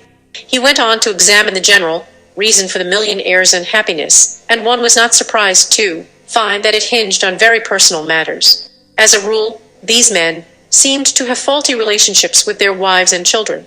Their money had pushed them into a way of life that gave them such faulty relationage, and nothing money could mend the damage that had been done. It does not follow that money must bring misery, or that your having just enough money brings happiness. Nor does it follow that the inevitable truth is the other way around. Happiness always is a personal matter. A truly mature rich man will never let his money sour his life. A truly mature poor or Milton McMahon is entirely capable of being happy. Ultimately, your life is what you yourself make it. The world's literature and folklore are full of stories that point out how futile it can be to seek happiness. Rather, happiness is a blessing that comes to you as you go along, a treasure that you incidentally find. Count Maurice Mater-Lanching's The Bluebird tells such a story. A woodcutter's boy and girl, Tilted and Mittel, keep a blackbird in a cage in their home. What they want, however, is the bluebird of happiness. They set forth from their humble hut to find this fabulous bluebird. Since the story is a fantasy, it has the seekers wandering through many lands, even the lands of those who have died and those yet to be born. Eventually they return disappointed and discourageably to find that happiness is next door. E52. Semisterton, their blackbird, lent to a neighbor's sick child, turns gradually into a bluebird. At last the children realize that the bluebird of happiness was always at home. Often, a man is convinced he will be happy when he attains a certain goal. Sometimes he is. Often he is not, for one way to avoid being happy is to set indictions on happiness, to say, thus I am able to be happy and thus I am not. You often can see this phenomenon at work among mothers. First they will say, when Johnny gets out of elementary school, 111 be happy, and they are for a while. Next you hear them telling their friends when Johnny graduates from high school, they'll be so happy, and they are, at least for the summer. Johnny's graduation from college brings the same result, and so does John Nye's marriage, and so does the birth of Johnny's first child, when Mama becomes an ecstatic grandmother, and the feeling may continue until she becomes a babysitter. H. Mama has not learned how to be happy in between her special blessings. She does not know much about being happy. Serendipity, a word coined by Horace Walpole, is defined as accidentally finding unexpected things while working on something else. So it is with happiness. Some people go through life seeking it but never seeing it. Others, engaged in the faithful performance of their daily tasks or in doing good for their fellow men, find they are also consistently happy. Let us make the point that happiness is not to be confused with pleasure. Pleasure might be a very gratifying sex experience, but if it were gained as part of a deceitful, adulterous relationship, unhappiness waits to move in. One may gain a stunning triumphos gret goal gained after years of trying to kiff the winning of. The goal leaves scars of physical and emotional damage, no real happiness attained. Happiness runs deep, it is an undercurrent of life. Pleasure is transient, mere pretty bubbles that rise to the surface and can be briefly admirable or they break. Contentment is perhaps closer to happiness, yet it is really something else. I am thinking of an old story called Boncht the Silent. Boncht, from the day of his birth till the day of his death, was the victim of every kind of misfortune. He knew poverty and misery, rejection and persecution, but he never complained. My own note on the story: non-complaining is not always a virtue. It may show only lack of awareness as to what is possible to one in life. When he died and appeared before the heavenly throne for judgment, a divine voice called out that his sojourn on earth had been most exemplary in its saint lines, and that as a reward he might have anything his heart desired. Boncht hesitated. 1. Lesson 49. 53. Dared, finally stammered forth, "Might I please have a buttered roll for breakfast every morning?" So underprivileged had he been that this had become his ultimate idea of happiness. Happiness should be relevant to you. You should be conscious of your capacity for happiness and never consider yourself as one doomed to sorrow or never-ending depression. In your further understanding of happiness, however, know that there is animal happiness and human happiness. Animal happiness is essentially physical, and human happiness is primarily mental and emotional. How can you bring happiness to a dog or a cat or a horse? You make sure it has adequate food, comfortable quarters, affectionate attention, and freedom to roam and romp. In short, an animal is made happy by the same factors that make a human child happy. The surest sign of immaturity in a human being is his contentment with animal happiness. In children, we expect it. We know they are primarily interested in having fun, in stuffing themselves with goodies and getting. Only as maturity begins to arrive does the child show evidence of feelings that are not completely selfish and that encompass also the joy of giving. Now he can sow the seeds of deep, mature happiness. He need not at any time in thus life deny his interest in physical pleasures, although he will observe some sense of balance. He will, however, give a higher degree of the cerebral to his concept of happiness, and so he will find he is more deeply and naturally happy.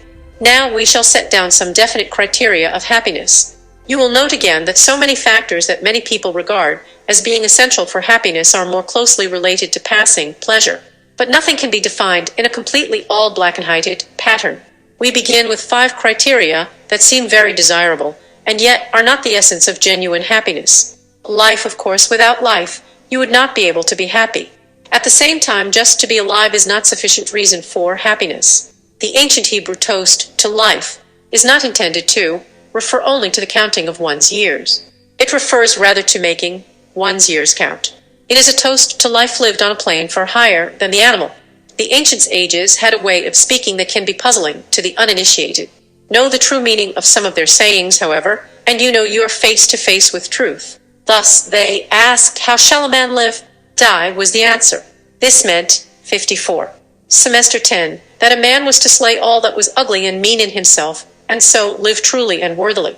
They asked, too, "How shall a man deep?" The answer was, "Live." This me, LT, that if you live in a self-interred, animal-like way, concerned only with your own pleasures, without any thought for real happiness, you will effectively slay all that is worthwhile. J. Remember Oscar Wilde's The Picture of Dorian Gray. In addition to dealing with a magical picture, it drew a word picture of a man who destroyed himself by the way he lived. His idea of happiness was to fill his life with the satisfaction of all his animal urges, to eat and drink like a glutton, to gratify his sexual passion, wherever and whenever possible, to fill each day with the largest possible amount of play and the least possible work. Thus did Dorian Gray destroy himself. The saddest part of this story is that it is largely autobiographical. Oscar Wilde, despite his great talent, never knew mature happiness. In De Profundis, written while he was in reading jail, he set down this line to his friend, Lord Douglas: "It was only in the mirror we met." Wilde at length saw what he had done to himself by wallowing in mire. Was too late then for him to gain a spiritual mountaintop where the ground is firm, and the air is pure, and the view is always broad, and far and clear. To have life, then, is to have the opportunity to find true happiness. To say that one is happy merely because one is alive is to beg a vital question. Success. I began my book, The Road to Successful Living, with these words: the most conspicuous failure in our time is success. No age in man's history has been so feverishly occupied with success, no age has been so noisily boastful of it. The reality, or the promise of good things, pervades our view of the world. Almost everywhere plenty has replaced or has begun to replace poverty. But I went on to point out that this same age of ours has beheld one of humanity's recurrent disillusionments, one of the great and layered lessons of history. Success does not create happiness. For half a century it has been taught by both precept and example that material success did ration, lesson 49:55, in the acquisition of fame and money, position, and power is the most important goal in life.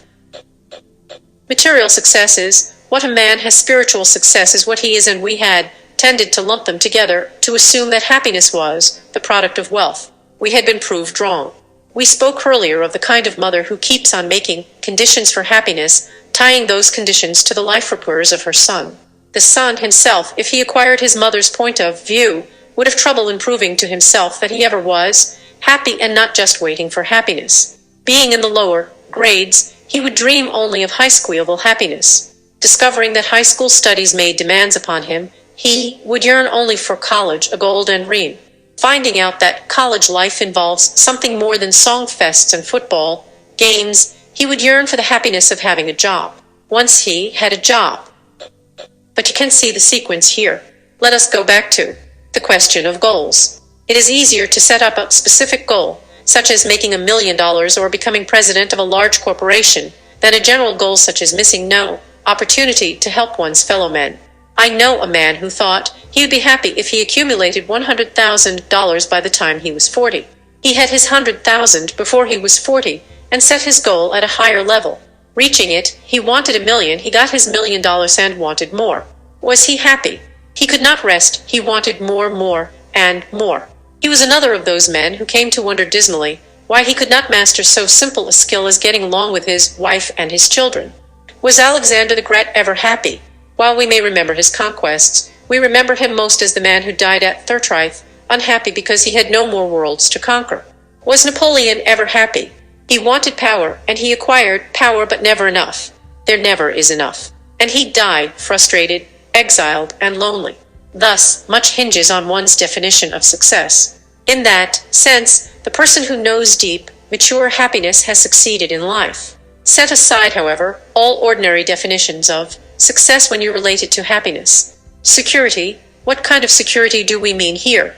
Anthreat we must take security in its meaning for most people, financial security.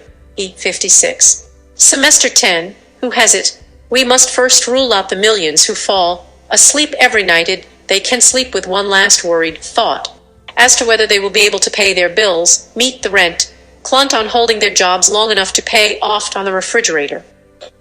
And every other thought that goes to H-Cron, equally not having enough money. You would assume that those who do have a good supply of money must feel secure. Alas, they do not. To the immature, financial security is so relative a term that it hardly can be said to exhaust. Some of any readers will be able to recall the wave of suicides that ran through Wall Street at the time of the great crash in 1929. The record showed later that many a man who jumped out of his office window was neither penniless nor anywhere near penniless. But to be reduced from a multi-millionaire to the ownership of only a few $100,000 is more than some men can tolerate. Nor does a rich man have to lose his money in order to show how little it does for him by way of giving him true inner security. It is not to unknown for a man with millions to keep his wife on a miserly allowance. A noted multi-millionaire T. Edin making a certain soft drink popular all over the world would approach hysteria every time he had to write a check to pay his taxes. I have heard it said, "You either have security or you don't have it." This is when we talk of the only real security, inner security. Yet those who have it not can seek it, and often find it. Only they know that security is not measured in money, nor in friendships, nor in anything else that can fade away. Passionate love. The ancient teachers looked upon our sacred scriptures as being primarily concerned with spiritual love, the love of man for God, the love of man for man as his brother. What then are we to make of the Song of Songs? Here is a paean in praise of young, physical love, telling through indelicate and muted terms of female charms and sexual urges. How did this somewhat profane book find its way into the biblical canon? Among other explanations rather far-fetched, scholars have said that after all it was designed to teach us the meaning of real, mature love. They center their interpretation upon the following lines, "For love is as strong as death.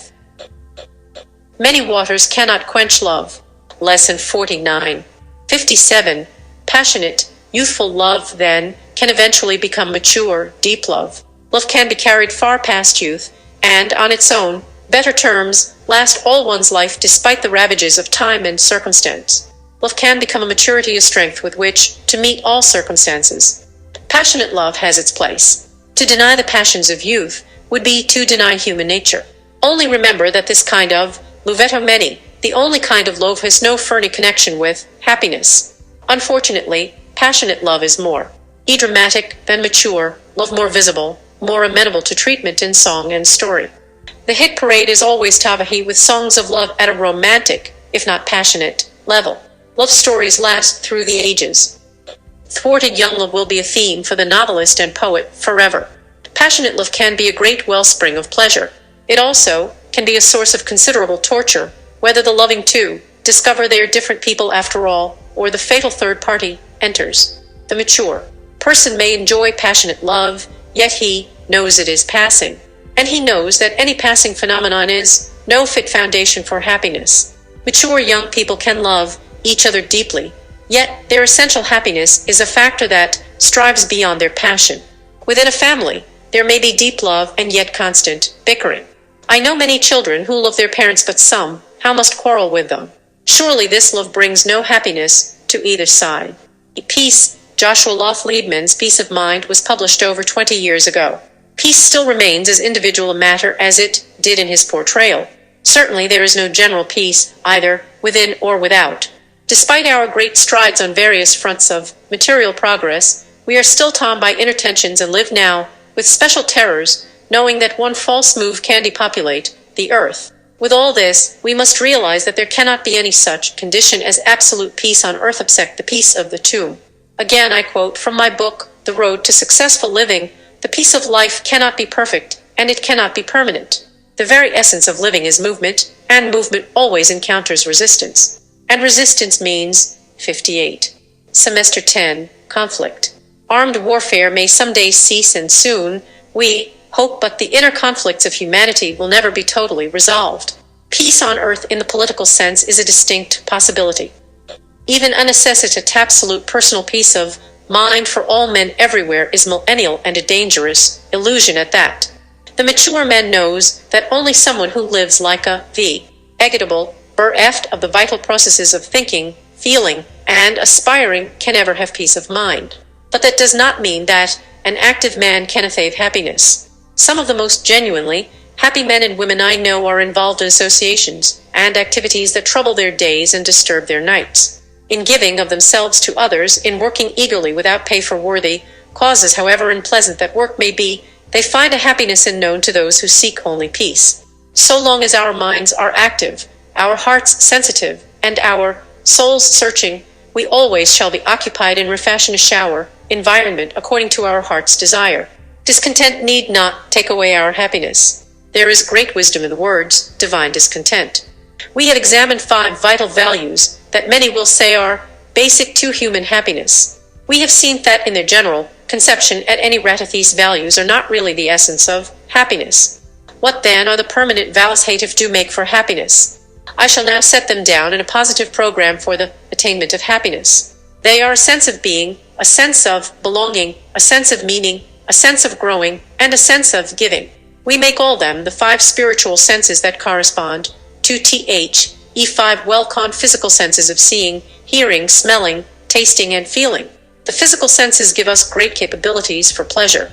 The spiritual senses can guide us to true happiness.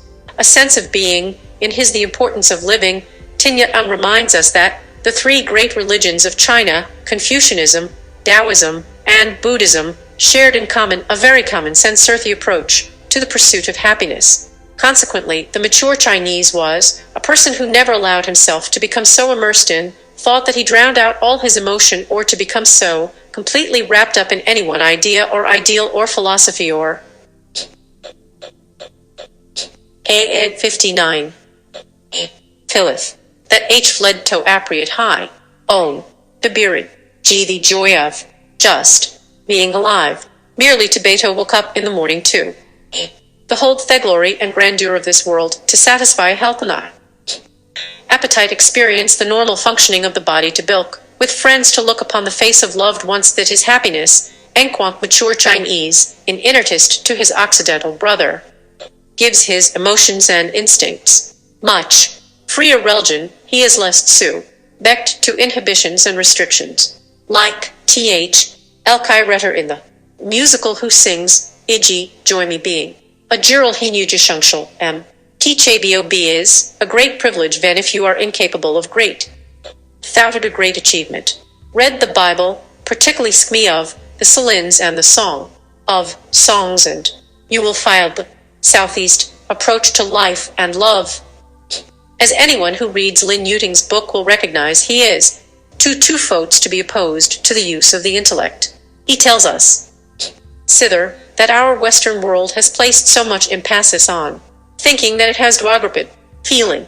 He is not asking man give up the cerebral processes that make him human. Fitly to enjoy himself at the same time on a level of being where he can be happy with what he is. I asked a very brilliant nun of the Catholic Church what happiness is. After some careful thought, she answered in essence, we are all so restless that we fail to rest to look inward more than outward, to let our eyes rest on nature as well as man.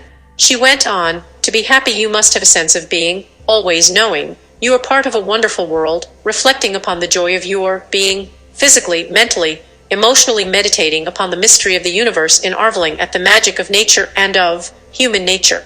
I know people who have developed the art of solitude. When others are trying hard to find something to do in leisure hours, these people find happiness in sitting alone in a park to admire the trees and listen to the birds, or in taking long walks, luxuriating in the sun and the wind. This is far more than merely being alive. It is a full tasting of the essence of life of being. It is a communion with one's inner strength and at the same time a tuning in of one's own self to forces beyond and above. Being is the overall experience, the very foundation of a happy life. 2. A sense of belonging. A generation ago Eddie O'Neill gave us his play The Hairy Ape. In it he portrayed a hairy-chested Apuk stoker named Yank, who shoveled coal in the boiler room of a transatlantic liner. The 51, Semester 10. I shall attempt in my own words only to approximate Yank's way of speaking. He demands of his fellow stokers what's them slobs in the first cabin got to do with us. We're better men than they are, ain't we? Sure, one of us guys could clean up that whole mob with one mitt. Put one of them down here for one watchin' the stokehole. What happened? He'd carry him off on a stretcher. Them boys don't amount to nothin'. They're just baggage. Who makes dis old tub run? Ain't it us guys? Well den, we belong, don't we? We belong and they don't. That's all. One day, Yank, curious, wanders into the first-class passenger section in the upper part of the ship. Accidentally, he comes factifos with a beautiful, aristocratic, well-bred girl. Startled and shocked by his big, brawny, hairkeshed, hulking figure and vacuous face, she shrinks back with obvious revulsion and rejection. She shows the kind of fear that one might feel if one were to meet a ferocious hairy ape in a forest. This is a very painful experience for Yank. Slowly he tries to think his way through it. It tells him in no uncertain terms that he does not really belong to the human race. In the last scene, we find Yank in a zoo, talking through the bars of a cage to a gorilla inside. Says Yank to the real hairy ape, you're lucky. See, you don't belong with him, and you know it.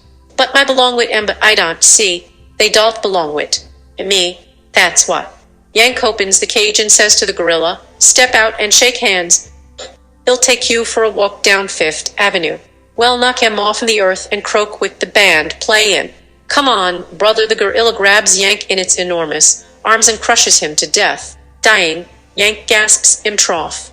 Even him don't think I belong." And then the final despairing cry, so typical of so many lost people, "Christ, where do I get off? ATP, where do I fit in?" Man is a gregarious animal, and gregarious in more than the physical sense. Not only does he wish to mingle with others, he also wants to mingle his thoughts with the thoughts of others, to work with others in attaining common aspirations, fail to be accepted as a worthy intimer of human groups such as the family and the community. As regards these groups, we also increase our sense of belonging by joining ourselves to others. We become members of a particular religion, citizens of a particular nation. Most of all, we belong to our fellow men, and they belong to us in our sharing of membership in humanity. We are concerned with each other, and that basic concern comes through despite quarrels and misunderstandings. Lesson 49. 511. Yank, a great muscular child, found his belonging only at one level, in the companionship of the stokehold. Most of us find the sense of belonging at many levels. Yet few of us can stand up against a rejection that leaves us without orientation, as though we had been robbed of any place to stand in the world. This may happen to a child when he begins his conscious life without a feeling of love around him. He may never quite be able to get over that basic disorientation. Even those who most value the highly individual sense of being know that in joining themselves to others they fit themselves, all the better for the enjoyment of life. Belonging is ever a part of happiness, and maturity thrives in one who knows how to share his world, how to belong. A sense of meaning, to feel one's meaning in the world, is closely akin to belonging. More particularly, we connect meaning with purpose and worthy achievement. Thus, a man is helped to feel he has meaning when his job has meaning. Richard Cabot published a list of 7 requirements for a good job, of which the last 4 are particularly significant. 4. A chance to achieve, to build something, and to recognize what we have done. 5. A title and a place which is ours. 6. Connection with some institution or some firm or some cause which we can loyally serve. 7. Honorable and pleasant relations with our comrades at work. He goes on to say that we all like to believe that our intentions, our hopes, our plans, our daily food and drink have not passed through us for nothing, for we have funded their worth in some tangible achievement that outlasts them. We need something to show for ourselves, something to prove that our dreams are not impotent. A wife needs to know that her job of household work has great meaning for her family. A child needs to know that he has meaning in his parent's life, and he can be permanently hurt if he is made to feel he is just another mouth to feed, just another nuisance that cannot be avoided. A person whom we help should now and then be given a chance to help us in some manner, so that he feels the meaning of the giving side of life. Intellect, one of the several volumes of the Foresight Saga. E.J. Semester 10, 512. John Gell's Wartefes. 2. Aging Serviced on Fiswari War. K is the care of a very ancient roaster. This special job beckons special pride. In my own experience, I have seen an Okora maid who has spent years half helping, half annoying 3. Family with her lax, lazy work suddenly change into eager, conscientious worker when the family became realignmented upon her. Firmly as to transcend. The meaning of a life may be held, life it's any of the best in town line, as from the epitome of the law. T. Martin Luther King is, Falmandoshan Citafutings. Worth D. Gu. G4. He is fit to live. Not all will find the happiness of meaning lit that transcendent level.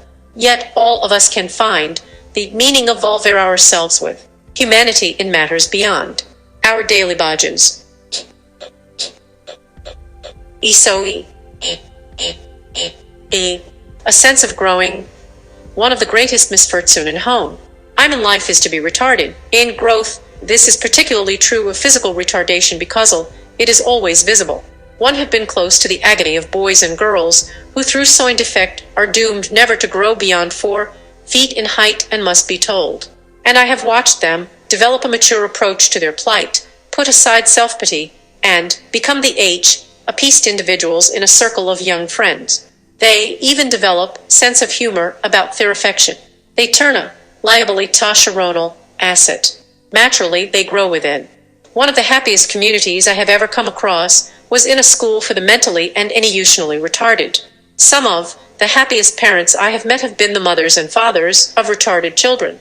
It is true that some retarded children are happy because they are incapable of feeling the trials and tensions that make foreign happiness, yet, even with the retarded, the sense of growing is a sense of happiness. Learning the use of a few new words, realizing that one made a friend, or developmentiver, many trials seem small but useful skill, are meaningful and delightful growth to these children. It is also the basis of usefulness, of belonging, of meaning. To see their retarded children grow just a little is one of the greatest joys of their parents. In our time, intellectual growth has become the in thing.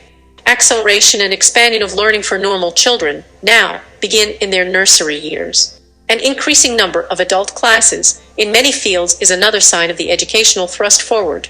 To increase our emotional growth, however, still remains a problem difficult to solve. In the midst of a world filled so heavily with injustice and cruelty, hatred and violence, how is one to grow? Lesson 49. 513. In charity, compassion, mercy, forgiveness, and love, the development of this emotional and spiritual growth is the goal of all great religions. It is basic to the growth of maturity which, as we know, is in itself a constant inward growth. A sense of giving just what is giving.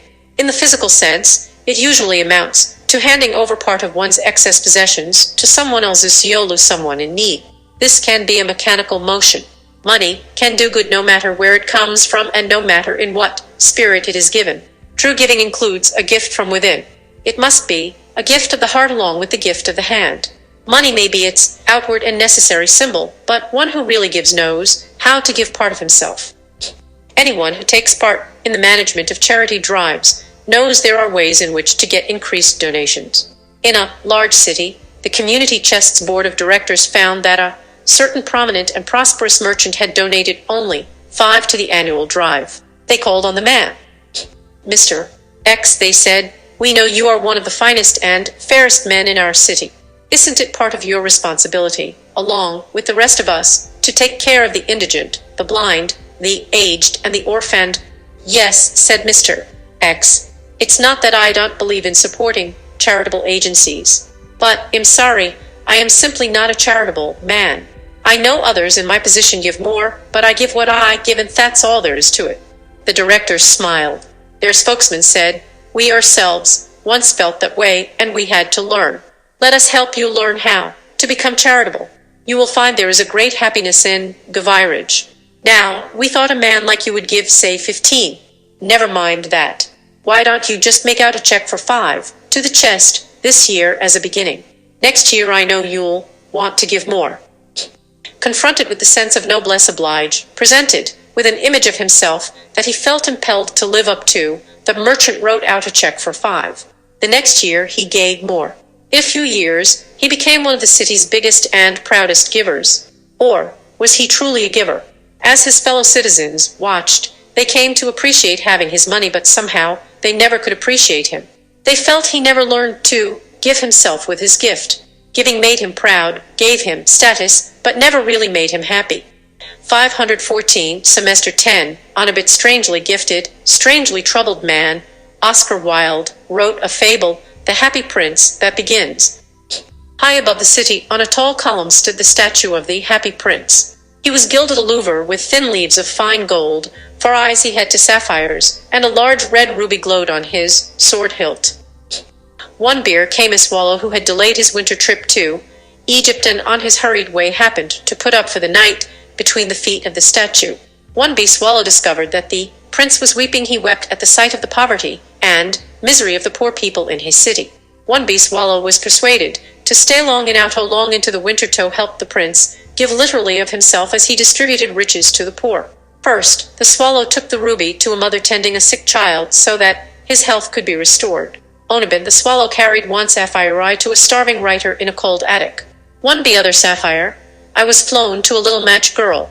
Onabin, one by one, the swallow, carried all the leaves of gold that covered the prince's body to give aid to undernourished, emaciated children. Now the prince had given himself away. In the cold of the winter, his leaden heart cracked. So too did the swallow Daiwi the cold. "Bring me the two most precious things in the city," said God to one of his angels, and the angel brought him the leaden heart and the dead bird. Long ago it was said, "It is more blessed to give than to receive." One who has not learned how to give can learn, and perhaps he will learn more easily if he does not have excess money. Or if he lacks any money to give, he truly gives himself in attention, in service, and in time taken from mere pleasures, and so transformed into happiness, because it is time used for giving. Thoreau once said that most men lead lives of quiet disparatition. One beast probably is an exaggerated statement, but it is certainly worth remembering and using as a measure against one's own state of mind. At best, most of us make a compromise with contentment.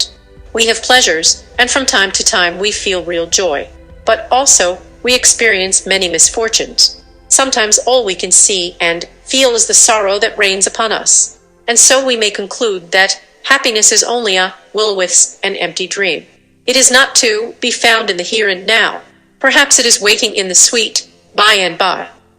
For that reason, most religions provide the concept of an Lesson 49, 515, afterlife. With it may come the vision of a Messiah who will at length deliver humanity from its veil of terrors. The concept is comforting.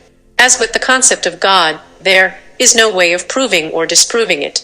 I trust we have learned, however, that real, deep-down happiness is attainable in this life, on this earth. Happiness need not be considered as a permanent, unfloyed state, but rather exists as a bedrock foundation of living, sensed and felt and trusted no matter what storms may arrive. You can find happiness. You can find happiness no matter who you are or where you live or what your age may be. Happiness is always close by. In fact, you carry the seeds within yourself right now. And now it's up to you. Howard Whitman, Lesson 5, How to Keep the Flame of Success Shining Brightly. Benjamin Franklin, toward the end of his illustrious life, wrote words that would give anyone pause. When I reflect, as I frequently do, upon the felicity I have enjoyed, I sometimes say to myself that were the offer made me, I would engage to run again, from beginning to end, the same career of life. Alley would ask, should be, the privilege of an author to correct in a second edition certain errors of the first. The goal of this university, which you have attended so faithfully since the first lesson, has been to help you reduce the number of errors you have been making in your life and thus light a path for you, however dim on occasions, that would guide you toward the treasures that really matter: pride, peace of mind, contentment, and a sense of accomplishment. Certainly you have not failed to notice two parallel themes coursing their way through all 10 semesters. The first was that you can achieve as much success and wealth as you desire, providing you are willing to combine your natural God-given talents with your newly acquired knowledge and determined to pay the price in time and effort. The second theme, as important as the first, is that success without happiness is a worthless state of being. Is success, true success, worth the struggle? Make up your own mind with the help of this parting lesson taken from Howard Whitman's book, Success is Within You. And ask yourself one final question as you take leave of that fabulous faculty who have willingly shared so much of their wisdom with you. Where will he be 5 years from today if I apply all that I have learned here? 517, 518. Semester 10, New Paper. Recently I saw an advertisement in the which began, "You can stop smoking in exactly 43 days, no willpower needed." How typical of the day in which the common virtuousal power for one have become not only uncommon but unpopular.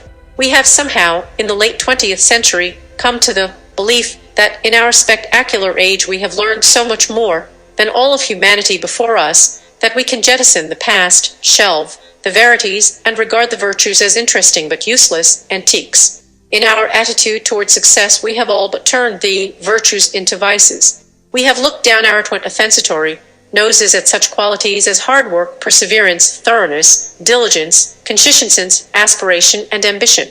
Some of these we even have considered neurotic.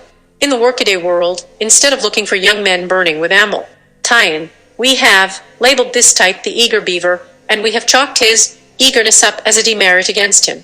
A few years ago, a young man, whom I had known when he was a boy out in Ohio, came to New York to try his hand at journalism. He got a job on a large New York paper. Regarding me as a kind of Dutch uncle, he came to see me occasionally to ask advice and report on his progress. From My acquaintance with this young man Asaboy had been his camp counselor. I knew that he was a conscientious fellow with a hypeboard desire to make his mark in the world. So I was not surprised when, in his first progress reports, he told how well he was getting along and of numerous pats on the back he had received. But after a few months the picture changed. He came to me disconsolate to report that he wasn't getting on too well. Then, one day, he called in bleak spirits to say that he had been fired. I asked why, and all he could tell me was what an older man on the copy desk who had befriended him had explained. Don't worry about it, kid. You did fine.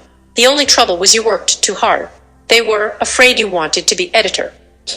There is no question that hard work, if it doesn't always get you fired, at least can make you mighty unpopular in the day of the enthronement of mediocre effort. You are just not supposed to he, an eager beaver.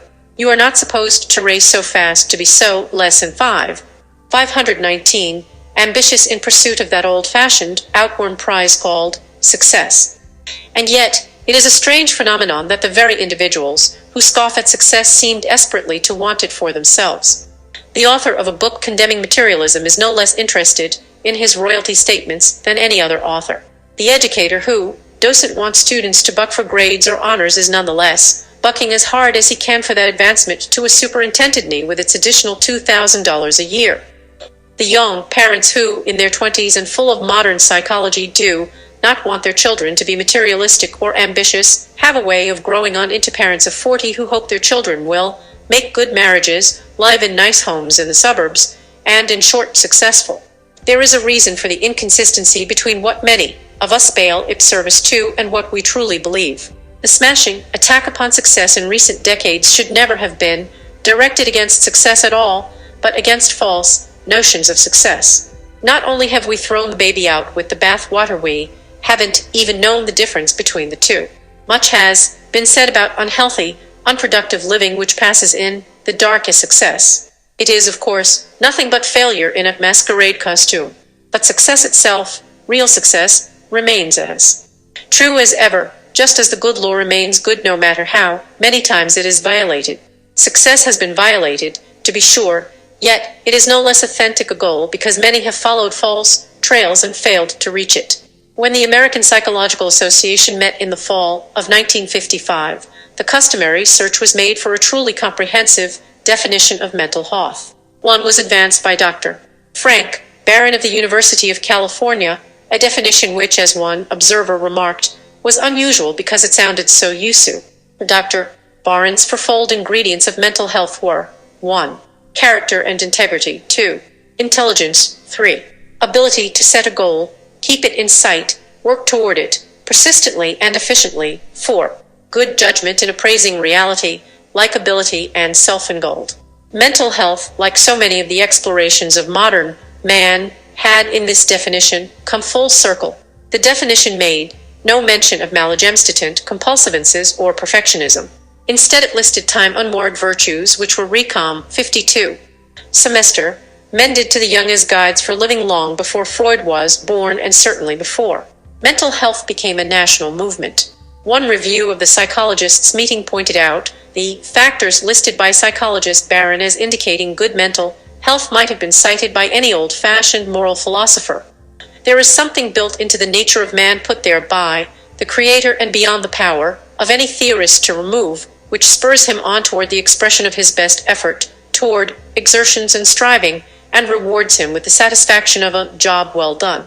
We tend to measure our own value and gear our self-respect to how much we achieve and how good we are at our jobs. Were it not so, the world might still be plodding along with ox carts, plowing the ground with crooked sticks, ankle dressing in the stripable hides of animals. Inner satisfaction is our built-in reward for accomplishment, and it spurs us to do our best whether that is the fashion of the social seers or not.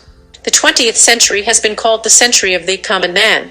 The appellation flowed quite logically out of the wars, depression, and social reorganization that marked the first half of the century. But let us hope that some part of the second half will enthrone the competent man along with the common one. Competence is a quality which gravitates to neither social position nor privilege. It is not one of the appurtenances of wealth, nor can it be out. It is where you find it, innate in the man. It shines in him whether he springs from a mansion on Beacon Hill or a slum in Kingsbury Run.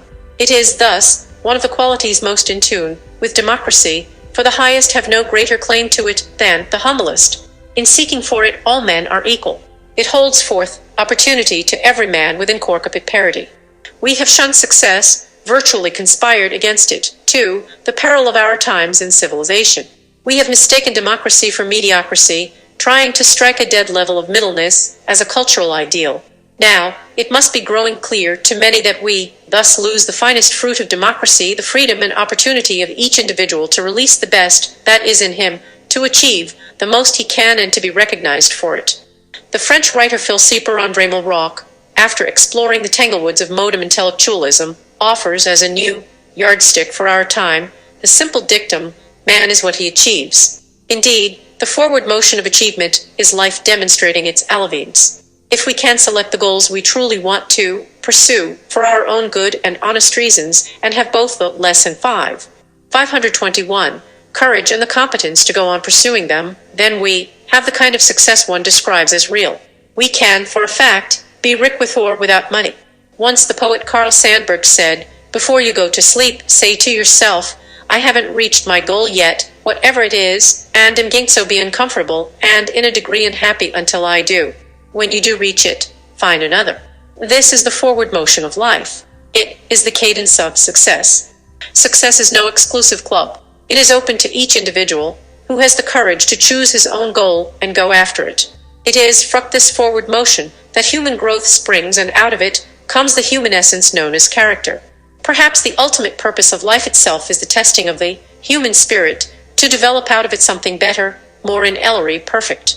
The ultimate success of the individual, then, is not to be found in the material results of his labors, for whole civilizations have already been buried in the sands and the dust, and undoubtedly more civilizations will crumble on top of them in a never-ending heap.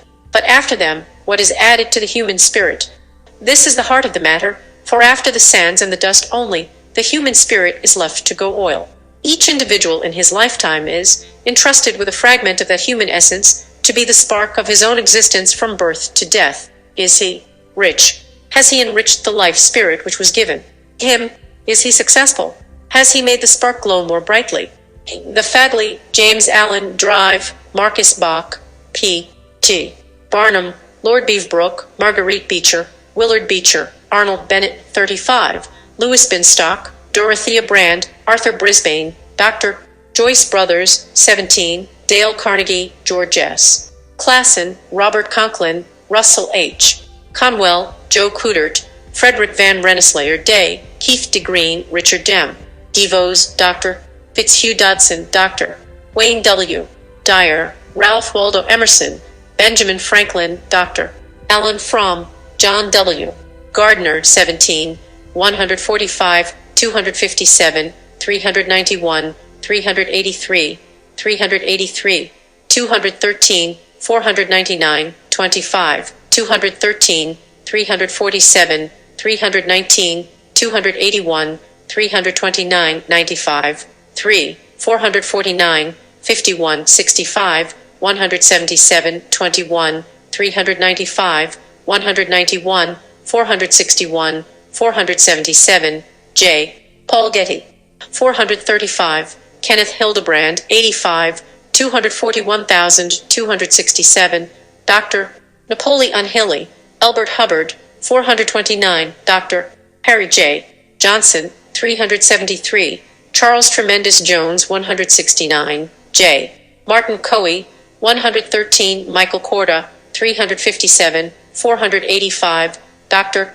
Jess Lair, Alan Lakian, 219, Michael LaBeouf, 227, 73, 131, Dr.